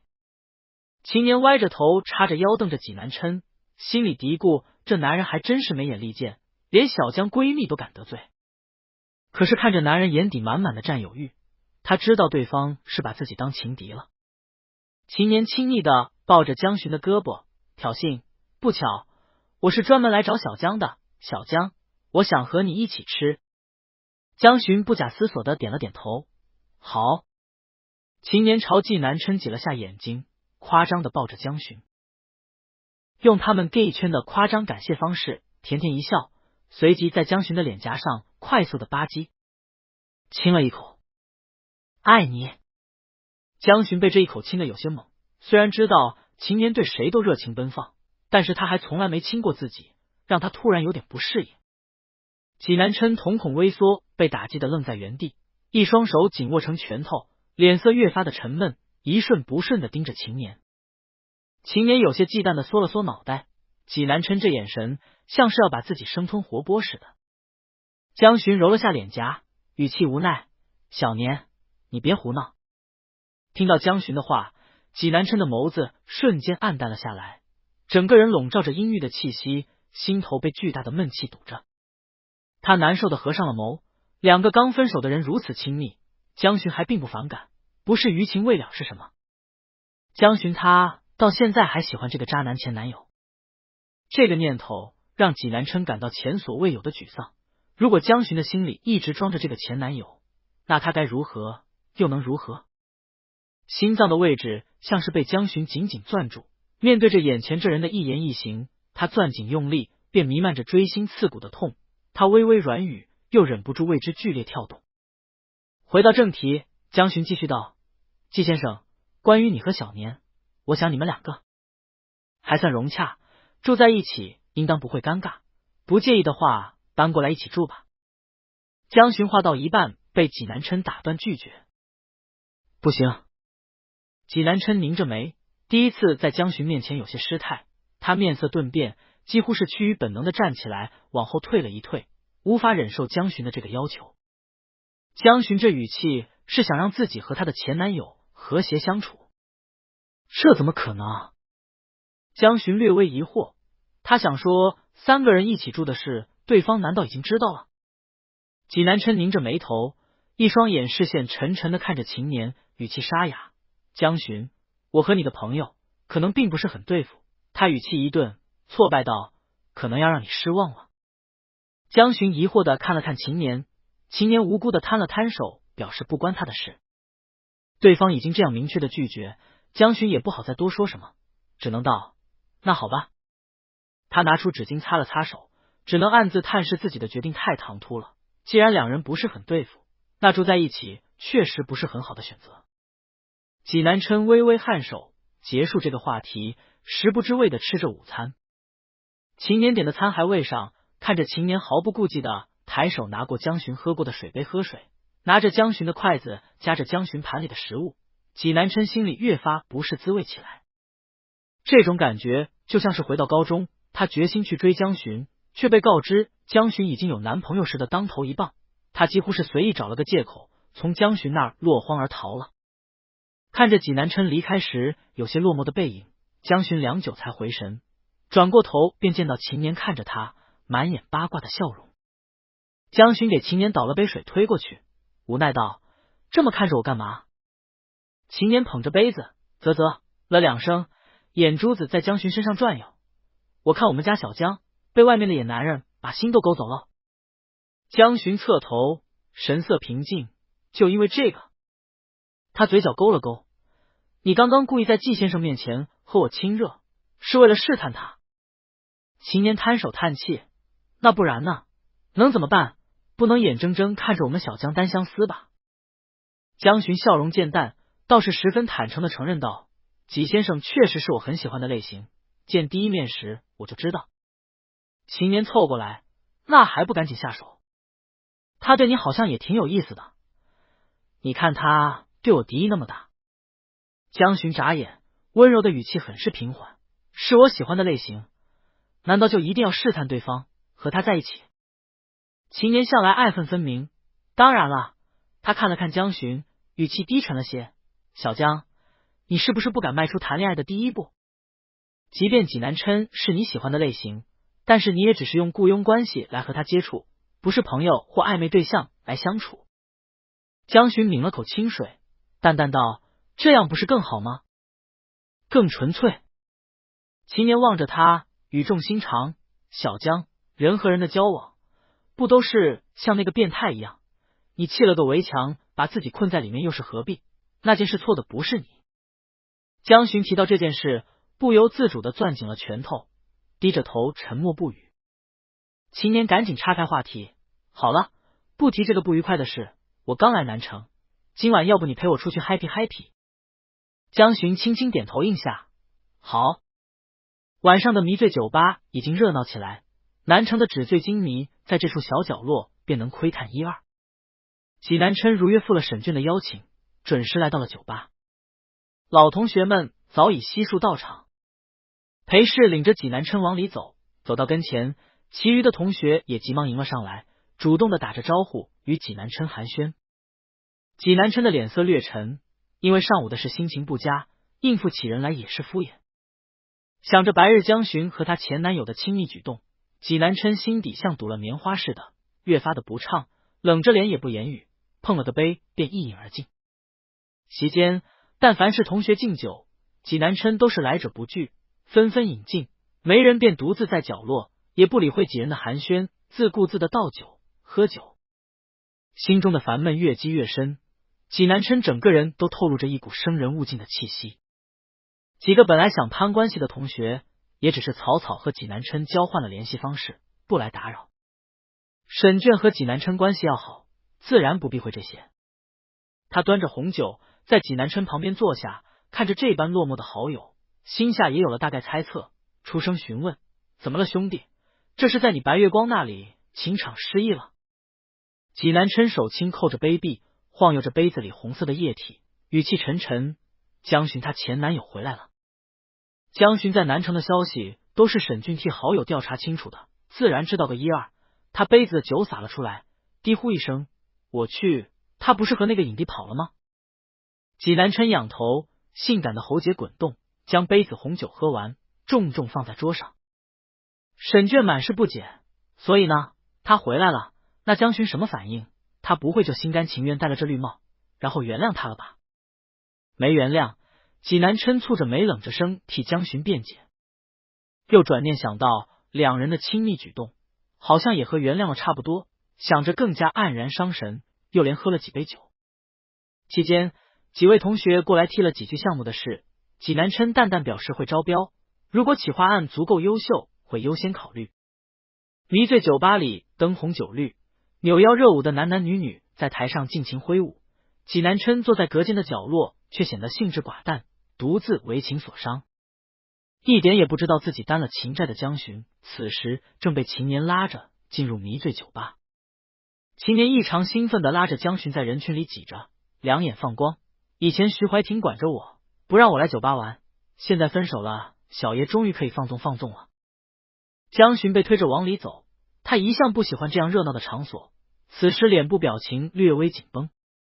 秦年指了指最中心的蹦台，周围喧嚣鼎沸的人群声让人听不太清楚声音。江巡凑到秦年耳旁，才艰难听到：“小江，我们上去蹦迪吧。”江巡摇了摇头，淡淡表示：“你去吧，我就在这等你。”秦年朝他眨了眨眼睛，嘿嘿，其实也不用等我，说不定今晚咱俩都有艳遇呢。好不容易单身，不得好好享受享受。江巡看着秦年淡笑不语，挥手让他快去，自己则是在吧台随意找了个位置坐下。他向调酒师点了一杯度数很低的鸡尾酒，安静的坐在一旁等秦年玩够下来。酒吧里鱼龙混杂，江巡瑰丽精致的容貌，清冷的气质，自然吸引了不少人把目光放在他的身上，垂涎的、惊艳与怦然心动的都有。在第三次礼貌拒绝了对方添加联系方式的请求后，江巡暗自懊恼和秦年来酒吧的这个决定。不习惯与人社交的他拿出手机给秦年发了消息，表示自己出去等他。秦年回复的很快，也很简短，甚至透露出了那么一股子不近人情的味道。今晚不回，你先走吧。江巡没多想，以为秦年真的找到了艳遇，抬腿准备离开，想要走时，他却透过迷醉酒吧的透明隔层看到了一个熟悉的身影。意识到济南琛今晚兴致不高，几位同学倒也没多打扰，待了多时便离开了。济南琛坐在角落深处，整个人有些郁郁寡欢的喝着闷酒。沈卷则是拍了拍好兄弟的肩膀安慰：“不就是个前男友吗？他们能分手说明感情本来就不深，你别胡思乱想。”济南琛放下酒杯，低垂着头：“你不懂。”沈卷敷衍应：“好，我是不懂。你这暗恋了人家10来年，早该知道这事没这么容易吗？”济南琛愁眉不展，丧气道：“他心里还有他的前男友。”他痛苦的撑着额头，心灰意冷：“我能怎么办？”沈卷看着挫败颓废的济南琛，心里也暗自替好友打抱不平起来。这白月光眼睛不好使吗？他兄弟这条件还有什么不满意的？非眼巴巴去喜欢他那个渣男前男友，什么毛病？他放不下就算了。沈卷缓缓道：“要不你放下得了。”济南琛眼底闪过一丝清明，直勾勾的盯着沈卷。沈卷赶紧捂了捂嘴，当我什么都没说。济南琛头疼的揉了揉额头，声音沙哑低迷：“要是真的这么容易放下就好了。”沈卷微微叹息一声，对兄弟的一往情深感到不值。就在这时，一道清越的声音在两人面前响起。江巡略带疑惑的上前来打着招呼：“季先生，你怎么在这里？”济南琛表情微微松懈，沉浸在郁郁寡欢的情绪中，还未出来，一张棱角分明的脸颊阴郁不已，看上去像是被强迫过来的。倒是沈卷整个人一激灵，靠，这是被撞见了啊！而且这白月光现在还以为他兄弟穷得很呢，现在要怎么糊弄过去？可转眼看到江巡略微担忧济南琛的眼神，沈卷又放松下来，不由计上心头。他慢悠悠靠在沙发上，装作一副浪荡公子哥的模样，打着招呼：“哟，这不是江先生吗？他替济南琛回答着问题。你说小季啊？他是过来陪酒的。见好友替自己找到借口，济南琛闷闷的了一声。江巡眼底忧虑更甚，不由自主的抓紧了身侧的衣服。他语气略紧，现在时间不早了，我看季先生有点醉，沈少如果尽兴了，不如我带他回去请醒酒。沈卷听到江巡的话，眼前一亮，突然觉得他大兄弟这也不是没有机会吗？沈娟大手一挥，决定助攻一把。这才哪到哪啊！他一把勾着济南琛的肩膀，挑了挑眉，更何况他今天怕是走不了了。济南琛对于好兄弟上手的动作，很是嫌弃的蹙了蹙眉。江巡愣在原地，什么意思？沈卷翘着二郎腿，自顾自的点了根烟，挑眉饶有兴致的打量着江巡，缓缓道：江先生你也知道，小季不是缺钱吗？我可是花了10万让他答应今晚留下来陪我。济南琛眼色复杂。江巡瞳孔微缩，晚上留下来陪他，是自己理解的那个意思吗？他咬了咬唇，心底深处有些不自在。见江巡站在原地，脸色有些发白，沈卷又加了一剂猛药。他把着济南琛的肩膀就要起身，我们就不闲聊了，待会儿和小季还要去办正事，先走一步。说着，沈卷把着济南琛的肩膀，一边使劲的眼神示意济南琛跟自己走。济南琛不解的跟着沈卷一道往前走，准备离开。大约走了几丈远，身后传来江巡挣扎的声音：等等。沈卷回头，怎么？江巡白皙的脸颊上有些复杂，他难忍的走到沈卷面前，把人挡住，从钱包里拿出了银行卡，递到沈卷手里，抬眸表示这个卡里有50万，能不能请沈少割爱？沈卷嘴角戳着意味深长的笑，看来江先生对小季挺喜欢的吗？可是江巡见沈卷顿了下，毫不犹豫的继续加码，100万，剩下的50万明天给你。江先生大气，这么心动的条件我很难拒绝啊。沈卷无奈的摊了摊手，把好兄弟往江巡的方向一推，你赢了，他今晚是你的了。江巡忙着扶住略有些醉酒的济南琛，沈卷不忘吹了声口哨，悠哉悠哉从两人面前出去，祝你们有个愉快的夜晚。把济南琛赎回来后，江巡把他带到酒店。济南琛一路上一言不发，只有一双深邃幽暗的黑眸看着江巡心慌意乱。他温柔的把济南琛扶进屋子里，轻轻把济南琛的胳膊从自己的脖项上放下，微微松口气：季先生，你今晚好好在这里休息吧，钱的事可以好好想办法，我先回去了。话落，江巡拧开门把手，准备出去。门刚开了1/3，蓦地，一双大手猛地撑在了门板上，砰！悲声门大力的合上，馥郁的酒香压了上来。济南琛一只手压着江巡的肩膀，把人牢牢抵在门板上，高大的身影微微压下来，视线与江巡对视。济南琛眼底涌动着江巡看不懂的神色，浓郁炙热的像是要把人融化了一样。济南琛微微起唇，温热的气息带着红酒的清香。走什么？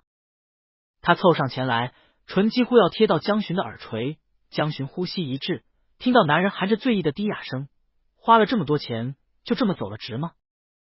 济南琛觉得体内暴力的因子不断的涌动，他几乎快要控制不住自己的情绪。这一天起起伏伏的情绪让他意识混乱，白日秦年与江巡的亲密举动更令他抓狂，发了疯一般的嫉妒。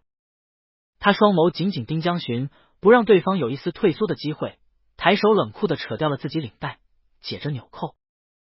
他大掌轻轻抚摸着江巡脖项间柔嫩的肌肤，气息性感又缓慢。江巡，要不要试试是不是物超所值？江巡双手紧紧抓着济南琛的胳膊，身体有些发抖，怯懦的抬眸看着他。济南琛，济南琛被这样的眼神伤到，醉意瞬间醒了一大半，知道把人吓到。他突然意识到自己在做什么，往后退了退，抱歉。见江巡愣在原地，他没忍住醉意，大掌轻轻落在江巡，揉着他头顶的软发，懊恼的出声安抚：是我不好，吓到了吗？他微微把江巡拢在自己怀里，一遍一遍安抚着：“对不起，江巡，我不想让你不高兴的。”济南琛声音略低，带着醉意，话里透着平时不敢说出的话。我以为我们在你带我走的一瞬间，我以为我们是彼此喜欢的。济南琛一瞬间沮丧极了，他难受的轻轻松开了江巡，怕再吓到江巡，他沙哑着声音提出：“你在这好好休息吧，抱歉，我走。”济南琛垂下眼，艰难的抬腿，正待出去，手臂上的袖口被江巡轻轻扯住。江巡从济南琛怀里红着脸抬起头，他撑着的眸子氤氲着水雾，神色极不自然，声音微微发颤：“别走！”江巡的声音几分窘塞，清晰无比的传入了济南琛的耳中，握得泛白的指尖更是把济南琛衬衣的袖口抓得越发紧。济南琛愣在原地，被这一声低浓软语喊得心尖都酥了。刹那间，他脸颊上涌现出惊涛骇浪，分明的五官从错愕转变成激动。他反手扣住江巡削薄的手腕，把人往怀里带了带：“让我别走，你知道什么意思吗？”他轻轻抚上江巡的脸颊，目色渐暗，眼底燃烧着燎原烈火。知道。江巡手轻轻地搭在济南琛的肩膀上，声音干涩又紧张，似乎是下了很大的决心一般，又重复了一声：“别走。”济南琛眼底满是得偿所愿的狂喜，江巡的这一声知道刺激的他都快神志不清了。他脸颊微微埋在江巡的脖肩，把江巡整个人紧紧抱在怀里，低喃：“是你招我的，江巡。”男人轻轻的低笑一声，片刻间啄了下江巡小巧精致的喉结。江巡霎时间感觉抵在门板上的整个后背都麻了。济南琛的吻附上来时，江巡整个人还很猛。他这20几年来从未与人有过越界的亲密举止。江巡缓缓闭上眸，似乎这样才能减少心中的不自在。他的腿有些发软，脑袋晕乎乎的，感受着济南琛在他唇间的试探触碰，脸颊煮熟了一般，红得不像样子。他迷迷糊糊的想，原来接吻是一件这么让人面红耳赤的事。初春的南城带着一丝朦胧的烟色，冬日的寒气还未完全褪去，灯红酒绿的夜晚凉意明显。但江巡却觉得热，额间是不停进出的细汗，脸颊是滚烫的绯色，连同眼尾也是一片湿润红润。他在混沌里睡去，又在混沌中醒来，意识模糊的不知时间是何物，迷迷糊糊的半合着眼，半梦半醒之间，隐约听到外面春日里的猫趴在窗口叫得正浓。一夜无梦。因为宿醉，济南琛醒来时脑袋还带着一丝钝痛，飞入鬓里的眉缓缓蹙了蹙，感受到落地窗前刺目的阳光，眼皮动了动，缓缓的睁开了眼。意识还有一瞬间的不清醒，济南琛眼底很是迷茫，看了看凌乱的室内，渐渐回神。哦，这是酒店。他视线收回，映入眼帘的是一副睡得恬静优雅的小脸，此时半靠在他的怀里，呼吸绵长。昨夜的回忆瞬间翻涌在济南琛的脑海里，他的意识瞬间清醒，整个人激动的从床上跳起来。他和江巡，他们昨晚巨大的狂喜充斥在脑海里，多巴胺在体内肆意横行。济南琛脸颊上不似平时的沉稳镇定，嘴里咧出一个大大的笑。只要一想到昨晚的事，他就热血沸腾，热气翻涌，整个人控制不住的在床上翻滚，笑着。江巡是他的了，完完全全属于他。人果然不能太得意，伴随着砰的一声，平时正襟威严的济总直愣愣的摔下了床。济南琛坐在冰冷的地板上，脸颊上的笑容还未完全散去，猝不及防的愣坐在地上。江巡是被吵醒的，他睁开第一眼便看到济南琛坐在地上，嘴角还挂着未消散的笑意。江巡微微撑起酸涩的身体，感受到全身普通碾过的酸疼时，脸颊不露痕迹的皱了皱。他疑惑的看向济南琛，声音沙哑：“季先生，你怎么了？”济南琛回过神，解释的声音都有点不利索，像只兴奋过度的大狗狗。没事，摔了一下而已。他赶紧从地上起来，正了正神色，靠近江巡，偷偷瞥了眼，见到对方此时缩在被子里，露出一个脑袋，白皙细腻的手臂伸出来压着被子，脖项间露出几道暧昧的红痕。济南琛凑近了些，先伸出手摸了摸江巡的额头，没发烧，察觉到温度正常，他微微松了口气，关切地问道：“身体怎么样？”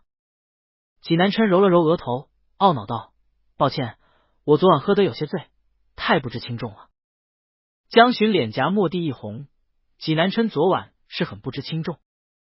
江巡低下头，不敢去看对方炙热的眼神，只轻轻道：“还好。”济南琛一听这话就知道不怎么好，他主动提出：“你先休息，我去给你买药。”说罢，他着急忙慌的抬腿出去。等等，江巡在后面惊慌的出声。济南琛略带疑惑的回过神，见江巡的眼神在他身上很是慌乱。江巡抬眸，脸颊滚烫：“季先生还没穿衣服。”济南琛低头一看，自己身上只穿了一条三角裤，霎时间脸也烫了。他赶紧走到床头去找两个人的衣服，看见两人衣物缠绵在一起，不分你我。济南琛嘴角偷偷翘起点弧度，先把江巡的衣服捡了起来，再拿自己的衣服。济南琛有条不紊的穿好衣服，看着床上的江巡，温柔体贴的表示：“我出去一趟，巡巡，你先好好休息。”江巡被济南琛这声喊声叫得有些发愣，有点不解为什么对方突然这样叫他。济南琛抬腿出了房间，轻轻扣上门，生怕打扰到江巡。他们订的是5星酒店，济南琛走到前台，特意交代了准备丰盛一点的早餐送到房间，一边春风满面的出去买药。酒店旁就有不少的药店，济南琛找了个最近的，走了进去。酒店内，江巡的身体还是很酸，没什么力气，大概是因为昨晚熬夜，眼下带着淡淡的青涩。他抓着被子，实在没有起床的勇气，缓缓闭上双眼，又睡了过去。再次醒过来时，已经快10点了。济南琛安静的坐在床边，并没有打扰他。见江巡醒了，才道：“醒了。”江巡点头：“嗯。”济南琛扬了扬手里的药，缓缓道：“见你睡得香，没好喊醒你，这是擦的药。”话落，他又指了指旁边的海鲜粥，早餐也送上来了。巡巡，我先帮你擦药。江巡整个人往后一缩，话都哆嗦了几分：“不用，我自己来。”济南琛把药递到江巡手里，表情略微遗憾：“那好吧。”江巡接过药膏，看着济南琛，脸颊红扑扑的。见济南琛没有要走的意思，他暗自咬了咬牙，带着药膏，整个人慢慢的钻进了被子里。济南琛看着微微拱起的被子，听到细微的动静，眼底渐深。江巡好像害羞了，他轻轻坐在床头，安静的等待着，嘴角始终噙着一抹笑意。昨晚江巡让他留下，是不是就说明江巡心里也有他？而且两个人都已经亲密接触了，是在一起的意思吧？济南琛看着江巡擦完药，两颊春色动人不已，在心中默默肯定了自己的想法，没错，是在一起了。江巡看着济南琛直勾勾的看着自己，不由摸了摸脸颊问道：“季先生，有什么问题吗？”济南琛坐在江巡旁边，抬手轻轻附在江巡的脑袋上，揉了揉他松软的头发，语气宠溺：“还叫我季先生，这么生分？”江巡不解：“那叫什么？”济南琛优雅一笑，含情脉脉的盯着江巡：“叫我南琛，巡巡。”江巡对上济南琛满是期许的眼神，江巡发现自己似乎无法拒绝这个男人的任何要求，他张开唇，厚着脸皮艰难开口：“南琛。”济南琛笑意满面的应下。济南琛把粥端起，轻轻舀了一小勺，放在嘴边轻轻吹了吹，递到江巡嘴角，用男朋友的语气道：“来，吃饭。”江巡满眼的复杂，不知道为何两人睡了一觉后，关系竟然变得如此亲密。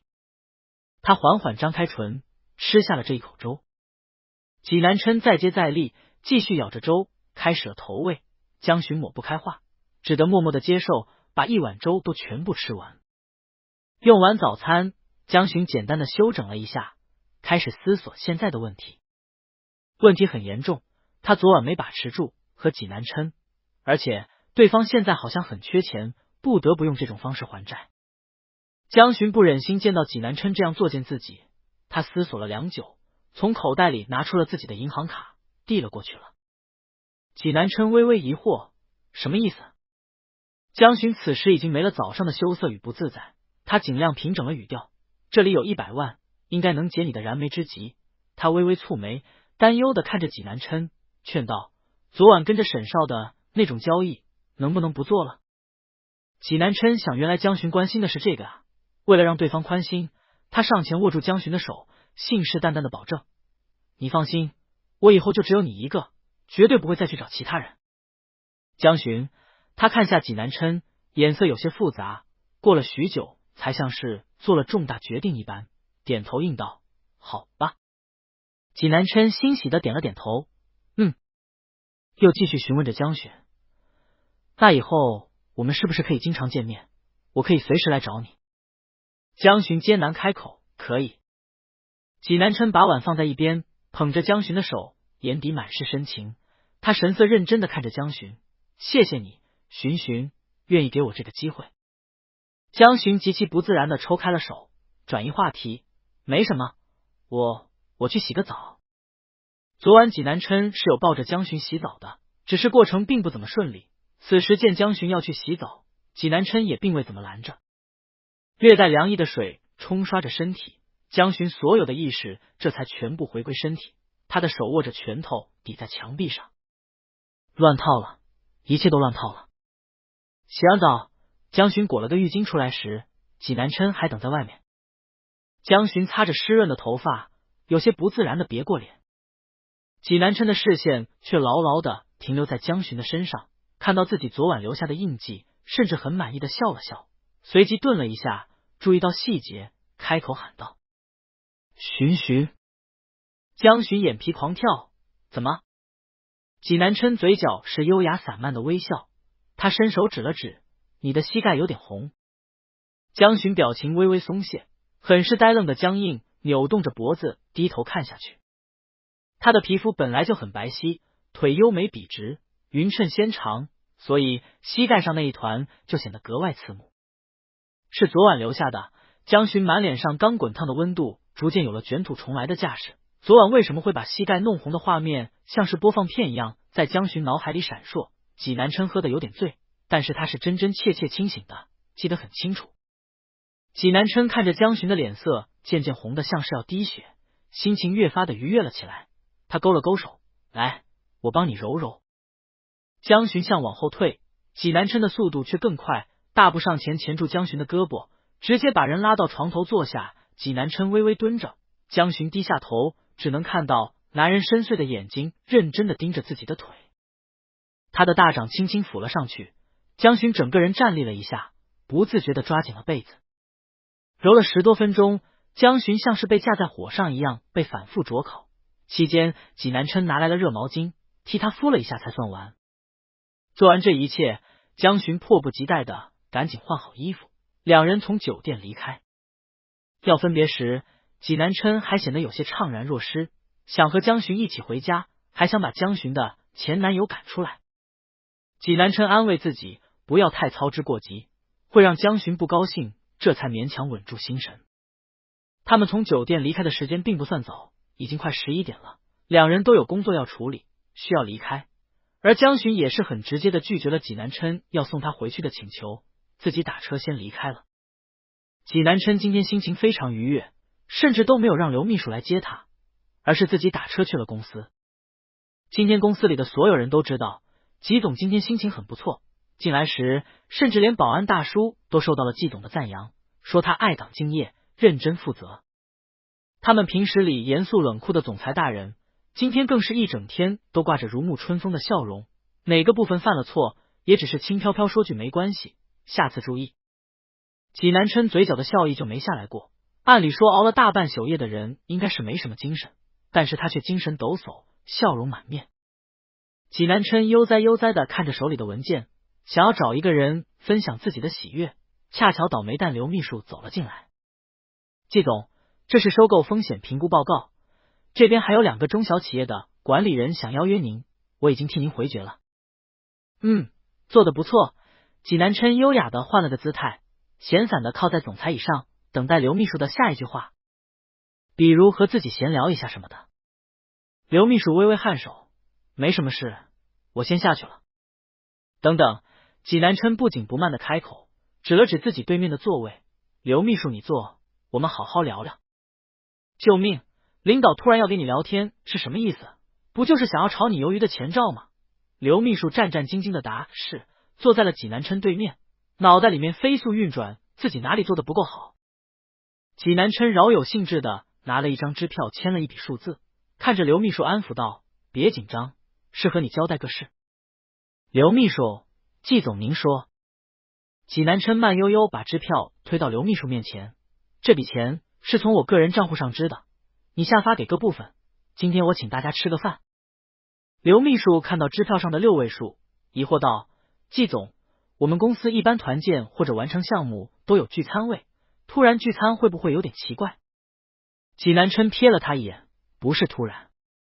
他交叠着双腿，挑了挑眸，慢悠悠的回答着刘秘书的问题。今天是我与爱人在一起第1天的纪念日，所以特意请大家用餐。刘秘书，他略惊讶的看着济南琛，季总您不是早就谈恋爱了吗？之前又是约会，又是搬到对方家里住，过年还去见了家长，这都不算谈恋爱吗？刘秘书偷偷瞥了一眼济南琛，你们有钱人玩的这么花的吗？济南琛摇头，不是，今天才刚刚确定关系。刘秘书，那恭喜季总了。济南琛挑眉，对于刘秘书的这声恭喜很是受用，就冲刘秘书是第一个道喜的，他抬了抬手，去 LV 拿个包送你女朋友吧，记在我名下。刘秘书闪过意外之喜，谢谢季总。济南琛招手想让刘秘书下去，却突然想到了沈俊，作为助攻的好兄弟，他和江巡能在一起，多亏了沈俊的帮忙。济南琛拖着下巴，略微思索一下，对了，我仓库里那辆法拉利拉法，你帮我开去送给沈少。说着，济南琛从抽屉里把车钥匙拿出来，递给了刘秘书。刘秘书赶紧接过，我这就去安排。车子当天就给沈俊安排了过去。济南琛刚结束完会议，便接到了沈俊的电话。沈俊的语气略带疑惑，笑盈盈的问道：我说真是奇了怪了，之前让你把这车送我，你死活不松口，今天太阳打西边出来了，你竟然把车亲自送到我公司门口。济南琛闲散的靠着窗边，指尖夹着支烟，嘴角微微上扬，言简意赅的表示这是谢礼。沈娟愣了一下，随即反应过来，应该是昨晚的事，在他的一通刺激之下，他兄弟和白月光去了酒店。哦，沈娟的语气带着揶揄，恭喜啊，我说难怪给我送车呢，看来昨晚过得很滋润嘛。济南琛抖了抖手里的烟灰，轻笑了一声没说话。沈娟还在电话那头分析，我看他都愿意花这么大笔钱了，也肯跟你去酒店，肯定还是心里有你，努力，你们这事就成了。济南琛披着眸，自信的勾了勾唇，什么努力，我们已经在一起了。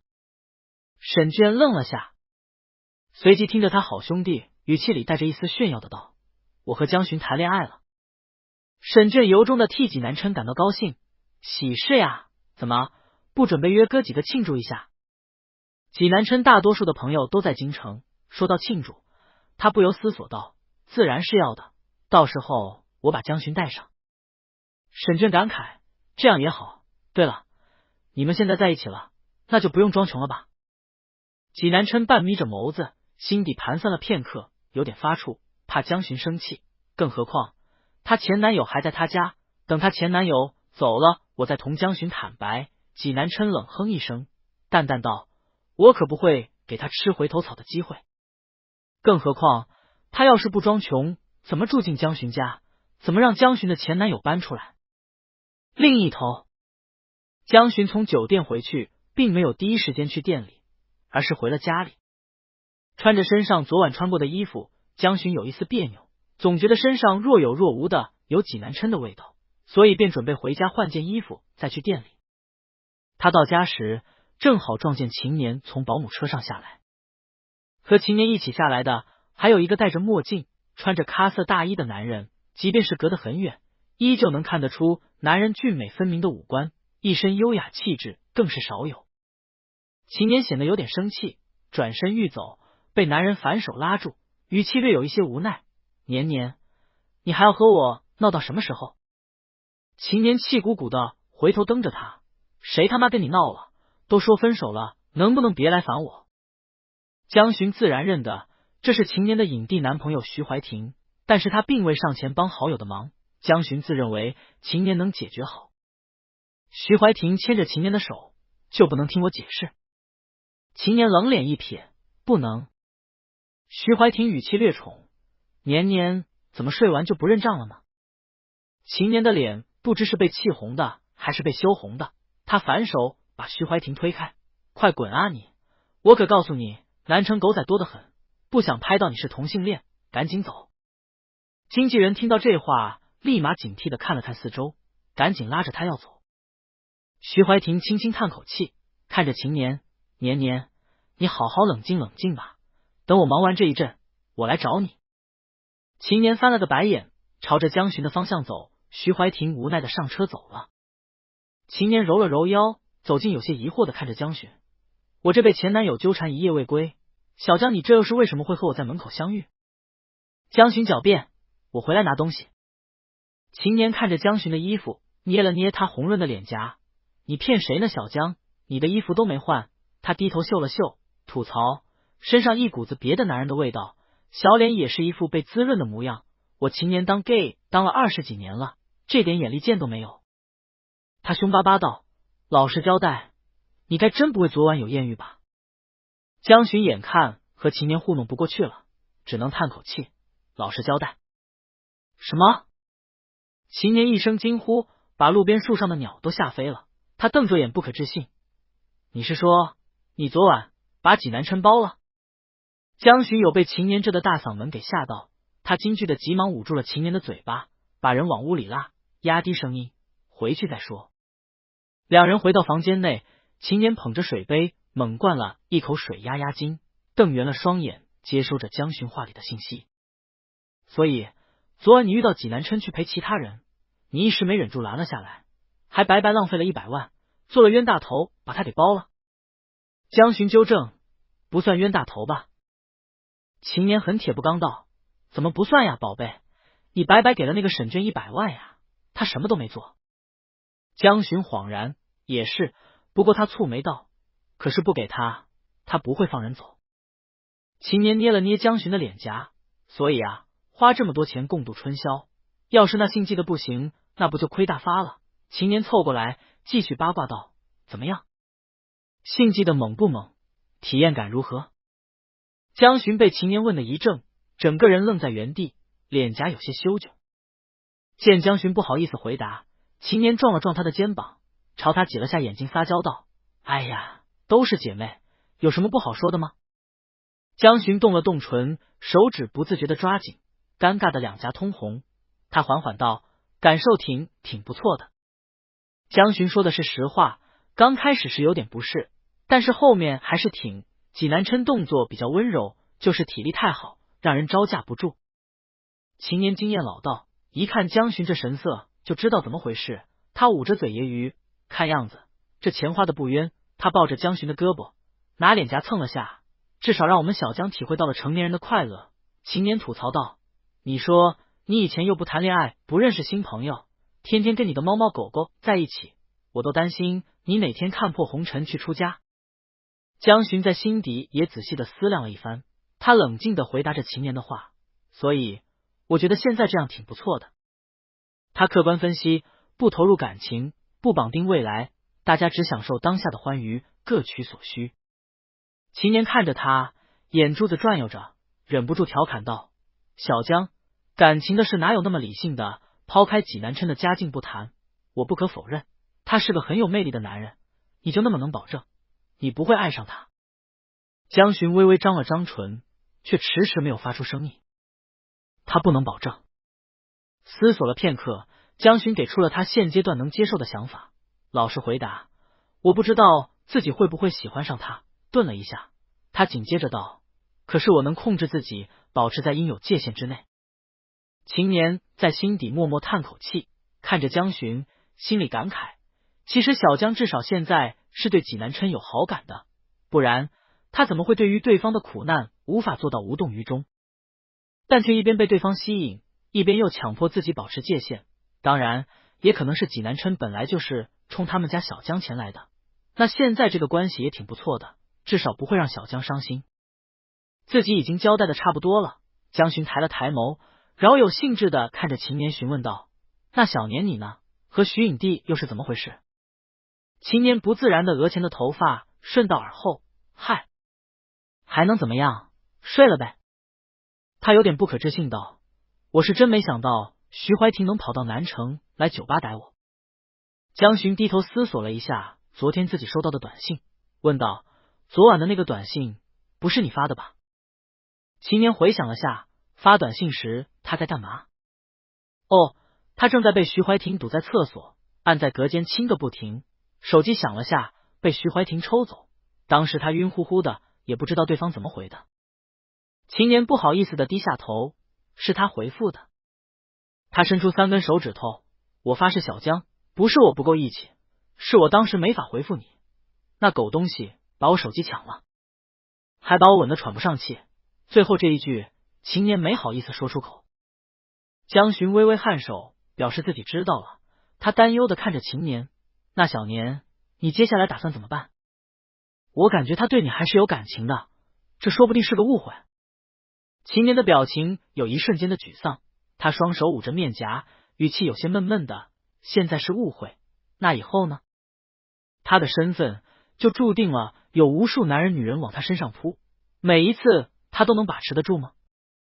秦年的眼圈红红的，很是认真的向江巡说道：“是我对他没信心，小江你也知道，当初是我厚着脸皮死缠烂打去追徐怀庭的，他当时并不喜欢我，我有时都在想，如果再遇到一个我这样的，他会不会也答应呢？”江巡轻轻叹了口气，知道没办法劝下去。尽管秦年平时张牙舞爪，自信乐观，但是在这段感情里，他才是自卑的那一个。那你们都好好冷静冷静吧。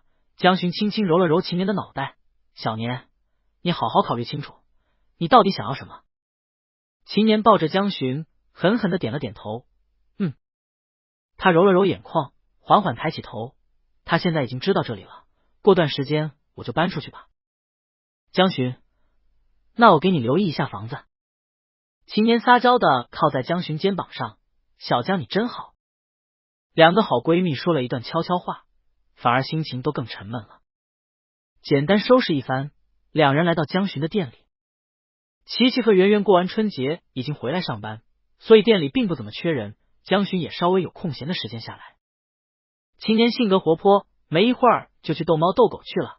江巡在前台收银，工作也比较闲暇。蓦地，他的手机响了一下。江巡拿出手机一看，是济南琛发来的信息，语气很是亲昵：“济南琛，巡巡，今天晚上要见面吗？”刚确定关系，济南琛心中翻涌着激动与兴奋，才分开一会儿时间，就觉得是鼓挠心的响了，迫不及待便给江巡发了消息。江巡则是显得有些意外，暗自思忖：难道这就是金主的待遇？他淡然的捧着手机打字回复：“江巡，你想见吗？”济南琛回复的很快自然：“江巡，那见吧。”济南琛，下班我来店里接你。江巡淡淡表示：“好。”虽然面上没什么情绪，但是江巡已经开始隐隐期待下午的见面了。他第一次建立这样的雇主关系，甚至有点搞不清楚他和济南琛之间的相处模式。江巡有些苦恼的蹙了蹙眉，拿着手机到网上发了个帖子寻求帮助。江巡网名：网友水水发帖，要怎么和包养对象相处呢？感觉自从两人有了这个关系后，他对我明显亲热很多。下面的网友回复的也很快。网友红果果，当然要对你亲热了，讨好老板不是理所应当的吗？至于你要怎么和他相处，没经验。2楼来回答。2楼 Tinsoft 金主对情人相处，这还不简单？伺候的好就奖励啊，买车买包，带他去 shopping， 女人嘛，好哄得很。只要你有钱，拿票子养着他高兴还来不及呢。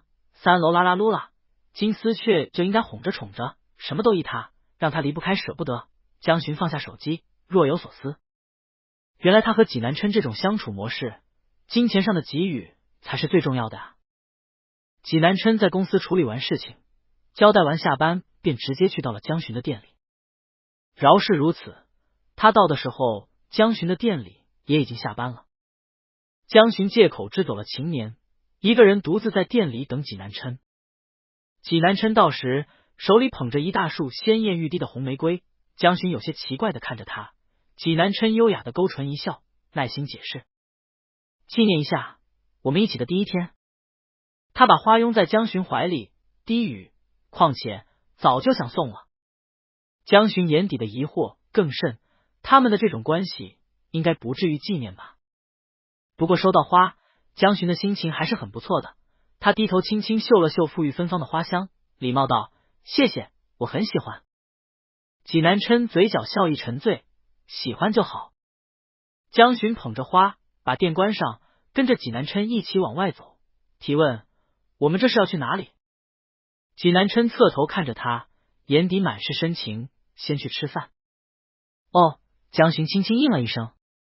两人并肩走着，江巡突然感觉到自己的手背和济南琛的手背不经意的碰了一下，他感觉像是被挠了一下。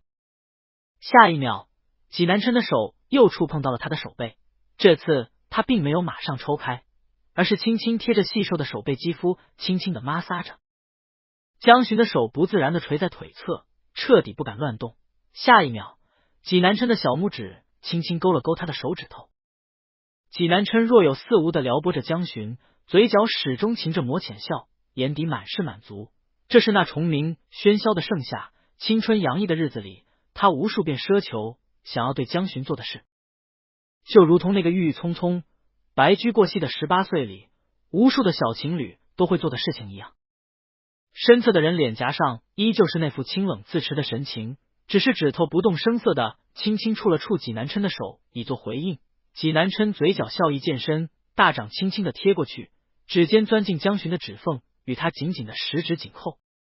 两人就这么牵着手走了一路，一直到吃饭的地方。济南琛订了一个很有氛围的西餐厅，两人相对坐，看起来与恋人并没有什么不一样。江巡感慨，幸好桌上没有烛光，身旁没有音乐，不然两个人这样吃饭显得很奇怪。他微微把花放在一旁，点了份西冷牛排，把菜单递给济南琛，济南琛也跟着点了一份，再点了点甜点，交给了英式。吃完饭，江巡优雅的擦着嘴，济南琛从怀里拿出了一张银行卡，递给了江巡。这是昨晚江巡给沈卷的那张卡。江巡眼底微微疑惑的看着他，济南琛笑着解释：是我找沈卷要回来的，本来就没陪他。江巡担忧的看了一眼济南琛，欲言又止：你去找他，他没让你难堪吧？济南琛摇头笑道：巡巡，他没你想的那么不讲理。实际这张卡在早上便被沈卷送了回来，他本来就是想帮帮兄弟助攻，哪里会贪这点钱？江巡微微松口气，有钱人家的纨绔子弟脾气都不小，济南琛这样去贸然找他，很容易吃亏，没有就好。济南琛微微颔首，又从怀里拿出一枚蓝宝石胸针。江巡抬头满是不解的看着他。济南琛解释：这是沈娟让我转交给你的，说是赔礼，昨晚唐突了，江家和沈家素来交好，不该占你这个便宜。这其实都是济南琛胡诌的，沈卷的原话是给嫂子的见面礼，他现在说肯定不行，不得不找这个借口。江巡看着手里璀璨的蓝宝石，比起自己那100万也不遑多让，他摇了摇头，太贵重了。他抬头看了看济南琛，不放心济南琛再继续和沈卷接触，继而道：等我有空亲自还给他吧。济南琛微微颔首，不再多说什么，转移开话题：吃完饭要不要陪我走走？江巡答应下来，转而又问：你想去哪里走走？济南琛挑了挑眉，提议：南中如何？江巡怔了一下，脸色有些不自然，但是看着济南琛期意的目光，还是挣扎着点头应下。好。两人吃完饭，牵着手走在路上，一起往南中走。南中这几年变化极大，当年狭小的走道已经变成了宽阔的大路，操场也扩大了不止一星半点。周围全是穿着蓝色校服的青春面孔，他们走在这里都显得年轻了不少。南中并不能进，他们就沿着学校一路走，学校的栅栏里养了许多蔷薇，此时开得正盛。江巡感慨地看着周围，南中的变化真大。济南琛微微看着眼前之人的脸颊，跟着感慨：是呀。江巡向济南琛指了指里面，回忆：你看那条小道，以前哪有只流浪猫？秦年他们给他还起了个名字，叫菊师兄。我以前天天去找他玩。济南琛低低喃语：我知道。江巡蓦地回眸，表情略有些遗憾：你读高3的时候，我应该再读高1，真可惜，我当时的状态不太好。如果多注意一下，应该会记得你的。济南琛轻轻抚摸着江巡的脸颊，带着诱哄：现在记得也不晚。济南琛灼烈深邃的视线像是要把江巡融化一样，这温暖炙热的温度让他不自然的别过了脸。恰好在这时，他们面前的一个女孩被拦住，递了封情书。男孩很是激动的诉说着自己的爱意，但是很明显，女孩并不喜欢他，冷声拒绝。男孩有些失落，但是更多的是不甘，他面红耳赤的吼道：为什么？我明明那么喜欢你！江巡愣在原地，听到这句耳熟的话，全身血液一瞬间变得冰冷，脸颊霎时煞白，脑海里回荡着是多年来挥之不去的梦魇。少年的声音带着深深的执念，莫名的寒意，像是从地狱里的空荡回响，把他拖进无尽深渊。为什么呀，江巡？我明明那么喜欢你！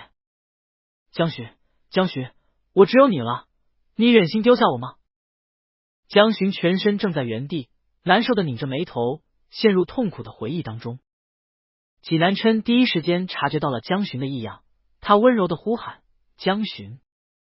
一道温柔的声音传来，江巡眨了眨眼，手被男人轻轻碰在掌心，他回神看着济南琛关切的脸颊。你怎么了？江巡回过神，气息有点略沉，他缓缓摇了摇头，不愿多说。没什么。江巡痛苦的挪开视线，我们回去吧。济南琛微微安抚着江巡，把人搂着往前走。好，回去了。他牵着江巡往外走，看了一眼刚刚的方向，若有所思。江巡没了心情闲逛，带着济南琛快速的回到了家中。秦年早就在家里待着，他懒散的躺在江巡家里的沙发上，嘴里叼着颗葡萄，手里撸着江巡家的猫，语气揶揄：哟，这约会才约这么一会儿就回来了。小年！江巡气恼。秦年懂事收了声。江巡轻轻瞥了他一眼，一边把玫瑰花放好，招呼着济南琛坐下，表示我去下洗手间。江巡离开后，屋子里的气氛逐渐变得凝重起来。秦年吃着葡萄，感觉到一道冷飕飕的目光投在他的身上，他僵硬着脖子转过去，对上济南琛冰冷刺骨的视线，拿葡萄的手一顿：你这么看着我干嘛？江巡一走，面对秦敌，济南琛卸下平日的伪装，眼底犀利冷漠，看着秦年，语气淡淡的警告道：离江巡远一点，别以为我不知道你在想什么。秦年被气笑了：你一个秦人哪来的这么大口气？他翻了翻白眼反击：凭什么？济南琛双手环胸，居高临下的看着他，他都和江巡在一起了，这前男友还赖着江巡不肯走，对于这种行为，他极为不满。你应该知道我和江巡的关系了吧？秦年莫名其妙：知道啊，怎么了？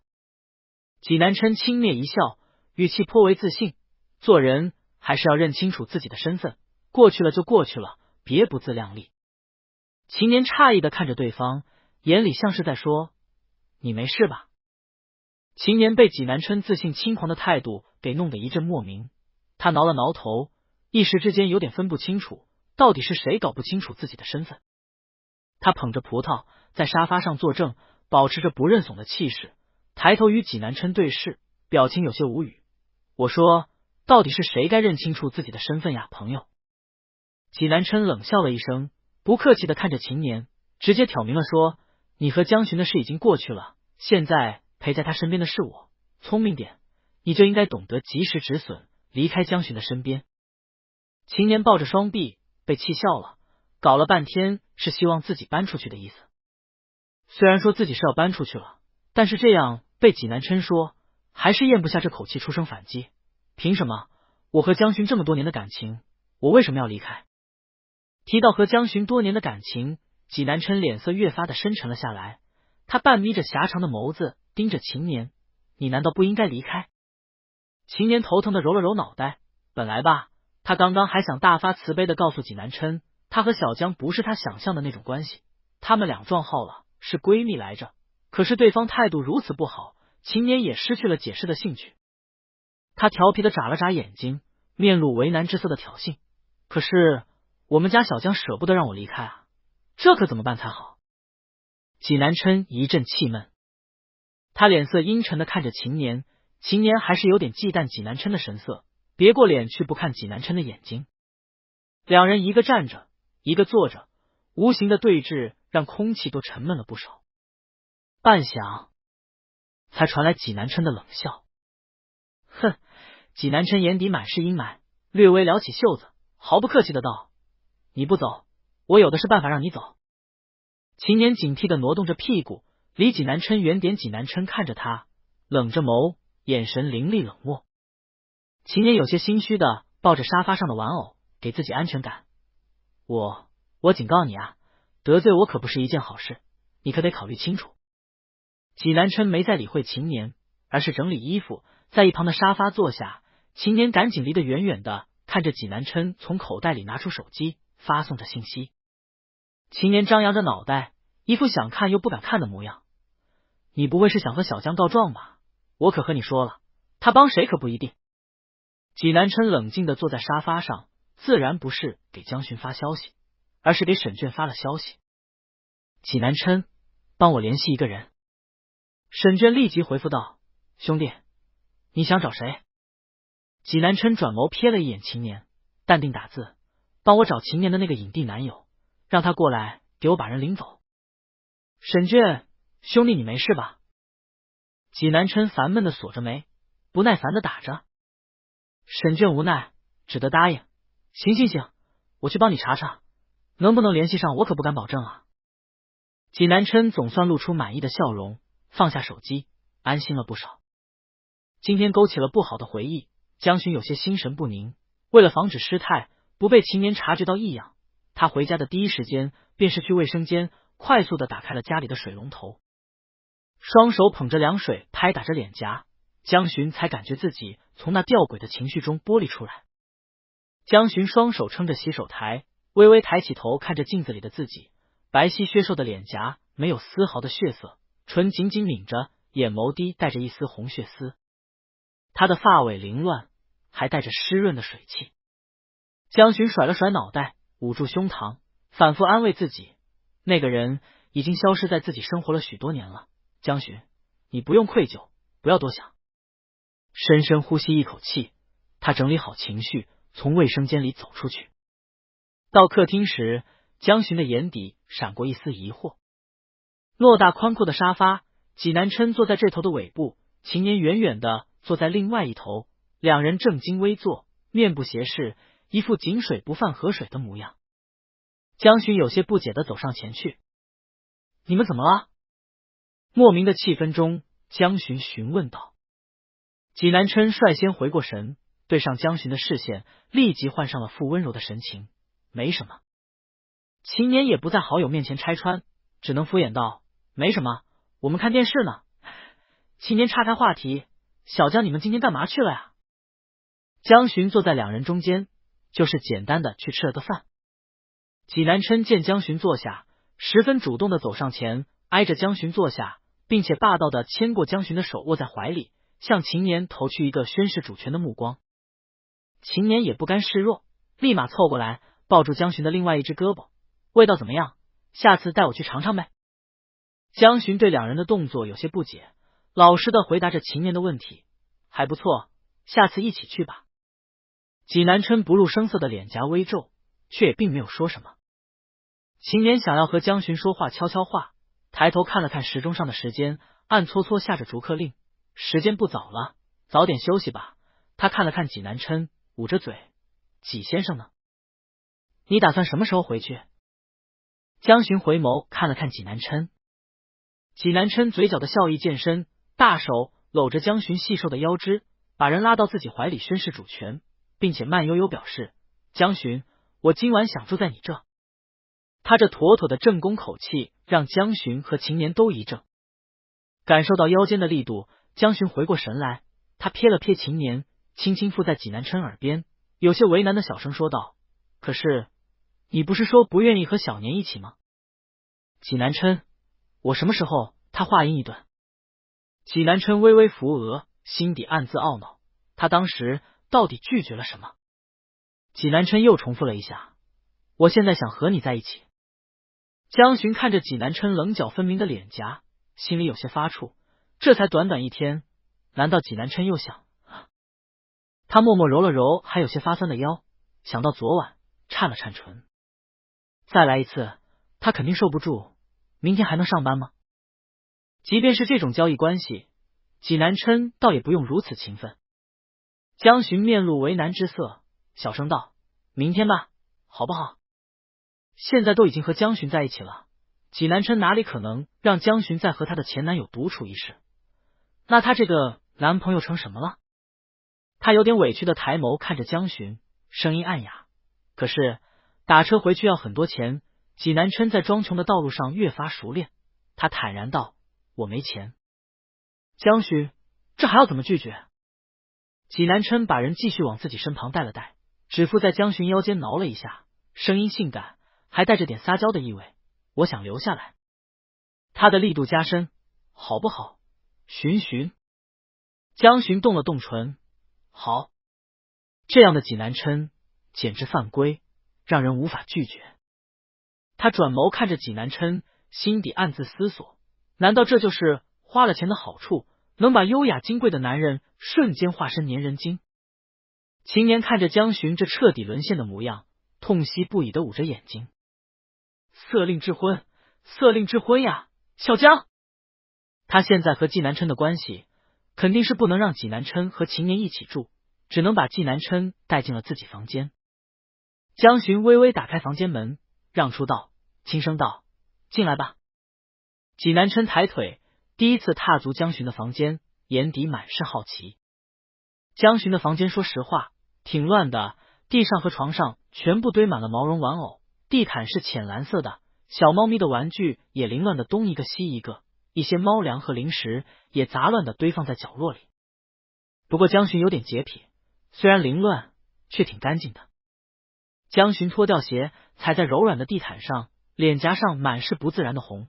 他抓着门把手，提醒：“浴室在里面，你要先洗澡吗？”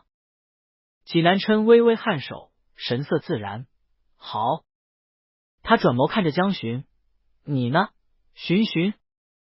江巡紧张的把手背在后面：“我待会儿去洗。”济南琛没说什么，进浴室洗了澡。江巡听着淅淅沥沥的水声，紧张舔了舔唇角，蹑手蹑脚的离开房间，去了秦年那里。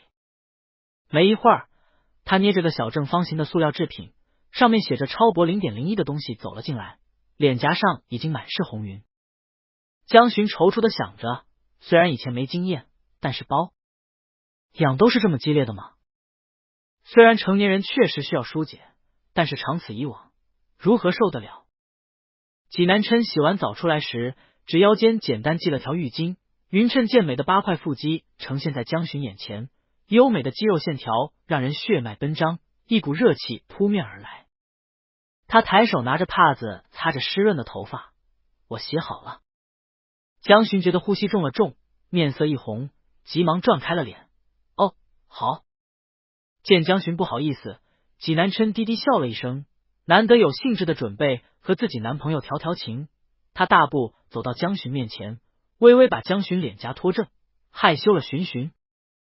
江巡脸颊动弹不得，只有一双眼睛慌乱转动，心虚道：“没有。”济南琛轻轻牵着江巡的手，说着闺房密话：“昨晚你可不这样，看上去挺喜欢的，现在怎么不敢看我了？”江巡蹭的一声从床上站起来，逃也似的往浴室走：“我先去洗澡。”他羞红了脸，赶紧冲进浴室关上了门，身后还带着济南琛浅浅的笑。江巡在浴室里待了接近半个小时，总算是磨磨蹭蹭的洗完了澡。他捏了捏有些发烫的脸蛋，对于现在他和济南琛的这种相处模式，仍有些不适应。更不适应的是，想到这，江巡心中像是有一团火在烧似的，他咬了咬牙，长长的呼吸一口，才做足准备推门出去。刚推开门，江巡便一眼看到了散漫悠闲坐在床头的济南琛，而他手里此时正捏着自己从秦年那里借来的东西。江巡脚步一顿，脸颊瞬间像是滚熟的鸡蛋。听到门口的动静，济南琛略一挑眉，抬眸去看江巡，眼底带着几分意味深长的笑意。巡。江巡下意识想逃避这个尴尬的问题，但是转念一想，好像他才是老板，才是应该主导的那一方。他轻轻掐了一下掌心，强忍着心中的羞耻感，装作一副十分冷静的模样，往济南琛的方向走，镇定的道：今晚只能一次。他垂下眸，语气轻轻：可以吗？济南琛愣了愣，伸手一拉，把江巡拉在自己怀里，坐在自己腿上，宠溺的按了一下江巡的脑袋。你呀，想什么呢？江巡刚洗了澡，眼底湿哒哒的，脸蛋红扑扑的，全身上下都透露着粉色，看上去确实秀色可餐。济南琛眼低渐暗，可是他又不是禽兽，男朋友昨天才辛苦劳累了半宿，今天还怎么舍得再欺负他？他轻轻吻了吻江巡的额头，温柔道：身体还没好，我怎么舍得动你？江巡眨了眨眼，脸颊上萌萌的。济南琛把他抱在床上，盖好被子，自己也熟络的上了床，把人搂在怀里。好了，你再怎么想也得等身体养好了再说，除此之外我不会折腾你，早点睡吧。江巡脸颊羞涩又窘迫，他单手抓着济南琛的胳膊，提自己身边。我没想哦，养对象要留宿，正常人很难不想歪吧。济南琛把人搂在怀里，安心准备睡觉。临睡前捏了捏手里的橡胶制品，江巡不像是随时把这个备着的人，于是问道：对了，这个你哪来的？江巡老实交代，问小年要的。济南琛半眯着眼，什么东西？前男友竟然在家里一直备着这个东西，他到底想干嘛？哼！济南琛不悦的冷哼一声，语气带着一点气愤，图谋不轨。江巡没想明白，济南琛说的这个图谋不轨指的是谁？济南琛重重的叹息一声，不愿让江巡为难，揉了揉江巡的脑袋，安抚道：睡吧。江巡微微点头，在济南琛怀里找了舒服的姿势，缓缓闭上了眼。两人就这么相安无事的睡了一晚。次日，江巡中午接到了一个久违的电话，他看着来电显示人，接通时语气略微有些吃惊：爸。江父很少打电话过来，故而江巡有些惊讶，随即问道：您打电话来是有什么事吗？江父的笑盈盈的声音从电话那头传来：今晚公司有个晚宴，小巡你带小季过来一起露个面吧。小季那份工作不太稳定，爸爸的意思是要不然给他安排在咱们公司安排一个岗位，你觉得如何？江父显然心底早有了盘算，江巡不愿意接管公司，平时根本不往公司走，但是要是男朋友在自家公司上班，这情况就又不一样了。江巡略微思索了一下，济南琛始终在体验馆工作也不是个办法，如果能去他家公司上班，对他来说也是件好事，于是便点头答应了下来。好，我今晚带他过来。你们早点来，今天聚会的都是公司股东和家里亲戚，别失了礼貌。江父也有自己的一番考量，正好趁着这个机会敲打一下公司里那些居心不良的人。他儿子也不是完全不管公司，别以为公司就能落到他们手里。江巡轻轻应下，好。和父亲结束通话后，江巡给济南琛发了消息，告诉了他今晚要一起回家参加宴会，济南琛自然答应下来。下午，济南琛特意穿上江巡给他买的西装，来店里接江巡。要去宴会，江巡也知道分寸，没有再离谱的让济南琛骑自行车，而是开的自己的保时捷一同去。这个晚宴算是公司年初的总结宴会，一些股东和重要的下属都会到场。宴会安排在南城的某家5星酒店内。济南琛下车，自然而然的走到副驾驶，为江巡打开车门，微微伸出手牵江巡出来，随后漫不经心将钥匙递给司机去停车。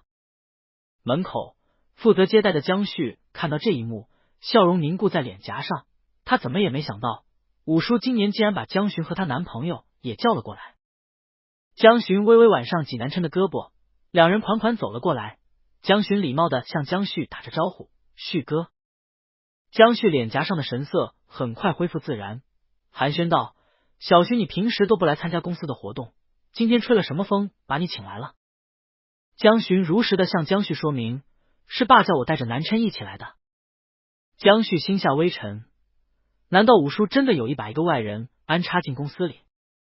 两人说话间，几个公司的大股东也到了，他们都是从小看着江巡长大的叔叔，看到江巡都有些意外，纷纷上前打着招呼：“小巡，还真是难得呀，看到你来参加公司的活动。”江巡礼貌有谦逊的打着招呼：“叔叔们好。”他介绍着：“这是我男朋友济南琛，我是带他来看看的。”济南琛也跟着谦卑的喊了声：“叔叔好。”几个老家伙都是人精，自然明白是怎么回事，纷纷感叹：“哈哈，看来公司能多个人分忧了，我们这些老骨头也是时候该歇一歇了。”小徐男朋友一表人才，一看就不是一般人呐，不知在哪里高就。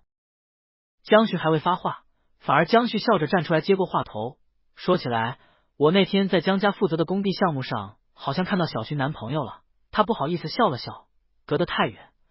你那天又穿着工人的衣服，我差点没认出来。小徐也真是的，竟然舍得让你去做这份工作。听到江旭的话后，公司里的几位长辈看向济南琛的眼神发生了微妙的变化，原来是寒门子弟。他们都一把年纪，自然懂得如何把自己的利益最大化。一个脑袋空空的管理人，自然不能给公司带来利益。看来江巡这男朋友来公司，也就是挂一个闲职。济南琛半眯下眸子，饶有兴致地打量着江巡的这位堂兄。为了不让他这个外人插足公司，还真是煞费苦心，特意当众众人的面提自己的工作，不就是想以此贬低自己，让江巡以后继承公司缺少助力。江巡被江旭的话问得愣神，他显然也没有料到江旭竟然会把这件事当众来说。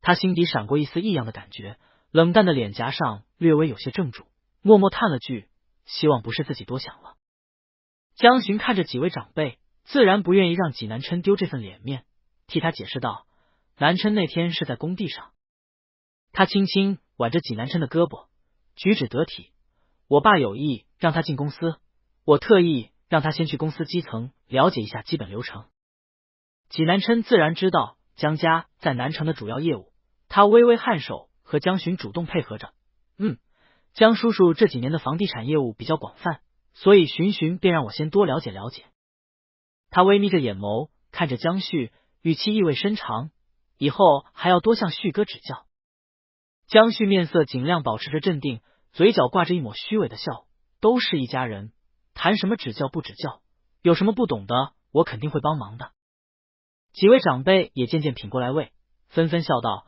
虚心学习是好事，以后你爸的事业还得靠你呀，小巡。”言下之意，江巡才是受到认可的继承人。江巡虽对管理公司没兴趣，却也不会当众驳股东们的面子，当下点头应下。江旭岔开话题，把众人往里面引：“晚宴马上要开始了，我们还是进去聊吧。”众人颔首，依次进入会场。会场被布置的富丽堂皇，入口一直延伸到深处，揭铺了地毯，偌大的水晶灯下是攒动的人群。杯弓交错之间，上层社会的奢华应酬不绝于耳。江旭跟在江巡的身后，后一步走进会所，拨开人群，径直走向了他父亲和母亲身旁。江家三叔也算是股东之一，不过他手里的股份并不算多，全靠江巡父亲扶持，在公司挂了个闲职。而因为这些年江巡一直没在公司，所以年轻一辈做总经理的便是江旭。今天这场宴会也是由他一手操办。江旭上前：“父亲。”江三叔手里端着酒杯，他身侧站着他的夫人和另外一个小儿子江晨阳。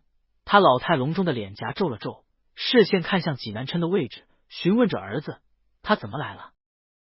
江旭压低声音，眉头也是一片愁色：“是五叔让他来的，看样子五叔是铁了心要让江巡收心，来掌管公司了。让济南琛来不是目的，而是借着男朋友把江巡绑来公司才是真的。”江三叔不满的笑了一声，呵呵，咱们爷俩替你五叔劳心劳累这么久，他还真是一点情分都不念，什么好的，只想着他那同性恋的儿子。江旭眼底闪过一丝认同之色，接下来怎么办？父亲，你不是说那个姓纪的其实只是个架子好看的草包吗？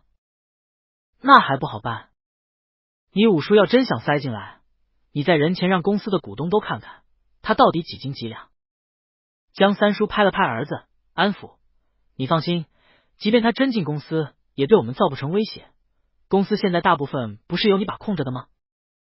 一旁江旭的母亲也安慰道，是呀，旭儿，江勋一个同性恋，以后也没有子女，江家的家业迟早还是咱们家的。江旭看了一眼人群中攀谈举止随性熟练收放自如的济南琛，担忧，可是我总觉得江勋这男朋友不是什么善茬。小儿子江晨阳眉间满是自信，拍了拍胸脯，向自家哥哥表示，哥你放心，要是他敢欺负你，我帮你收拾他。一家人被江晨阳的话逗笑，心底的阴霾散了几分。江父早就在应酬了，见江巡和济南琛来了，在人群里向两个小年轻招了招手。江巡带着济南琛走过去，打着招呼，爸。江父微微抬手，来了。他伸出酒杯，济南琛赶紧懂事的碰了个杯，两人喝了口酒，江父这才继续道，正好，小季，叔叔带你去认认公司里的人。面对岳父大人的扶持，济南琛自然乖巧应下，好的叔叔。两人抬腿跟在江父后面，熟络的一同打着招呼，混个脸熟。一番交流，场上的几乎所有员工都知道了江家的小公子的男朋友，一时间大半的目光都集中在他们身上，能混到这个层面的哪个不是人精，都想了解一下江父对于这个女婿的态度。恰巧此时江旭也走了过来，江父面露一喜，招呼道，小旭，你来的正好。江旭上前打着招呼，五叔有什么吩咐？人事管理方面一直是你在负责，你替南琛腾个职位出来吧。所有人的耳朵竖起，听到江父接下来安排道，对了，财务主管不是辞职了吗？你让南琛顶上吧。江旭捏紧了杯子，财务主管那可是公司命脉，竟然交给一个外人。他眼底微闪，硬生生忍住失态，对着江父温和的回答，职位是空着，我也赞成五叔您的想法。他微微皱着眉，可是财务主管这个位置也有学历要求，与专业也有关系。他看了一眼济南琛，有意为难，不知道小寻男朋友的学历如何，如果不行，我这边也实在不好破例。江寻主动帮男朋友说话，旭哥，南琛是京大的。江旭面露为难之色，京大确实是顶级学府，倒也可以，只是我们公司要求出示毕业证件，你看方便拿过来吗？江旭自从上次在工地撞见济南琛，便旁敲侧击的打听过了，让他母亲去江夫人那里套了话，得知济南琛在做保安，便越发的看不起了。京大的人才怎么会做保安？可见是济南琛故意编造学历蒙骗他们。众人也都听出了江旭话中的意味不明，这是暗搓搓指少东家的男朋友学历不正啊。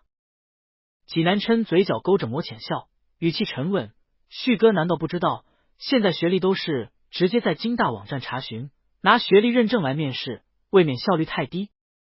江旭被济南琛不卑不亢的顶了回去，心中越发烦闷。江父满意的看了看自家女婿，这事就这么定了，小旭你安排一下。江旭不得不老实答应，好的五叔。济南琛在南城的业务也已经到了收尾的地步，加上江寻的堂哥一家看起来并非善茬，他作为江寻的男朋友，怎么也不可能让江寻受了委屈。此时江父让他进公司，他也正好顺水推舟应下，一探究竟。解决了这件事，江父松了口大气，恰好公司有事要江父处理，他便让江寻跟着一起去处理状况。场上只剩下济南琛和江旭，两人手里拿着酒杯，气氛显得有些剑拔弩张。济南琛散漫随意的多的屁着对方，江寻一走，他身上那股子居高临下的上位者气息便压不住了。对于对方的狼子野心，济南琛懒得维持表面关系，他慢条斯理的摇晃着杯中的红酒，看向江旭，语气带着淡淡的讽刺：“旭哥似乎对于我进公司颇有微词。”江旭一向笑面虎当惯了，维持着表面关系。哪里？你想多了，我也只是谨慎，为了公司着想。济南琛微微颔首，嘴角露出一抹意味深长的微笑。我和旭哥就不一样了，我只为寻着想，进公司也只是为了守着原本就是他的东西。济南琛慢条斯理的啜了口红酒，笑意渐深。毕竟有的人把东西放在他那久了，他就以为是自己的了。江旭听出济南琛口中的阴阳怪气，脸上的笑容也不是那么和气，放缓语气：“这个世界的规则本来就是能者居之。”济南琛眸光微转，能者居之还是狼子野心，相信大家自有判断。被戳穿，江旭冷了声，说到底，我和小寻、五叔才是一家人，你一个外人而已。五叔如今不信任我，难道就能信任你？济南琛把酒放到一边，双手环胸，挑了挑眉，所以这就是我不建议叔叔养狗的原因。江旭略疑惑的看着对方，只见济南琛慢悠悠的解释：“畜生这种东西最不好满足，你喂得多，他就给你摇尾乞怜；喂少了，他便自己偷摸吃，惹急了还在你嘴里抢食，你说是吗，旭哥？”江旭的脸色瞬间阴沉了下来，变得极为难看。江晨阳在一旁恰好听到济南琛的冷嘲热讽，他暗拉不住脾气，指着济南琛：“你骂谁呢？”济南琛冷眼一挑，气势带着淡淡的压迫感：“谁应是谁？”江晨阳才10几岁，从小被家里人灌输的就是以后这公司就是他们家的产业，如今听到济南琛这样说，哪里还忍得住？你这个臭保安，还不是仗着我寻哥喜欢你才能进公司，有什么好得意的？说我们是狗，你配吗？听到对方说自己是仗着江寻喜欢才进公司，这羞辱的话，济南琛硬生生听得舒畅，心情颇好，慢悠悠道：“好吧，我收回刚刚的话，养不熟的狗，或许叫白眼狼更为贴切。”你！江晨阳被气得浑身发抖，怒气直冲脑袋，拿起手里的红酒杯就泼到了济南琛身上，怒喝：“你算是什么东西？”济南琛的脸色瞬间沉了下来，一双犀利深沉的目光盯着对方，手捏着杯子咯咯作响：“你知道你泼在哪里了吗？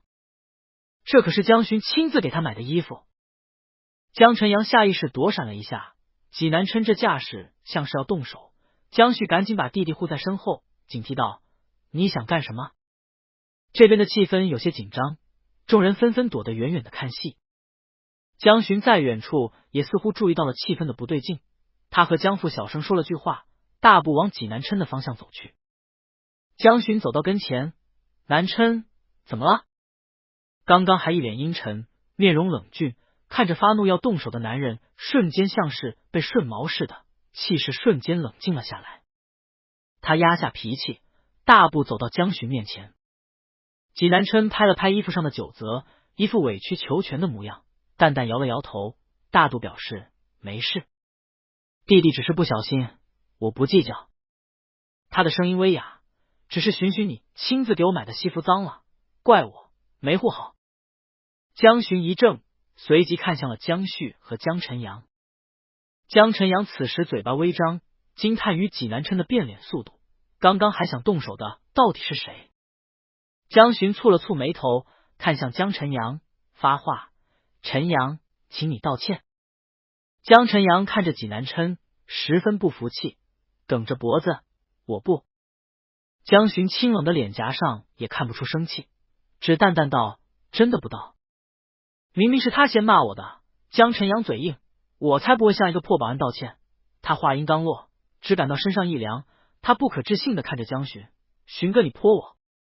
江寻拿着红酒杯，冷着脸：“你泼了我男朋友，我泼你，两清。现在你不用道歉了。”江寻这是为数不多在亲戚面前发怒，只是因为江晨阳嘴里吐出的破保安3个字，他在对方尚且敢如此说，江寻心疼的皱着眉头，那刚刚不在，岂不是更加过分？济南琛嘴角偷偷勾起一抹笑，看向江寻的眼神越发含情脉脉。男朋友发怒护着他的模样，好可爱，想贴贴，还想亲亲。江旭在一旁看着江寻，出声，小荀，陈阳虽然顽皮了一点，但他到底是你弟弟。济南琛走到跟前，放缓语气，对，像旭哥说的，你们才是一家人，别为我这个外人伤了和气。江荀听到这话，心底越发不是滋味起来。刚刚江父把他拉到一边，特意说了这个问题，也有提到三叔家现在的心思可能不正，但是没想到他们竟然真的给济南琛难堪。仅仅是让济南琛来公司上班，便这么容不下了吗？江荀微微蹙眉，眼神有些复杂。旭哥，你说了吗？江旭在心底暗自咬了咬牙，刚刚和济南琛的对话，济南琛每一句都在讽刺他们家狼子野心，这话自然不敢和江荀说，只能咬牙认下。抱歉，是我说话没分寸了。虽然对于掌管公司没什么态度的兴趣，但是今天的场景不得不让江荀深思。如果公司真的落到三叔他们一家人手里，那还会善待自己的家人吗？江荀抿着薄唇，我不希望再有下次。江旭受了一肚子气，却也不得不忍下来。知道了。宴会结束，济南琛送江荀回家。江荀的车被父亲临时征用来送喝醉酒的员工，他们俩则是打车回去。出租车停在了十字路口，两人下车往小区走，还有一段路程。济南琛牵着江荀的手，一同漫步在巷间。江荀透过路灯打量着男人的侧脸，浅笑道：南琛，今天谢谢你。济南琛挑了挑眉，知道江荀的意思是清楚，他今天故意激怒江旭，只是为了让江荀看清楚这家人的真面目。济南琛勾唇，我们俩的关系还用得着说这些吗？荀荀。江荀有些疑惑的仰头看他，雇主难道连谢谢都不用荷包？养对象说了。两人走了百十步，走到小区门口，江荀语气轻轻道别，那我先回去了。济南琛站在原地磨蹭着不走，看着江荀语气淡淡，就这么走了。那不然呢？济南琛委屈，明明别的小情侣分别都是黏黏糊糊依依不舍，怎么她的男朋友一点表示都没有？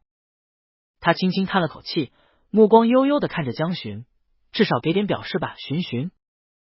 江荀反应过来，哦，分开是不是还是得安抚一下自己的金丝雀？这是金主的基本素养。他有些别扭的上前，紧张的轻轻抱住济南琛，明天见，南琛。济南琛反手搂住江荀，气息沉沉，这就把我打发了。江荀双手抵在济南琛胸前，两人此时距离极近，他抓着济南琛的领带，气息凌乱的问，那要怎样？济南琛目光热烈的扫过江荀白皙羞涩的脸颊，最后落在了江荀柔软的唇上，淡笑不语。江荀轻轻咬了咬唇角，接收到济南琛的讯号，眼底满是挣扎之色。济南琛放在江荀腰间的手揉了揉，催促他快点。江荀腰上一软，整个人又往济南琛身上靠了靠。最后他咬着牙，轻轻的踮起脚尖，双手捧着济南琛的脸颊，印下了浅浅一吻。雪松冷香越发浓郁，却在江荀分开的一瞬间散在鼻尖。江荀双颊滚烫绯红，杏眸半含着氤氲的水光，慌乱问：可以了吗？济南琛低下眸，眼下眼底深郁的暗色，抬手轻轻触碰着江荀的唇角，反复揉磨，语气哑得不像样子。还不够。江荀的眸子蓦地放大，下一秒济南琛便擒住了唇，大掌压着他的后脑勺，加深了这个吻。江荀不由自主地抓紧着济南琛的肩膀，让自己不至于滑下去。两人气息交缠，江荀半合着眸，脑袋只泛着迷糊，他能清晰地感受到济南琛的吻技好像比上一次好了许多。就在两人情意正浓时，门口突然传来了一阵落锁声，身后传来门卫大叔痛心疾首的声音：我说你们两个小年轻，至于这么血气方刚吗？都在门口磨蹭了十几分钟了。江荀赶紧轻轻推了推济南琛，眼底闪过一丝慌乱。济南琛听到声音，也只是不慌不忙的放开江荀。两人把视线方向门口，只见门卫大叔利落的把小区大门锁上，气愤的表示：少在门口腻歪，脏了我老人家的眼，去酒店开房去。说完锁上大门，头也不回的进了门卫室。江荀有一瞬间的懵，随即反应过来，立即走上前，面色略有些着急的看向济南琛，一时之间不知该如何办才好。济南琛轻轻叹口气，没想到自己竟然会有一天沦落到送男朋友回家要给门卫大叔说软话的地步。他拍了拍铁门，是我们没注意，麻烦您开个门，让我们进去吧。门卫大叔头也不回，狼心似铁的钻进了门卫室，并丢下一句：11点半，早过门禁了，你们自己解决吧。末了还丢下一句：现在的小年轻呀，太没分寸。济南琛和江巡面面相觑，脑海里浮现的是现在该怎么办。济南琛无奈的轻轻牵着江巡的手，只能提出建议，看来只能找个酒店暂时歇下了。江巡有些不好意思的垂下眸，轻轻了一声。济南琛的员工宿舍那么多人，肯定不能回去，现在唯一的办法确实只有2个人去开房才能解决。走吧，济南琛牵着江巡一同往走，看看附近有没有什么酒店。不一会儿，保安室里门卫大叔拿着钥匙走了出来，向外面探出脑袋看了看，疑惑道：人呢？他本来就是想吓吓2个年轻人，也没真想把人锁在外面，只是借机敲打，免得这一对小情侣天天在这门口上演郎情妾意，卿卿我我的洗他眼睛。没想到这进去不到1分钟，还真去开房去了。大叔手背在后面，拿着钥匙，摇头晃脑的往里走，一边感慨：世风日下，世风日下啊。另一头，济南琛带着江巡走了几百米，在附近找了一家环境还算不错的酒店。江巡有些羞涩，一路上没敢看济南琛，直到走到门口，他才小糊涂的扯了扯济南琛的衣角，抬眸眼底闪过一丝犹豫之色，欲言又止，等等。济南琛有些疑惑的回过头看着江巡，温柔问道：怎么了？江巡眼眸微闪，轻声解释：没带身份证，你带了吗？济南琛低头思索了一会儿，眼神十分凝重，过了半晌才缓缓回：没。江巡、济南琛2人对视一眼，傻眼了。没带身份证，那还开什么房？沈卷接到济南琛电话时，正搂着女伴在会所里花天酒地。今天制片人组局找了几个18线的小嫩模，一口一个哥哥，把沈俊喊得美滋滋，被灌进去不少酒，整个人都有些微醺。什么？接通济南琛电话时，沈卷惊呼一声，酒意都醒了不少，语气带着不可置信：你让我去给你送身份证，你要到酒店开房？济南琛语气平淡，一副理所当然的模样。我的身份证在家里，你不是有我房间的备用钥匙吗？帮我拿过来一下。沈卷把怀里娇滴滴的女伴松开，不是我说兄弟，即便你谈恋爱了，改天去酒店不行吗？连身份证都不带就要去开房，也不用这么猴急吧。济南琛言简意赅，半个小时给我送过来。济南琛语气略有一些心疼，柔情似水道：江巡还在外面，现在冷，我心疼。废话，大半夜的能不冷吗？沈卷颤颤悠悠的起身：你心疼你老婆，怎么不心疼你兄弟？半个小时我非去你家拿钥匙吗？沈卷感慨：我说你谈恋爱就谈恋爱，别时不时在我面前秀成部，我还单身狗呢，去送身份证给你开房，亏你想得出来。济南琛忽略沈娟的吐槽，自顾自说：对了，你找辆不起眼的车，让司机下车给我就是。沈娟一口老血涌上心头，大半夜的我去哪找这种车？电话那头的好兄弟倒是对他十分的无情，就这样挂了。沈卷被好兄弟堵了口闷气，找个不起眼的车，他哪有不起眼的车？周围的女伴贴上来，见到沈卷起身欲走，纷纷挽留：沈少还没完尽兴呢，怎么就要走？沈卷摆了摆手，有点事要处理。他看了看几个女伴，思索一下，随即问道：对了，你们开的什么车来的？大家你看看我，我看看你，调笑道：我们的车自然不能和沈少的相提并论。沈卷立即追问：什么车？有没有10几20万的？要是给我，我出去一趟，待会儿回来。小演员收入本来就不高，这种车倒也好借。沈卷迅速拿着车钥匙，给司机打了个电话，带着他去济南琛家里，把身份证拿出来，赶往济南琛所说的酒店门口。江巡认识沈卷，所以他并未下车，而且让司机下去送的身份证，自己则是透过车窗查看着他好兄弟到底什么情况。天黑夜冷，济南琛把自己的外套脱下来给江巡披上，江巡微微露出脑袋，清俊的脸颊上透着一股子冷白。两个人站在酒店门口，颇有一种苦命鸳鸯的意味。司机把身份证递给济南琛时，江巡恨不得把自己的头埋进地里。他自然以为这位司机就是济南琛的朋友，让朋友送身份证来开房，这也太尴尬了吧。济南琛面色如常，说了句谢谢后收下了自己的身份证。司机对于济南琛自然是十分尊重，连连说不用客气，都是分内之事。江巡看向两人，眼底略微疑惑。沈卷和司机离开后，济南琛把江巡的双手捧在心心，感受到一阵凉意后，轻柔的给他搓了搓，随即微微低头，唇里呼出几口热气在江巡手上。有点冷，我们快进去吧。江巡的手被一阵温暖包围，他有些不适应的看着济南琛，心底暗自懊恼，按理说应该是自己去给对方捂手的，怎么反过来了？他轻轻点了点头，脸颊略微发烫。好。济南琛很是自然的把江巡的手揣到自己兜里，带着人一起去了酒店，拿出身份证，面若常色。你好，开房。好的，稍等。前台双手接过身份，登记好信息，询问，请问两位想开什么房间？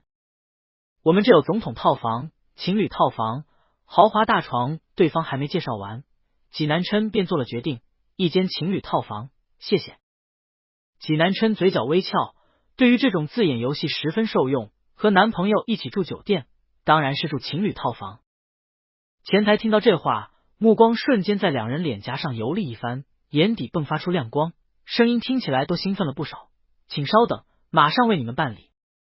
他点击着鼠标，把房卡拿了出来，房费一共788，现金还是线上支付。江巡虽被女孩看得有些不好意思，但是此时还是没有忘记自己金主的身份，主动承担起了房费，拿出手机线上支付。济南琛眼底闪过一抹异样，让男朋友花钱开房实在不符合他的作风，但握着拳头却硬生生忍住了想付账的冲动。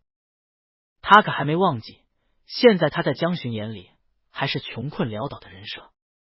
济南琛微微捏紧了拳头，在心底感叹，等把江巡这前男友请走后，他一定和江巡好好坦白，然后带男朋友去海景别墅，到时候在落地窗、海边沙滩都任由江巡付完账，拿着房卡，见济南琛微微愣神，下意识喊了声南琛，走吧。济南琛回过神，压下心底那些不甘不敬的想法，微微颔首，好。两人打开房门，一时气氛有些微妙的燥热，曾经的记忆如同潮水般涌现，两人的气息渐缓，看向对方时带着烫热的温度。江巡努力的绷紧身体，尽量让自己显得从容一点，毕竟以他们的关系，按理说他才应该是主动的那一方。他僵硬的站在床边，双手垂在两侧，尽可能自然的对济南琛道：你去洗澡吧，我下去买个东西。济南琛被这语气弄得微微一怔，随即反应过来江巡说的是要买什么东西，走上前，嘴角噙着一抹笑，揉了揉江巡的脑袋，表示不用，我带了。他的眸底微暗，自从上次知道江巡竟然同前男友借那东西后，济南琛便气不打一处来，为了不用情年的东西，他自己偷偷买了一些，甚至还在江巡家里藏了2盒。江巡眸子微微睁大，眼底更见窘迫，这样呀，那我先去洗澡。济南琛牵着江巡，语气渐深，一起。江巡的大脑轰的一声，瞬间热了个透，他不敢想象这个画面，急忙摇了摇头，不了，我先去洗吧。济南琛也没勉强，含情脉脉的看着他，点头，好，随你高兴。江巡洗完澡出来，脸颊红的不像样子，他微微侧开身，示意济南琛，我洗好了，你去洗吧。济南琛眼眸微暗，随后大步迈进了浴室。济南琛洗得很快，不过10几分钟便洗好了。她洗完推门出来时，男朋友正在床边正襟危坐，双手攥得紧紧的，一双眼眸颤个不停，看起来有些紧张。济南琛嘴角挂着一抹浅笑，微微蹲下身，按着江巡的肩膀，巡巡，看着我。江巡慢吞吞的睁着眸与济南琛对视，两人间的气氛越来越黏腻，空气中除了热气，更多了几分情动。济南琛把人轻轻按在怀里，江巡含糊不清的喊了声济南琛，带着几分羞涩，两只手轻轻抓着济南琛的胳膊，泛白的指尖更是把济南琛衬衣的袖口抓得越发紧，他松手时更是皱了一片。济南琛微微松开江巡，他轻轻抚上江巡的脸颊，大掌缓缓落在江巡颈下的锁骨，轻捻慢挑，直至揉成艳丽的龟色。济南琛的目色渐暗，眼底隐晦不明，温柔的回应着江巡：我在。江巡唇微张，整个人被济南琛禁锢在怀里，感受着他的气息。下一秒，他的瞳仁蓦地放大，整个人一怔，他感受到济南琛轻轻的吻上了他的锁骨，并且缓缓上移，撩拨着江巡白皙纤细的脖项。江巡哪里受过这样的对待，他大脑一片空白，眨着眸，喉结轻滚。男人低笑一声，随即吻上了江巡的唇。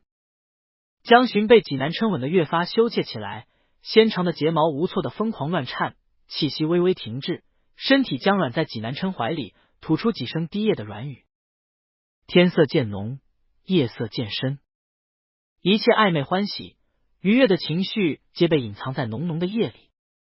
一直到大半夜，南城某家酒店的情侣套房内的灯这才缓缓熄灭。清晨的阳光透过窗户投射在室内，映照出了一室的凌乱，衣服散落了一地，被褥皱得不成样子。江巡蹙了蹙眉，舔了舔唇，缓缓地睁开了双眼。他是被渴醒的。他微微伸出手臂，撑起身体坐起，喉咙里冒出一阵干涩的疼痛，像是要冒烟了一般。他难受地揉了揉喉咙，意识渐渐回笼，随即看了看床的另外一侧，此时已经空了。正在他出神济南琛在哪去了时，对方推开了门。济南琛早已经穿戴整齐，除了衣服有点皱之外，整个人看起来容光焕发，精神抖擞。他手里拿着一杯水走进来，声音性感又沙哑的问道：还好吧？来，喝点水。谢谢。江巡伸出双手接过杯子，声音哑的像是残破的风琴，他都被自己的声音给狠狠的吓了一跳。江巡捧着水杯，接连喝了好几口，模样有些着急。济南琛像是讨赏似的走到江巡面前，等待着男朋友的夸赞。巡巡，我昨晚的表现怎么样？是不是个合格的男朋友？济南琛的话像是一把火似的，每说一句，江巡的脸便红一寸。他抓紧杯子，抬头看着济南琛，啊！随即忙不慌的低下头。江巡眼底闪过一丝犹豫，看着济南琛求夸奖的表情，心底思索：今主应该用什么口气和对方说呢？他把杯子里的水喝完，放在一旁，舒展了一下手臂，缓缓道：你昨晚表现得很好。江巡顿了一下，紧接着道：待会儿我带你去买个表吧。这应该就是情，人最希望得到的夸奖了吧？物质上的满足才是需求吧？江巡心底想着。他略带疑惑的看着江巡，怎么好端端的要给我买表？江巡牵着济南琛的手，脸颊上越发不好意思说那样霸道的话，只小声道：奖励给你的。济南琛嘴角笑意渐深，因为昨晚。江巡脸颊红的像是要滴血，却依旧老实的回答：没有男人不喜欢对于他某方面能力的肯定。济南琛心底美滋滋的想，一定是他昨晚太厉害了，所以男朋友忍不住奖励他。区区一块表倒是其次，最主要是得到江巡的肯定。他掩不住笑意，俯身亲了一口江巡的脸颊，嗓音优雅：谢谢宝贝。江巡捂着脸颊：不用谢。喝完水后，济南琛当起了24孝好男友，把江巡的衣服整理好，亲自给江巡穿上，然后亲自送江巡回家。送到家门口，济南琛依依不舍道：今天晚上我来找你，一起去看电影吗？江巡其实是经常去看电影的，不过因为他没什么朋友，所以总是一个人去看。见济南琛问道，他思索了一下，陪对方去看电影也无可厚非，所以点头答应了下来。好，济南琛计划着，那我下午来接你。江巡点了点头，答应下来。两人分开后，江巡到店里却收到了秦年的邀约。同学聚会？江巡的话隐隐有些担忧。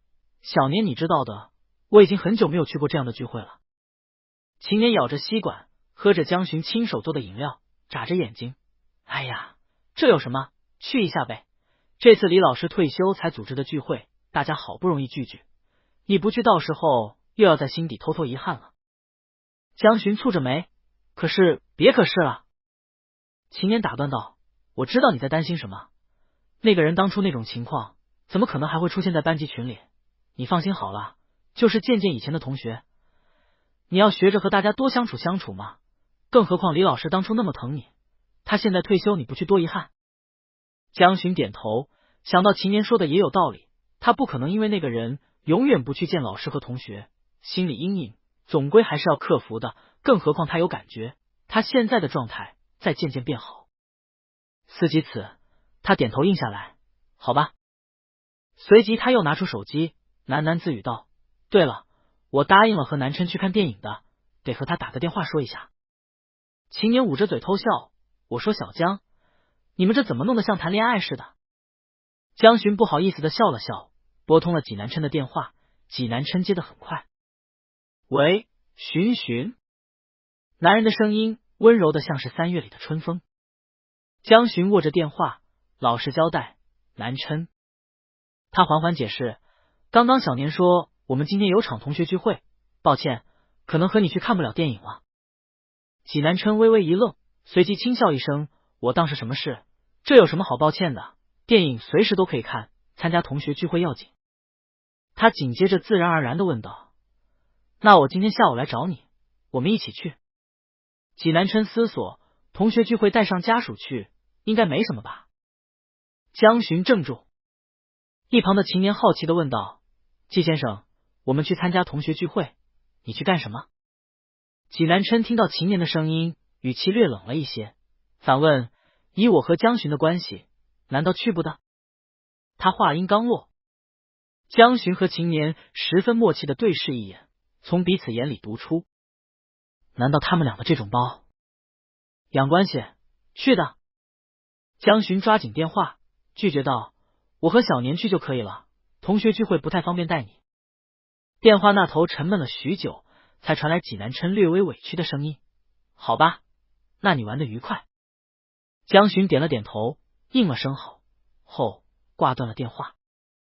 济南琛当下手机，心情越发烦闷起来，怎么也想不通，为什么同学聚会不能带男朋友去参加？他微微捏紧了拳头，肯定是秦年这个前男友在从中作梗。不行，得想想办法。晚上结束了一天的工作后，江巡和秦年把店关好，一起开车前往约定好的同学聚会的地方。班级里的同学大部分都会到场，所以这次是订在餐厅里的包厢。服务员把江巡和秦年领到包厢的时候，同学们已经悉数到场了，此时正在热络的攀谈着。李老师坐在主位，笑得一脸和蔼。服务员微微侧身，两位，包间到了。江巡和秦年低声说了句谢谢，随即往里面走进去。原本热闹的气氛在看到江巡时停了一下，还是班长反应过来，率先打着招呼，江巡、秦年，你们两个可是好久没见了。秦年应付着，班长，你也知道我们忙吗？另外一个女生看着江巡，眼底略微激动，接过话，秦年还时不时参加同学聚会，江巡才是毕业这么多年，竟然一次都没来过，真狠得下心。江巡看着眼前或熟悉或陌生的面孔，心底微微动容，这么多年不见，大家似乎都变了，又好像没变。他嘴角露出一抹微笑，淡淡道，我的原因，今天特意向大家来赔罪。同学们起哄道，那待会儿可得多罚你2杯。江巡微微颔首应下。这时一旁笑盈盈的李老师向江巡招了招手，江巡，来，挨着老师坐。江巡看到昔日恩师，不由眼眶一红，走上前去，老师。李老师轻轻拍了拍江巡的手背，示意他坐下。周围同学又继续热闹了起来，大家聊着天，述说着过往。李老师的声音在江巡的耳边响起，老师这些年很担心你，如今看到你很好，也就放心了。江巡握着老师的手，语气微颤，劳您费心了，我很好。李老师抚摸着江巡的手背，带来一阵踏实温暖的触感，那就好。秦年也和同学们玩开了，在一旁嚷嚷着，我说喝酒就喝酒，待会儿你们可别怂啊。李老师在一旁无奈笑着，感慨这小滑头这么多年了，还是这么闹腾。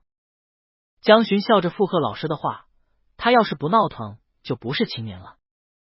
也有同学主动和江巡搭话，询问他如今在干什么。江巡回开了间宠物店，同学捂着嘴调笑道，以前你就喜欢小动物，开宠物店正好满足你的兴趣爱好了。江巡点头，对啊。场上气氛正热络，伴随着服务员的一声先生，里面请。江巡眼底还染着笑意，听着声音，目光投向了门口，查看是哪位同学来了。班上的其他同学也纷纷把视线转了过去了。男人穿着一身精致的西装，双眸如星，一头黑发往后梳，俊挺的鼻上夹着一副金丝眼镜，嘴角带着几分邪魅的笑，只有那一双深色的眼眸带着阴郁之气。几乎是在见到男人的一瞬间，江巡浑身上下的血色退了个干净，整个人紧绷在原地，脸颊上一片惨白。同学们也没了声音，几乎是下意识的看了一眼江巡。秦年眼底满是震惊，看着男人不由抓紧了拳头。秦子敬嘴角勾着一抹浅笑，缓缓的走进来，优雅的打着招呼，各位不好意思，来晚了。随后他缓缓走向江巡，江巡不由自主往后退了退，眼底满是恐惧，他的骨骼都带着颤意，咬着牙强撑在原地。秦子敬来到江巡跟前，对着他旁边的李老师礼貌的打着招呼，老师。李老师语气淡淡，片刻，对方的手出现在了江巡面前，他听到男人略带笑意的声音浮现在耳边，江巡，好久不见。江巡在听到这个声音时，仿佛全身的血液都凝固了，这个困扰了他近10余年的人，就这样突然出现在了他的面前。他本来以为他们这辈子都不会再见面了。最后一次见面的情景，江巡已经记不太清了，只记得那无边的血色像是要把自己吞噬殆尽。他冷着唇，整个身体因为这个人的靠近而变得越来越脆弱单薄。江巡不动声色抓紧大腿外侧的肌肤，疼痛感让他回过神，强迫自己镇定下来。江巡的声音有些紧促，带着一股子冷意，好久不见。江巡并未伸手，而是说了这句话后转移开视线。李老师把江巡往自己的方向拉了拉，来了就去入座吧，这么多同学不必挨着打招呼。秦子敬的表情愣了一下，视线始终停留在江巡的身上，过了半晌才慢悠悠收回目光，重新扮回绅士儒雅的模样，答应道，好，老师。随后他离开了江巡的位置，在另外一边找了个位置坐下。因为这个人的离开，江巡感觉周围的空气都畅通了起来，他手心里沁出了一层细汗，微微攥着筷子，浅浅的呼吸了一口。秦年本来和其他人还在调笑，在秦子敬入座后，便主动把位置换到了江巡的身边。他轻轻握住好友的手，轻声问道，还好吧，小江。江巡平复了下呼吸，身上因为巨大的情绪波动而没什么力气，他僵硬的摇了摇脑袋，安抚好友，没事。秦年心疼的看着江巡小脸煞白，唇被他咬出了一道红痕，哪里像是没有事的样子，拍了拍他的手背，我在这呢，好歹我也是你男朋友，别怕。江巡抬头看了秦年一眼，眼底有些感激，读书时不是没有过这样的情况，那几年他不都熬过来了吗？现在应该也没什么。想到这，江巡勉强打起精神，点了点头回应秦年。而另外一头，秦子敬坐下后，同学们的表情就有一些微妙，大家重新讨论起学生时代的事，只是声音要压低了许多，不少人好奇的眼神打量着秦子敬，却并没有谁先开始发问。最终还是由学生时期与秦子敬玩得好的一个男生出口问道：子敬，之前听说你生病挺严重的，现在怎么样了？秦子敬慢条斯理的拿着手中的筷子，略一抬头，眼底闪过一丝疑惑。生病？他顿了几秒，随即嘴角勾起一抹笑来，眸光转到某个角落，若有所思。哦，是病了，我之前一直在国外养病，最近才回来。那同学松口气，淡淡回忆着过往。是吗？病休养的怎么样了？之前你突然休学，然后就联系不到了，我们大家担心了好一阵。秦子敬缓缓道：劳大家挂心了，我的病已经完全好了。他微微一笑，不然也不能回来。哼！他话刚落，一旁的秦年便臭着脸冷嘲热讽起来：你的病要是真的好了，就不要再出来打扰其他人了。秦子敬淡淡的看了秦年一眼，反击：平常也不怎么出来，这不是同学聚会，来见见就有吗？说起来，秦年，你现在还和江巡在一起吗？众人听到他的话，一时表情都有些微妙。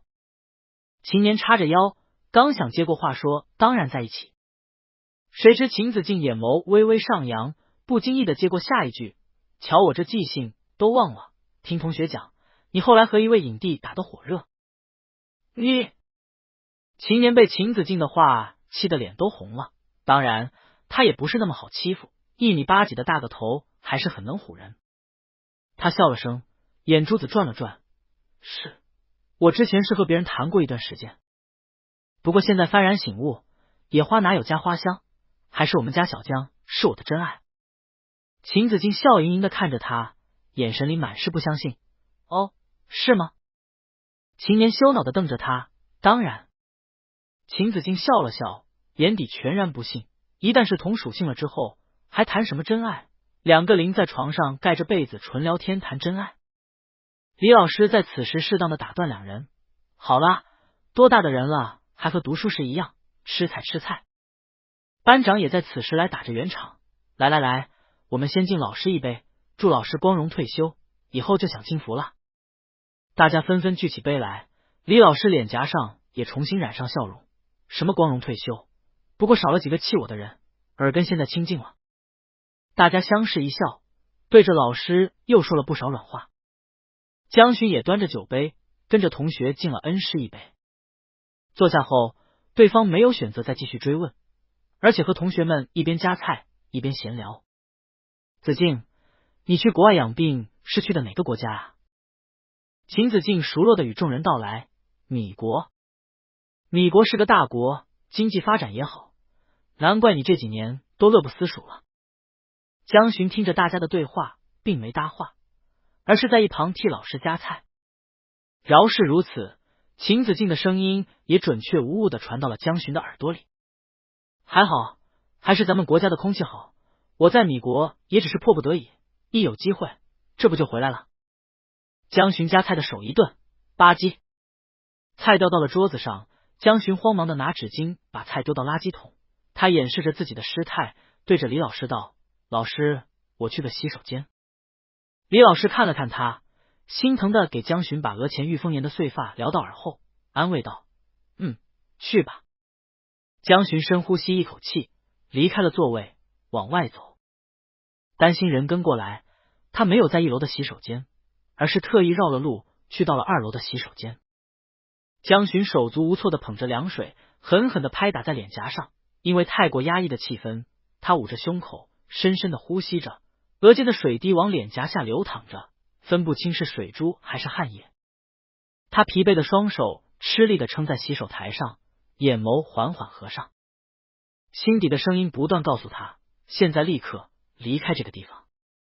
脑海里回响的满是男生狰狞的声音：江巡，我是真的喜欢你，为什么？为什么不看看我？喜欢和不喜欢都会伤人，江巡，你要试试吗？江巡蓦地睁开眼，脸色苍白的吓人，胸口激烈的起伏着，呼吸不畅。突然，门口传来男人调笑的声音，和记忆中的声音重叠在一起。原来你在这！江巡撑大了眸子，眼底深处传来一阵恐惧，他猛地回过头，秦子敬就站在门口，笑盈盈的看着他。江巡手抓紧冰冷的洗手台，盯着他：“你来干什么？”秦子敬缓缓的走上前，目光像是一条毒蛇一样盯着他：“我看你脸色不太好，来关心关心你。”江巡受不了对方的压迫感，往后退了退：“不需要。”他的气息紊乱：“老师还在等我，先出去了。”说着，江巡强迫自己打起精神，挺直了背，往门口走去。在与秦子敬擦身而过的一瞬间，对方突然出声，带着一阵寒意：“江巡，这么久没见，见到我就不想叙叙旧吗？”江巡脚步硬生生顿住，他的情绪有点失控，眼眶微微撑大，转过头看着对方，声音干涩：“我们没什么好叙旧的。”江巡的视线缓缓扫了一下秦子敬，脸颊上的表情有一些复杂，继续道：“既然你的病好了，就别再执着于过去，好好生活吧。”他的手攥的用力，尽量控制到不那么偏执的话，你会是个很优秀的人。秦子敬的视线一直没从江巡身上挪开过。真的？江巡僵硬的点了点头，看着眼前的男人，和自己记忆中的模样已经改变了许多，至少不会再面对他是一副狰狞可怖、情绪激动的模样。你变了很多，和以前。是吗？秦子敬半眯着眸子，缓缓走近江巡，整个人贴了过来，视线里隐匿着疯长的爱意。可是你还是没怎么变，江巡。男人的声音低沉阴冷，吹在江巡的耳边：“还是我最喜欢的模样。”几乎是在听到这句话的一瞬间，江巡几乎是瞳孔一缩，整个人想要落荒而逃，秦子敬却快他一步堵在了门口。对方嘴角的笑意渐深：“跑什么，江巡？你知道的，我不会伤害你的。”江巡浑身带着颤意，腿也软了，眼前仿佛又回到了那满是血腥味的晚上。他看着秦子敬，尽量平稳住自己的语气：“你别激动。”秦子敬看着他，眼神细细描绘着江巡的轮廓，就像是心爱珍贵的宝物。他的声音仿佛想是从地狱来的：“我很想你，江巡。”江巡愣在原地，根本迈不开步子，就如同多年前一样。两人的气氛十分诡异，江巡也不知道对方到底是想要干什么，只眼睁睁看着对方越靠越近。这时，一阵刺耳的手机铃声响起，江巡回过神，赶紧着急的拿出电话，接通了手机。他的语气略微慌乱，像是抓住救命稻草一般，甚至来不及看清楚来电的是谁，急不可耐的接通了电话。“喂。”济南琛的声音透着电音传递在江巡耳边：“巡巡，同学聚会参加的怎么样？”不知为何，济南琛的声音不急不缓，带着温柔关切，像是一阵和煦的阳光，把他内心的慌乱抚平了。江巡稍微恢复一点力气：“还好。怎么了？”“没什么事，就是想问问你，同学聚会什么时候结束？我来接你。”济南琛在电话那头注意到江巡的语气不太正常，他微微蹙了蹙眉：“你的声音怎么了？是不是不舒服？”江巡刚想说没有，秦子敬原本嘴角的笑意消失殆尽，他盯着江巡：“他叫你巡巡，他是谁？”济南琛在电话那头猝不及防的听到一个男人的声音，而且还略微急躁。同为男人，他如何不知道是怎么回事？他家男朋友本来就招桃花的很。济南琛压低声音，浅笑了一声：“我是谁？”他慢悠悠的加重语气，很是霸道的表示：“我是江巡的男朋友。”江巡愣了一下，看向秦子敬，果然对方一副被打击到的模样。“你和秦年分手，又找了一个男朋友？”济南琛在电话那头一听，大概也猜出来，对江巡的事情这么清楚，这个男人应该是江巡的同学，心底生出一阵危机感。现在对面很安静，很显然不像是所有同学都在场的样子，那现在肯定只有他们两个人，而这个男的很明显有对江巡有意思，说不定现在正在纠缠江巡。济南琛立即按捺不住，一副正宫的语气：“分手了当然要交男朋友，但是现在你最好别纠缠我男朋友，否则别怪我不客气。”紧接着济南琛安抚着江巡：“巡巡，拿着手机去人多的地方，我马上过来接你。”江巡抬眸看了秦子敬一眼，听着济南琛的声音，镇定了下来，绕过对方，打开了洗手间的门。好，济南琛，你在哪里？江巡将地址告诉了济南琛，我在新月酒店1号包间。济南琛气息微缓，沉沉道：等我，我马上过来。江巡挂断济南琛的电话后，回到了包间，秦年立即着急的靠了过来：小江，你刚刚跑哪去了？我去洗手间没找到你。江巡，怪他考虑太多。秦年继续追问：秦子敬刚刚也出去了，他没碰到你吧？没和你说什么吧？江巡老实的交代：碰到了，说了，他抓着秦年的手，小年，他好像还和以前一样。秦年捂着额头，很是苦恼。我看出来了，而且他现在好像不相信我们的关系，我怕他继续纠缠你。两人聊天间，秦子敬走了进来，不过他的脸颊上早没了之前的云淡风轻，反而阴沉了下来，看着江巡和秦年。江巡在座位上，尽管有秦年安抚，却依旧显得有些坐立难安。也不知过了多久，直到门口传来一阵性感优雅的男声，带着一丝不易察觉的宠溺。江巡。济南琛被服务员领在门口，礼貌的并未进去，他嘴角噙着一抹优雅的浅笑，眸子散漫的看向江巡。男人站在灯光下，姿态随性，身姿挺拔优渥，棱角分明的五官金贵无比，让在场的女士都不由惊呼一声好帅，花痴的看向了他。济南琛抬手轻轻扣了扣门，礼貌有度的表示：不好意思，打扰了，我找江巡。江巡伸了伸手：我在这。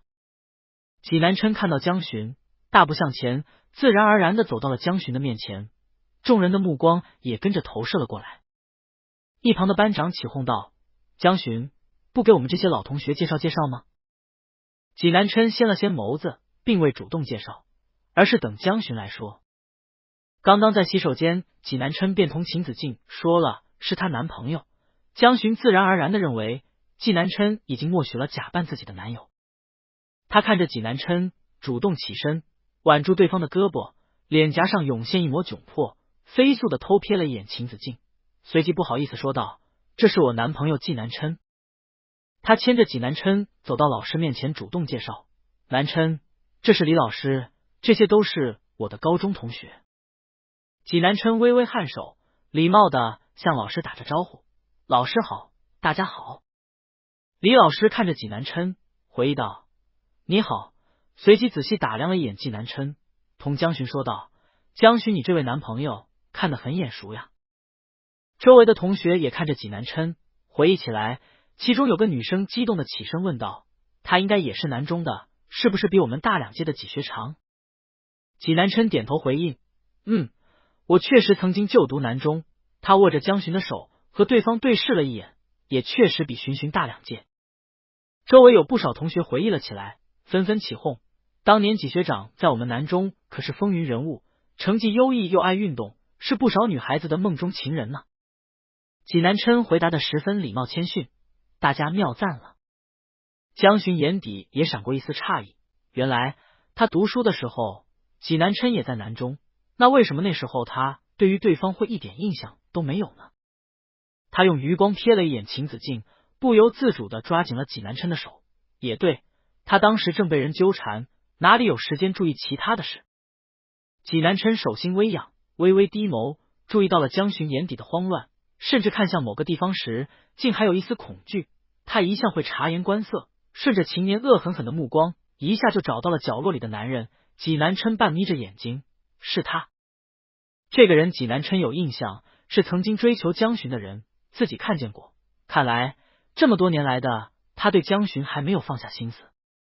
对方此时也正看着他，眼底满是阴郁不甘。济南琛心底疑惑更甚，那为什么对于曾经的追求者江巡会恐惧呢？李老师见济南琛到了，招呼道：既然来了，那就坐下一起吧。江巡看着济南琛，掌心是男人温暖的体温，感到一丝安全感，脸色也好了许多。他摇了摇头，婉拒着老师：不了老师，我有点不舒服，特意叫南琛来接我的。他的目光浅淡的扫向各位同学，愧疚的道：不好意思了大家，失陪了，为表歉意，今晚的消费记我账上。大家眼神往秦子敬身上看了看，脸上都是一副看破不说破的模样。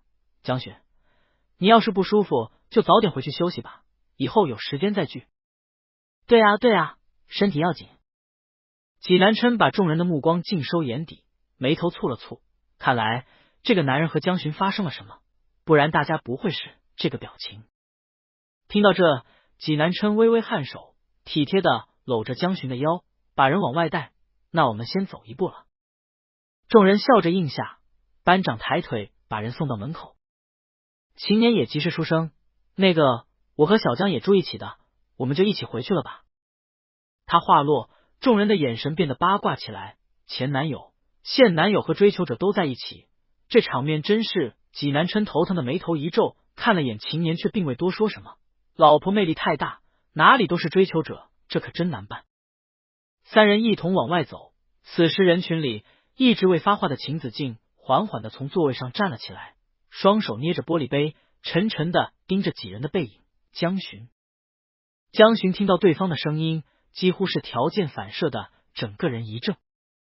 他回过头，一眼就看到秦子敬捏着手里的杯子，嘴角上带着一抹诡异的笑。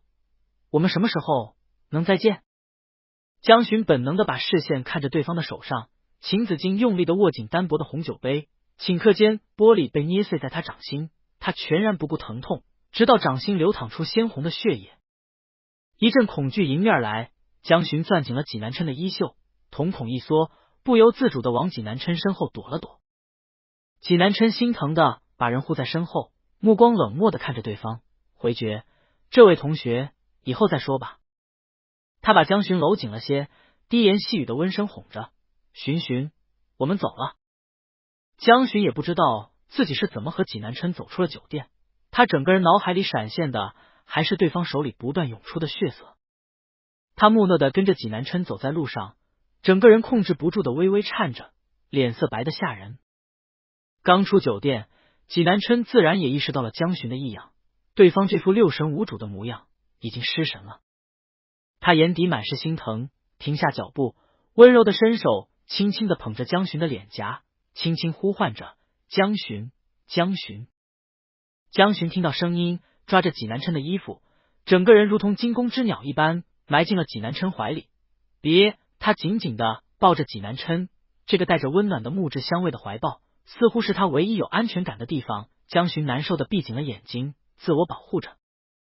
秦年在一旁也眼圈红了，看着江巡：小江，他的声音略微沙哑，你别这样。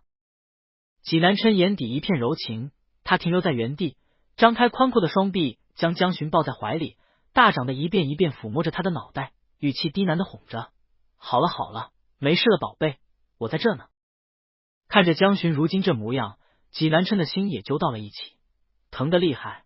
他来之前没想到是这样的情况，很明显这已经不是简单的追求者的问题了。江巡一定在那个男人那里受到了很严重的伤害，才会让江巡这么的害怕。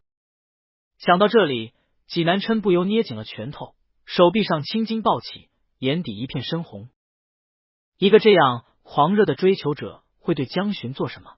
他不敢想象。江巡整个人还是处于自我封闭的状态，纪南琛微微叹口气，把人抱在怀里，抱上了车。他们叫来了一个代驾，一路上江巡都死死的抱着纪南琛，不肯撒手。秦年尝试和他说话，但是他一直都没什么反应。纪南琛的五脏六腑仿佛都揪紧在了一起，他此时很想把那个姓秦的拎过来，问清楚到底是怎么回事。车子一路飞驰，到了江巡的家。纪南琛把人抱下来，轻轻的一路抱回了房间。房间里满是江巡自己的气息，他十分熟悉这样的环境，几乎是沾到床的一瞬间，他就裹紧了被子，不论纪南琛怎么哄，也不肯出来。秦年在一旁无奈叹口气，显然对于这样的情况有所了解，对着纪南琛道：我们出去吧，别打扰小江，这个情况他需要自己待一会儿，别刺激他。纪南琛的拳头握紧，浑身上下带着一股无力的挫败感，看着江巡这么难受，他却帮不了他，很是自责懊恼。压抑住自己的脾气，纪南琛深深看了眼在床上蜷缩成一小团的江巡，只能答应秦年的提议。好。他轻轻带上门，让江巡在自己认为安全的地方自我调节。客厅，济南琛和秦年对立而坐，济南琛脸颊上一片严肃，看着秦年，冷着唇，言简意赅的追问：“说吧，到底什么情况？”济南琛的拳头搁在桌上，压抑着怒火。那个姓秦的对荀荀做了什么？他痛苦的闭上眼，猜想着最坏的一种可能，是不是他把秦年一看济南琛这表情，就知道对方想歪了。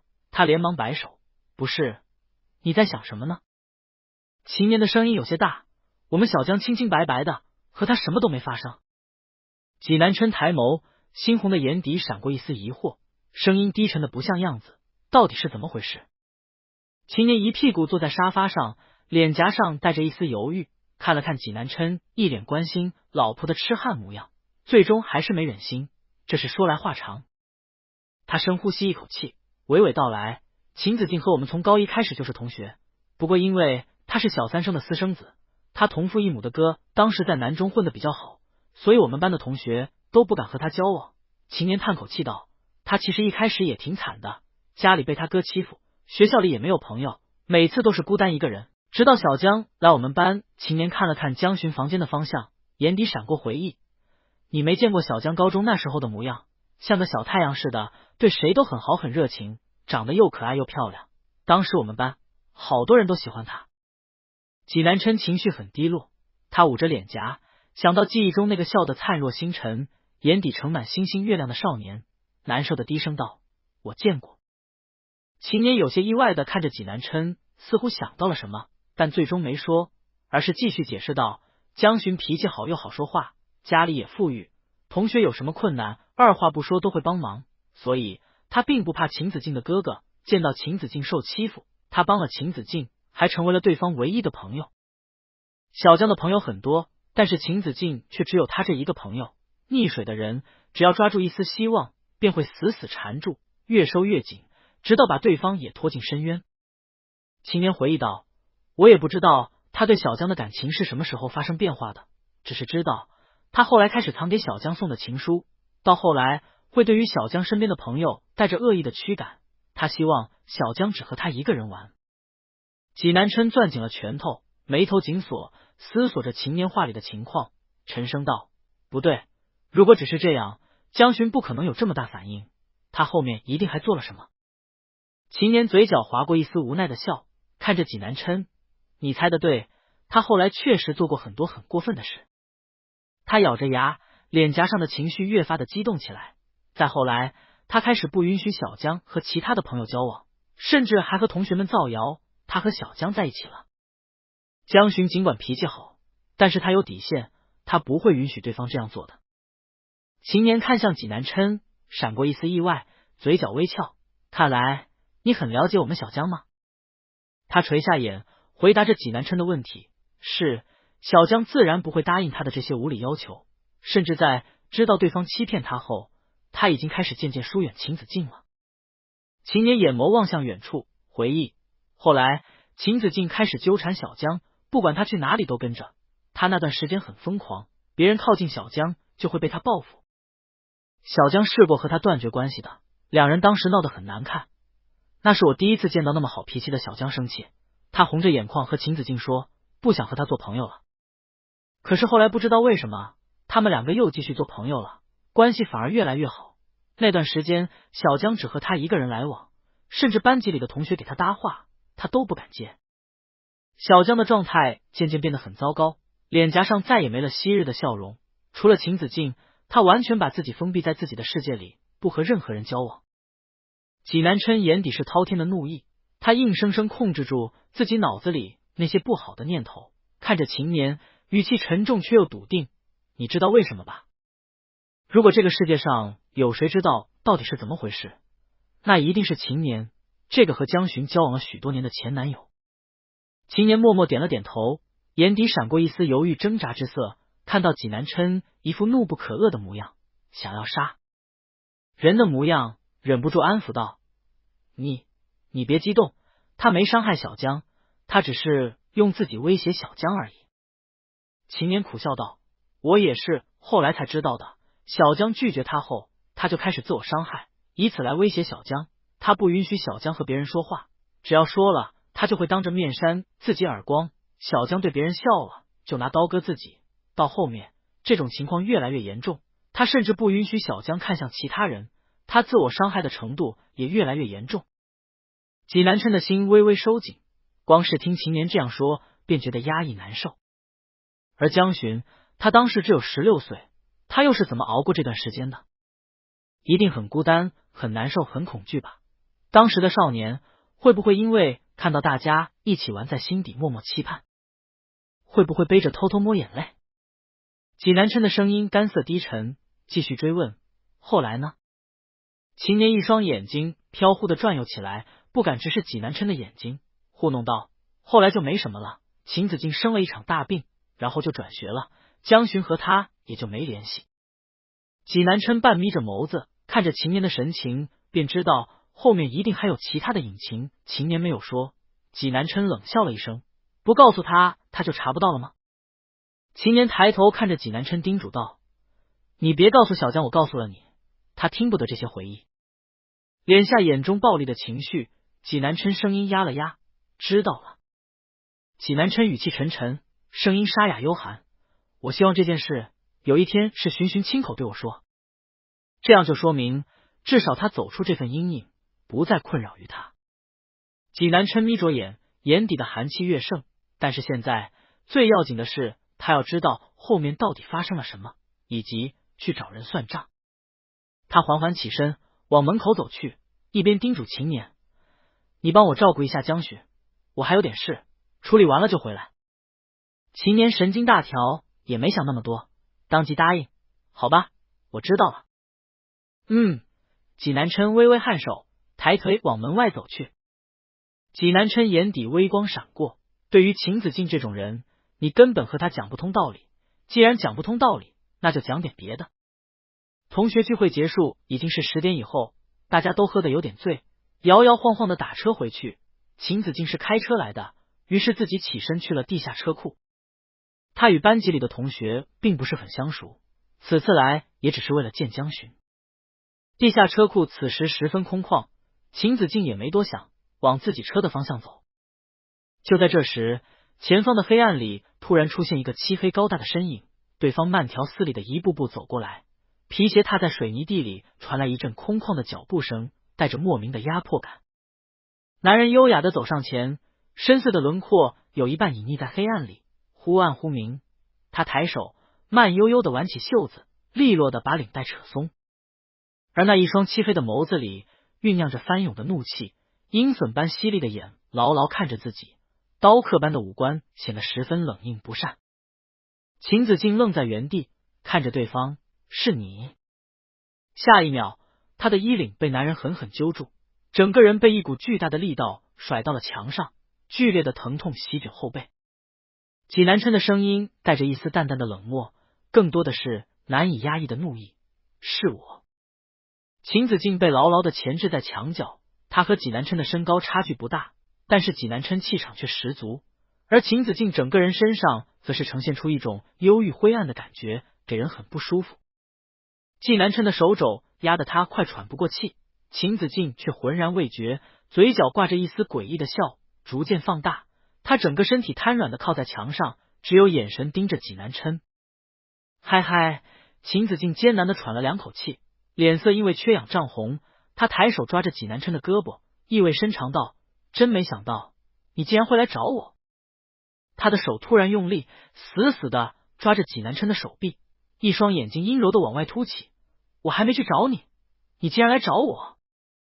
他的声音嘶哑难听，整个人处于情绪崩溃的边缘：江巡是我的，是我的，你怎么敢和他在一起？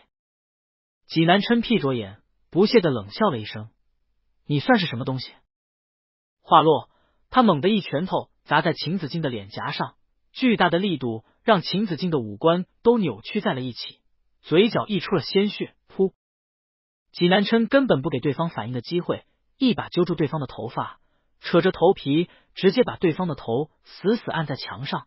喜欢江巡吗？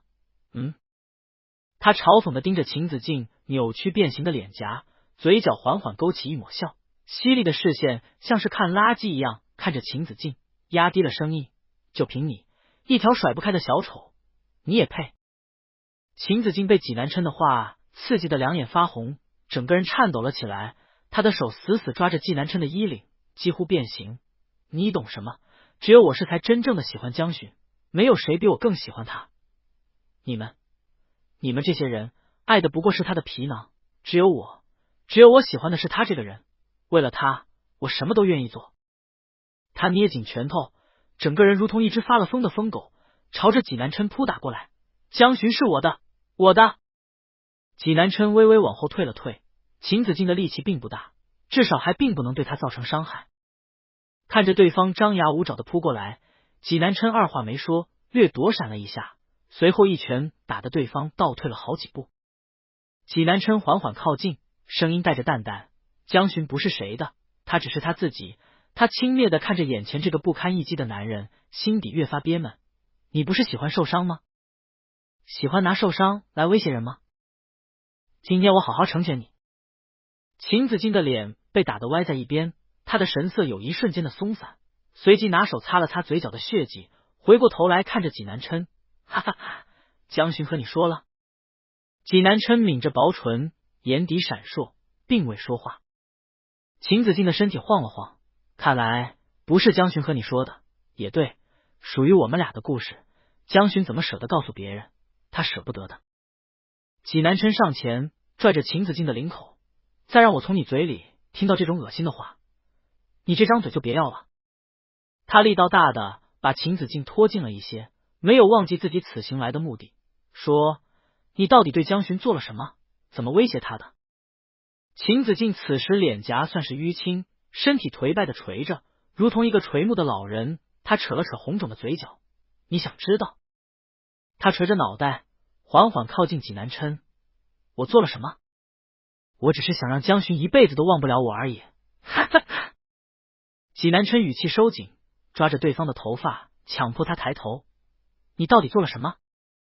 秦子敬一副随你如何的表情，抬了抬眼皮：“你问江巡呀，他要是喜欢你，他会告诉你的。”说着，他嘴角的笑意蔓延的越来越大，越来越深。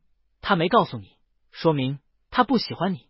蓦地，他突然抬手掐住了济南琛的脖子，眼底满是猩红，就像情年一样。江巡什么都和他说，那才让人感到绝望。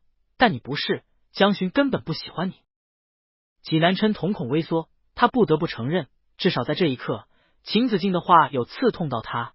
济南琛丝毫没管自己脖子上的力道，坚定的看着对方，启唇：“不重要，江巡会慢慢喜欢上我的。”他一字一句：“因为我是懂得尊重他的正常人。”秦子敬一怔，随后整个人歇斯底里的抖动了起来，掐着济南琛的力度越发加深。“你懂什么？懂什么？他不会喜欢你的，甚至今天你来找过我，如果被他知道了，他就会毫不犹豫的抛弃你。”济南琛心头一震，对于秦子敬落在自己身上的拳头恍若未闻，仿佛感受不到痛。他听到秦子敬近乎变态的声音，痴狂的笑着：“这是我给他的烙印，他永远摆脱不掉的。”听到这里，济南琛再也控制不住自己的脾气，一脚将人踹翻在地，上前和秦子敬扭打在一起。秦子敬虽然看起来人高马大，实际却没多大力道，像是病秧子似的，几下便被济南琛打在地上。济南琛停下拳头，起身优雅的活动了一下手腕，余光淡淡的瞥着地上宛如一滩烂泥的男人：“你以为我会受你的威胁？”这时一阵铃声响起，济南琛抬眸看了看，是秦子敬的手机被自己打落，此时躺在地上响个不停。眼见在秦子敬这里得不到什么有用的价值，他抬眸看向了地上的手机。秦子敬想要伸手去捡，却被济南琛抢先一步，笔挺的西装裤挡在他面前，轻而易举绕过秦子敬，拿到了手机。济南琛看了一眼联系人，上面赫然显示着大哥2个字，他面无表情的接通了电话：“喂。”秦子夜在电话那头的语气略微疑惑，反问：“你是谁？怎么会拿着秦子敬的手机让他接电话？”济南琛淡淡看了眼地上趴着的秦子敬，既然从他的口中得不到消息，那只能从他家里的人嘴里得到消息。他现在恐怕接不了电话了，你来一趟接他吧。秦子夜愣了愣，语气有些慌张，你们现在在哪儿？济南琛利落的报出了地方，挂掉电话后，把手机丢给了秦子敬。不多时，秦子敬的哥哥秦子夜便带着一众人等赶到了地下停车场。秦子夜显然对于这样的情况早有准备，有些嫌弃的让人扶起了他的弟弟，语气说不上关心，又犯病吗？秦子敬被人扶了起来，两边架着，有气无力的看着秦子夜，说话也不客气，装什么？你巴不得我不正常才好吧？这样父亲就能够安心让你管理公司了。济南琛冷眼看着两兄弟，没有出声。秦子夜的脸上也没什么情绪，淡淡看着秦子敬，南城还真是有一股神奇的魔力，只要你踏足，确实会变得不正常。他此时才把目光看向一旁神色如常，双手环胸，淡然打量着他们的济南琛。秦子夜眼底闪过一丝异样，是他。秦家的产业最近几年有意往京城发展，所以他曾在宴会上见到过这个京城第一豪门世家季家的神秘继承人。秦子夜看了看自家狼狈的弟弟，再看了看济南琛，眼底闪过一抹异色，事情变得好玩了。他看向济南琛，语气客气，这位先生能进一步谈谈舍弟是怎么得罪了你吗？济南琛慢悠悠瞥了眼秦子敬，颔首应下，正好我也有事需要问你。秦子夜挥手示意手下把二少带到医院去，然后再联系父亲。手下的人答应下来，好的，大少。一旁的秦子敬被揍了一顿，此时头脑清醒了不少。他看着显然不想追究的秦子夜，停下了脚步。等等，大哥，你该不会想放过他吧？秦子夜心底骂了一声蠢货，回过头看着他，那你想怎样？秦子敬扯了扯嘴角，一双眼睛阴冷的看着济南琛，缓缓吐出，我要报警，他把我打成这样，不可能这么算了。秦子夜乐的看到这样的结果，如果得罪了季家，即便父亲再怎么宠爱这个小儿子，也会勃然大怒的。他勾了勾唇，你确定？秦子敬的视线始终不离开济南琛，当然，你要是敢当他走，父亲哪里，我看你如何交代。秦子夜点了点头，表示我知道了，如你所愿。他挥手把二少带去医院。秦子敬就这么不甘心的走了。一时间，地下车库只剩下了济南琛和秦子夜两个人。秦子夜率先打破了僵局，朝下济南琛礼貌笑道：想不到竟然会在南城遇到季总。济南琛半眯着眸子打量着对方，你认识我？秦子夜解释，在京城曾有幸见过季总一面而已，不知我这不懂事的弟弟如何得罪了季总，还用劳烦您亲自动手。济南琛冷冷道，不是得罪我，他是动了不该动的心思。他抬眸看着秦子夜，都是生意场上的人，如今对方这番做派，他自然也能猜出个一二，直接直奔主题。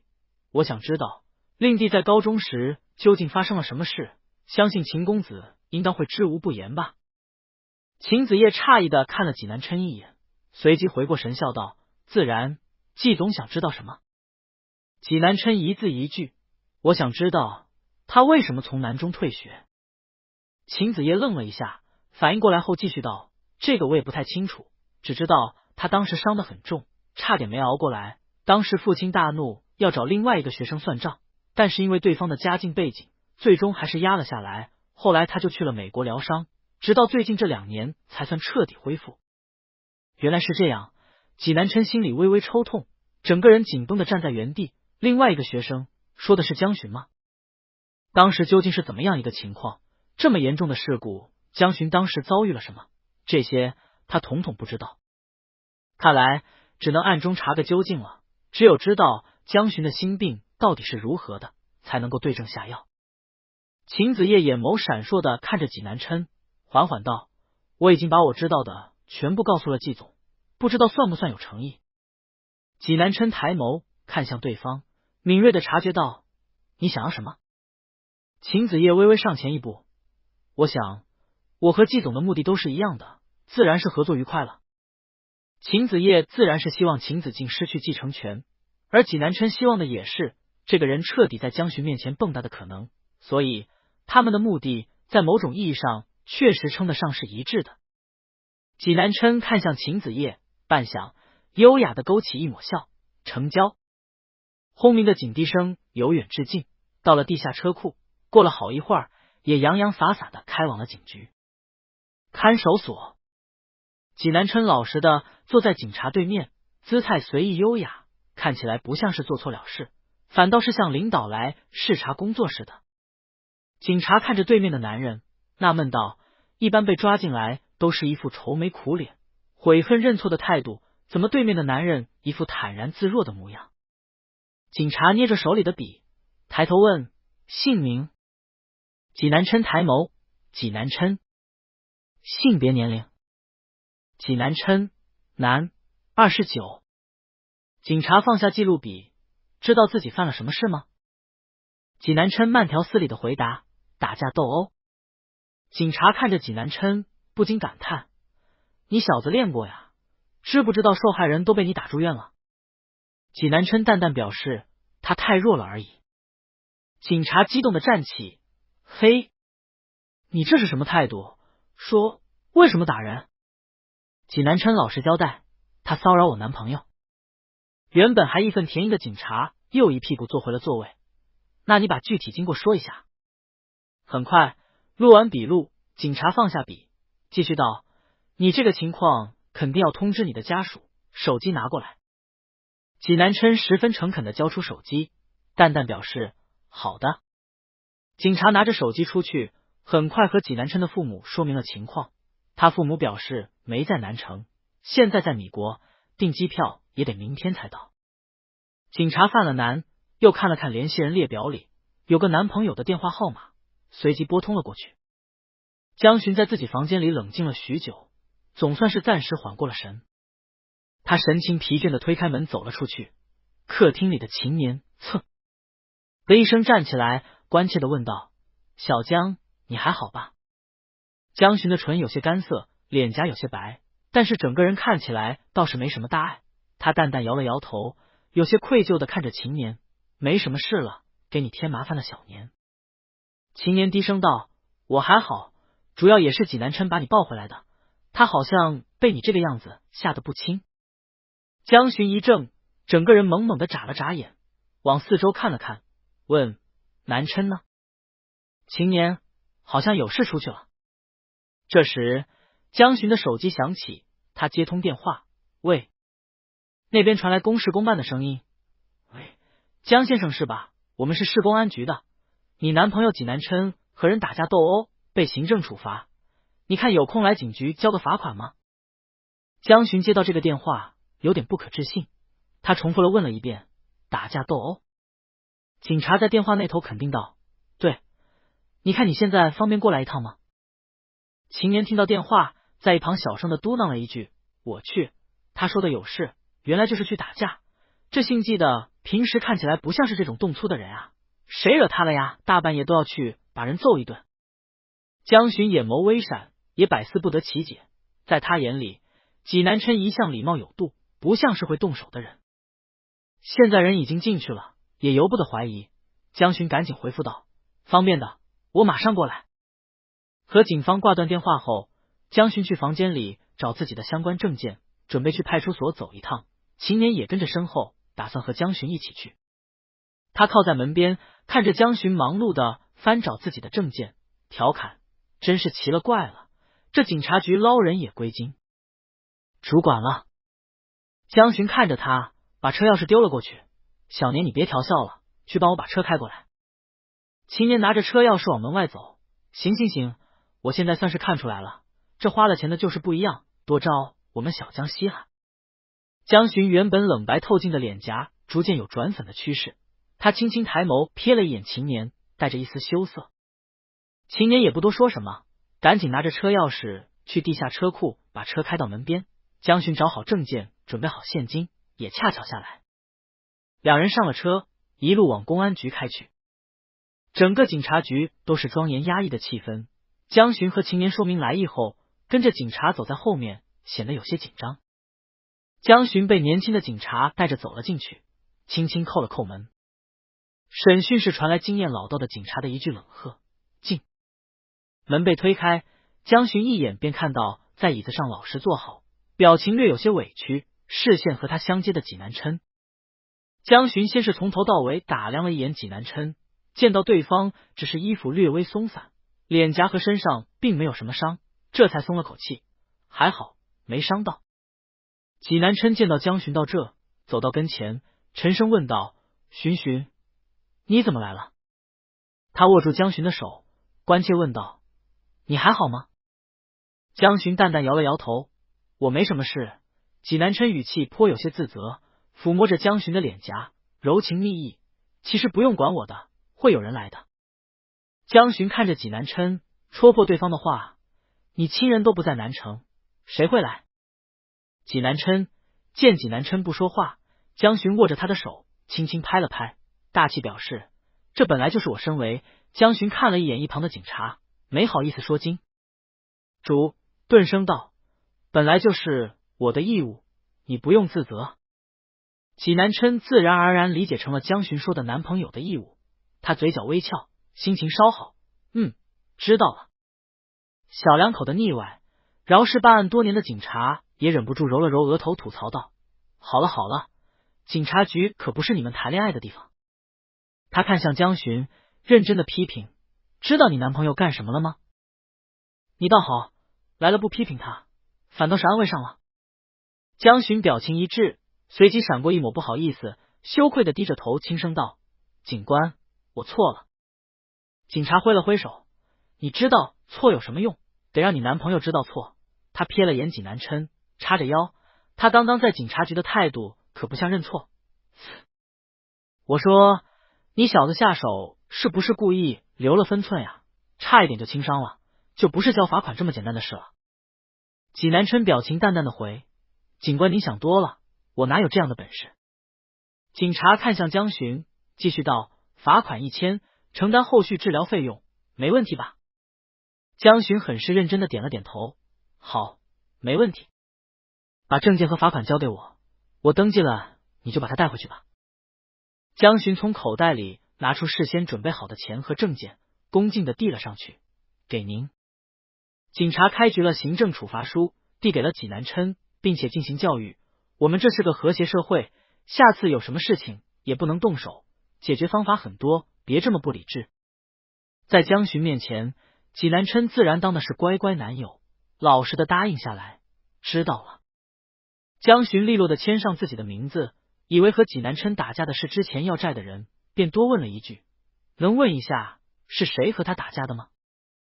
警察指了指上面的文件：“那上面都写着有，你自己看吧。”江巡视线望了过去，紧接着瞳孔一缩，看到一个熟悉的名字，手里的钢笔掉落，是他。秦年也凑过来一看：“谁啊？”看到名字，他也忍不住低声骂了句：“靠，怎么是这个狗东西啊？”江巡抬眸看向济南琛，此时情绪有些失控。济南琛上前把江巡牵住，带着人往外走：“没事的话，我们走了。”警官，警察自然不会多说，挥手让他们出去。走在路上，江巡蓦地抓紧了济南琛，停下脚步，抬头看着他问道：“是不是来找你麻烦了？”济南琛疑惑的看着江巡，不知道对方为什么会这么问。江巡语气有些慌乱：“他没做什么吧？”听江巡关切的口气，不知道的还以为挨揍的是他呢。济南琛安抚的揉了揉江巡的脑袋，回：“巡巡，现在在医院的人是他。”听到济南琛这样说，江巡和秦年的表情都有些震惊，秦年更是很怪异的看了他一眼，喃喃自语：“你竟然敢打他？”济南琛微微挑眉：“为什么不敢？”江巡认真的看着济南琛，眼底满是疲惫，郑重的对着他道：“南琛，秦子敬他不是你想象的那样，你最好不要淌这滩浑水。”济南琛眼眸底下满是温柔：“他是怎么样的？需要你告诉我。”江巡舔了舔干涩的唇角，抓着济南琛的手越发的收紧：“他不怕疼的，你这样根本没用。”江巡有些自责的闭上眼，恼悔道：“怪我不该把你卷进来的。”济南琛看着江巡这副自责的模样，心疼不已，同时也想到了秦子敬说的话。他说：“如果让江巡知道自己去找了他，就会提出和自己分开。”看着眼前江巡这痛苦的神情，济南琛不由心下一紧，他语气有些急促：“是我自己想卷进来的，江巡，你不许。”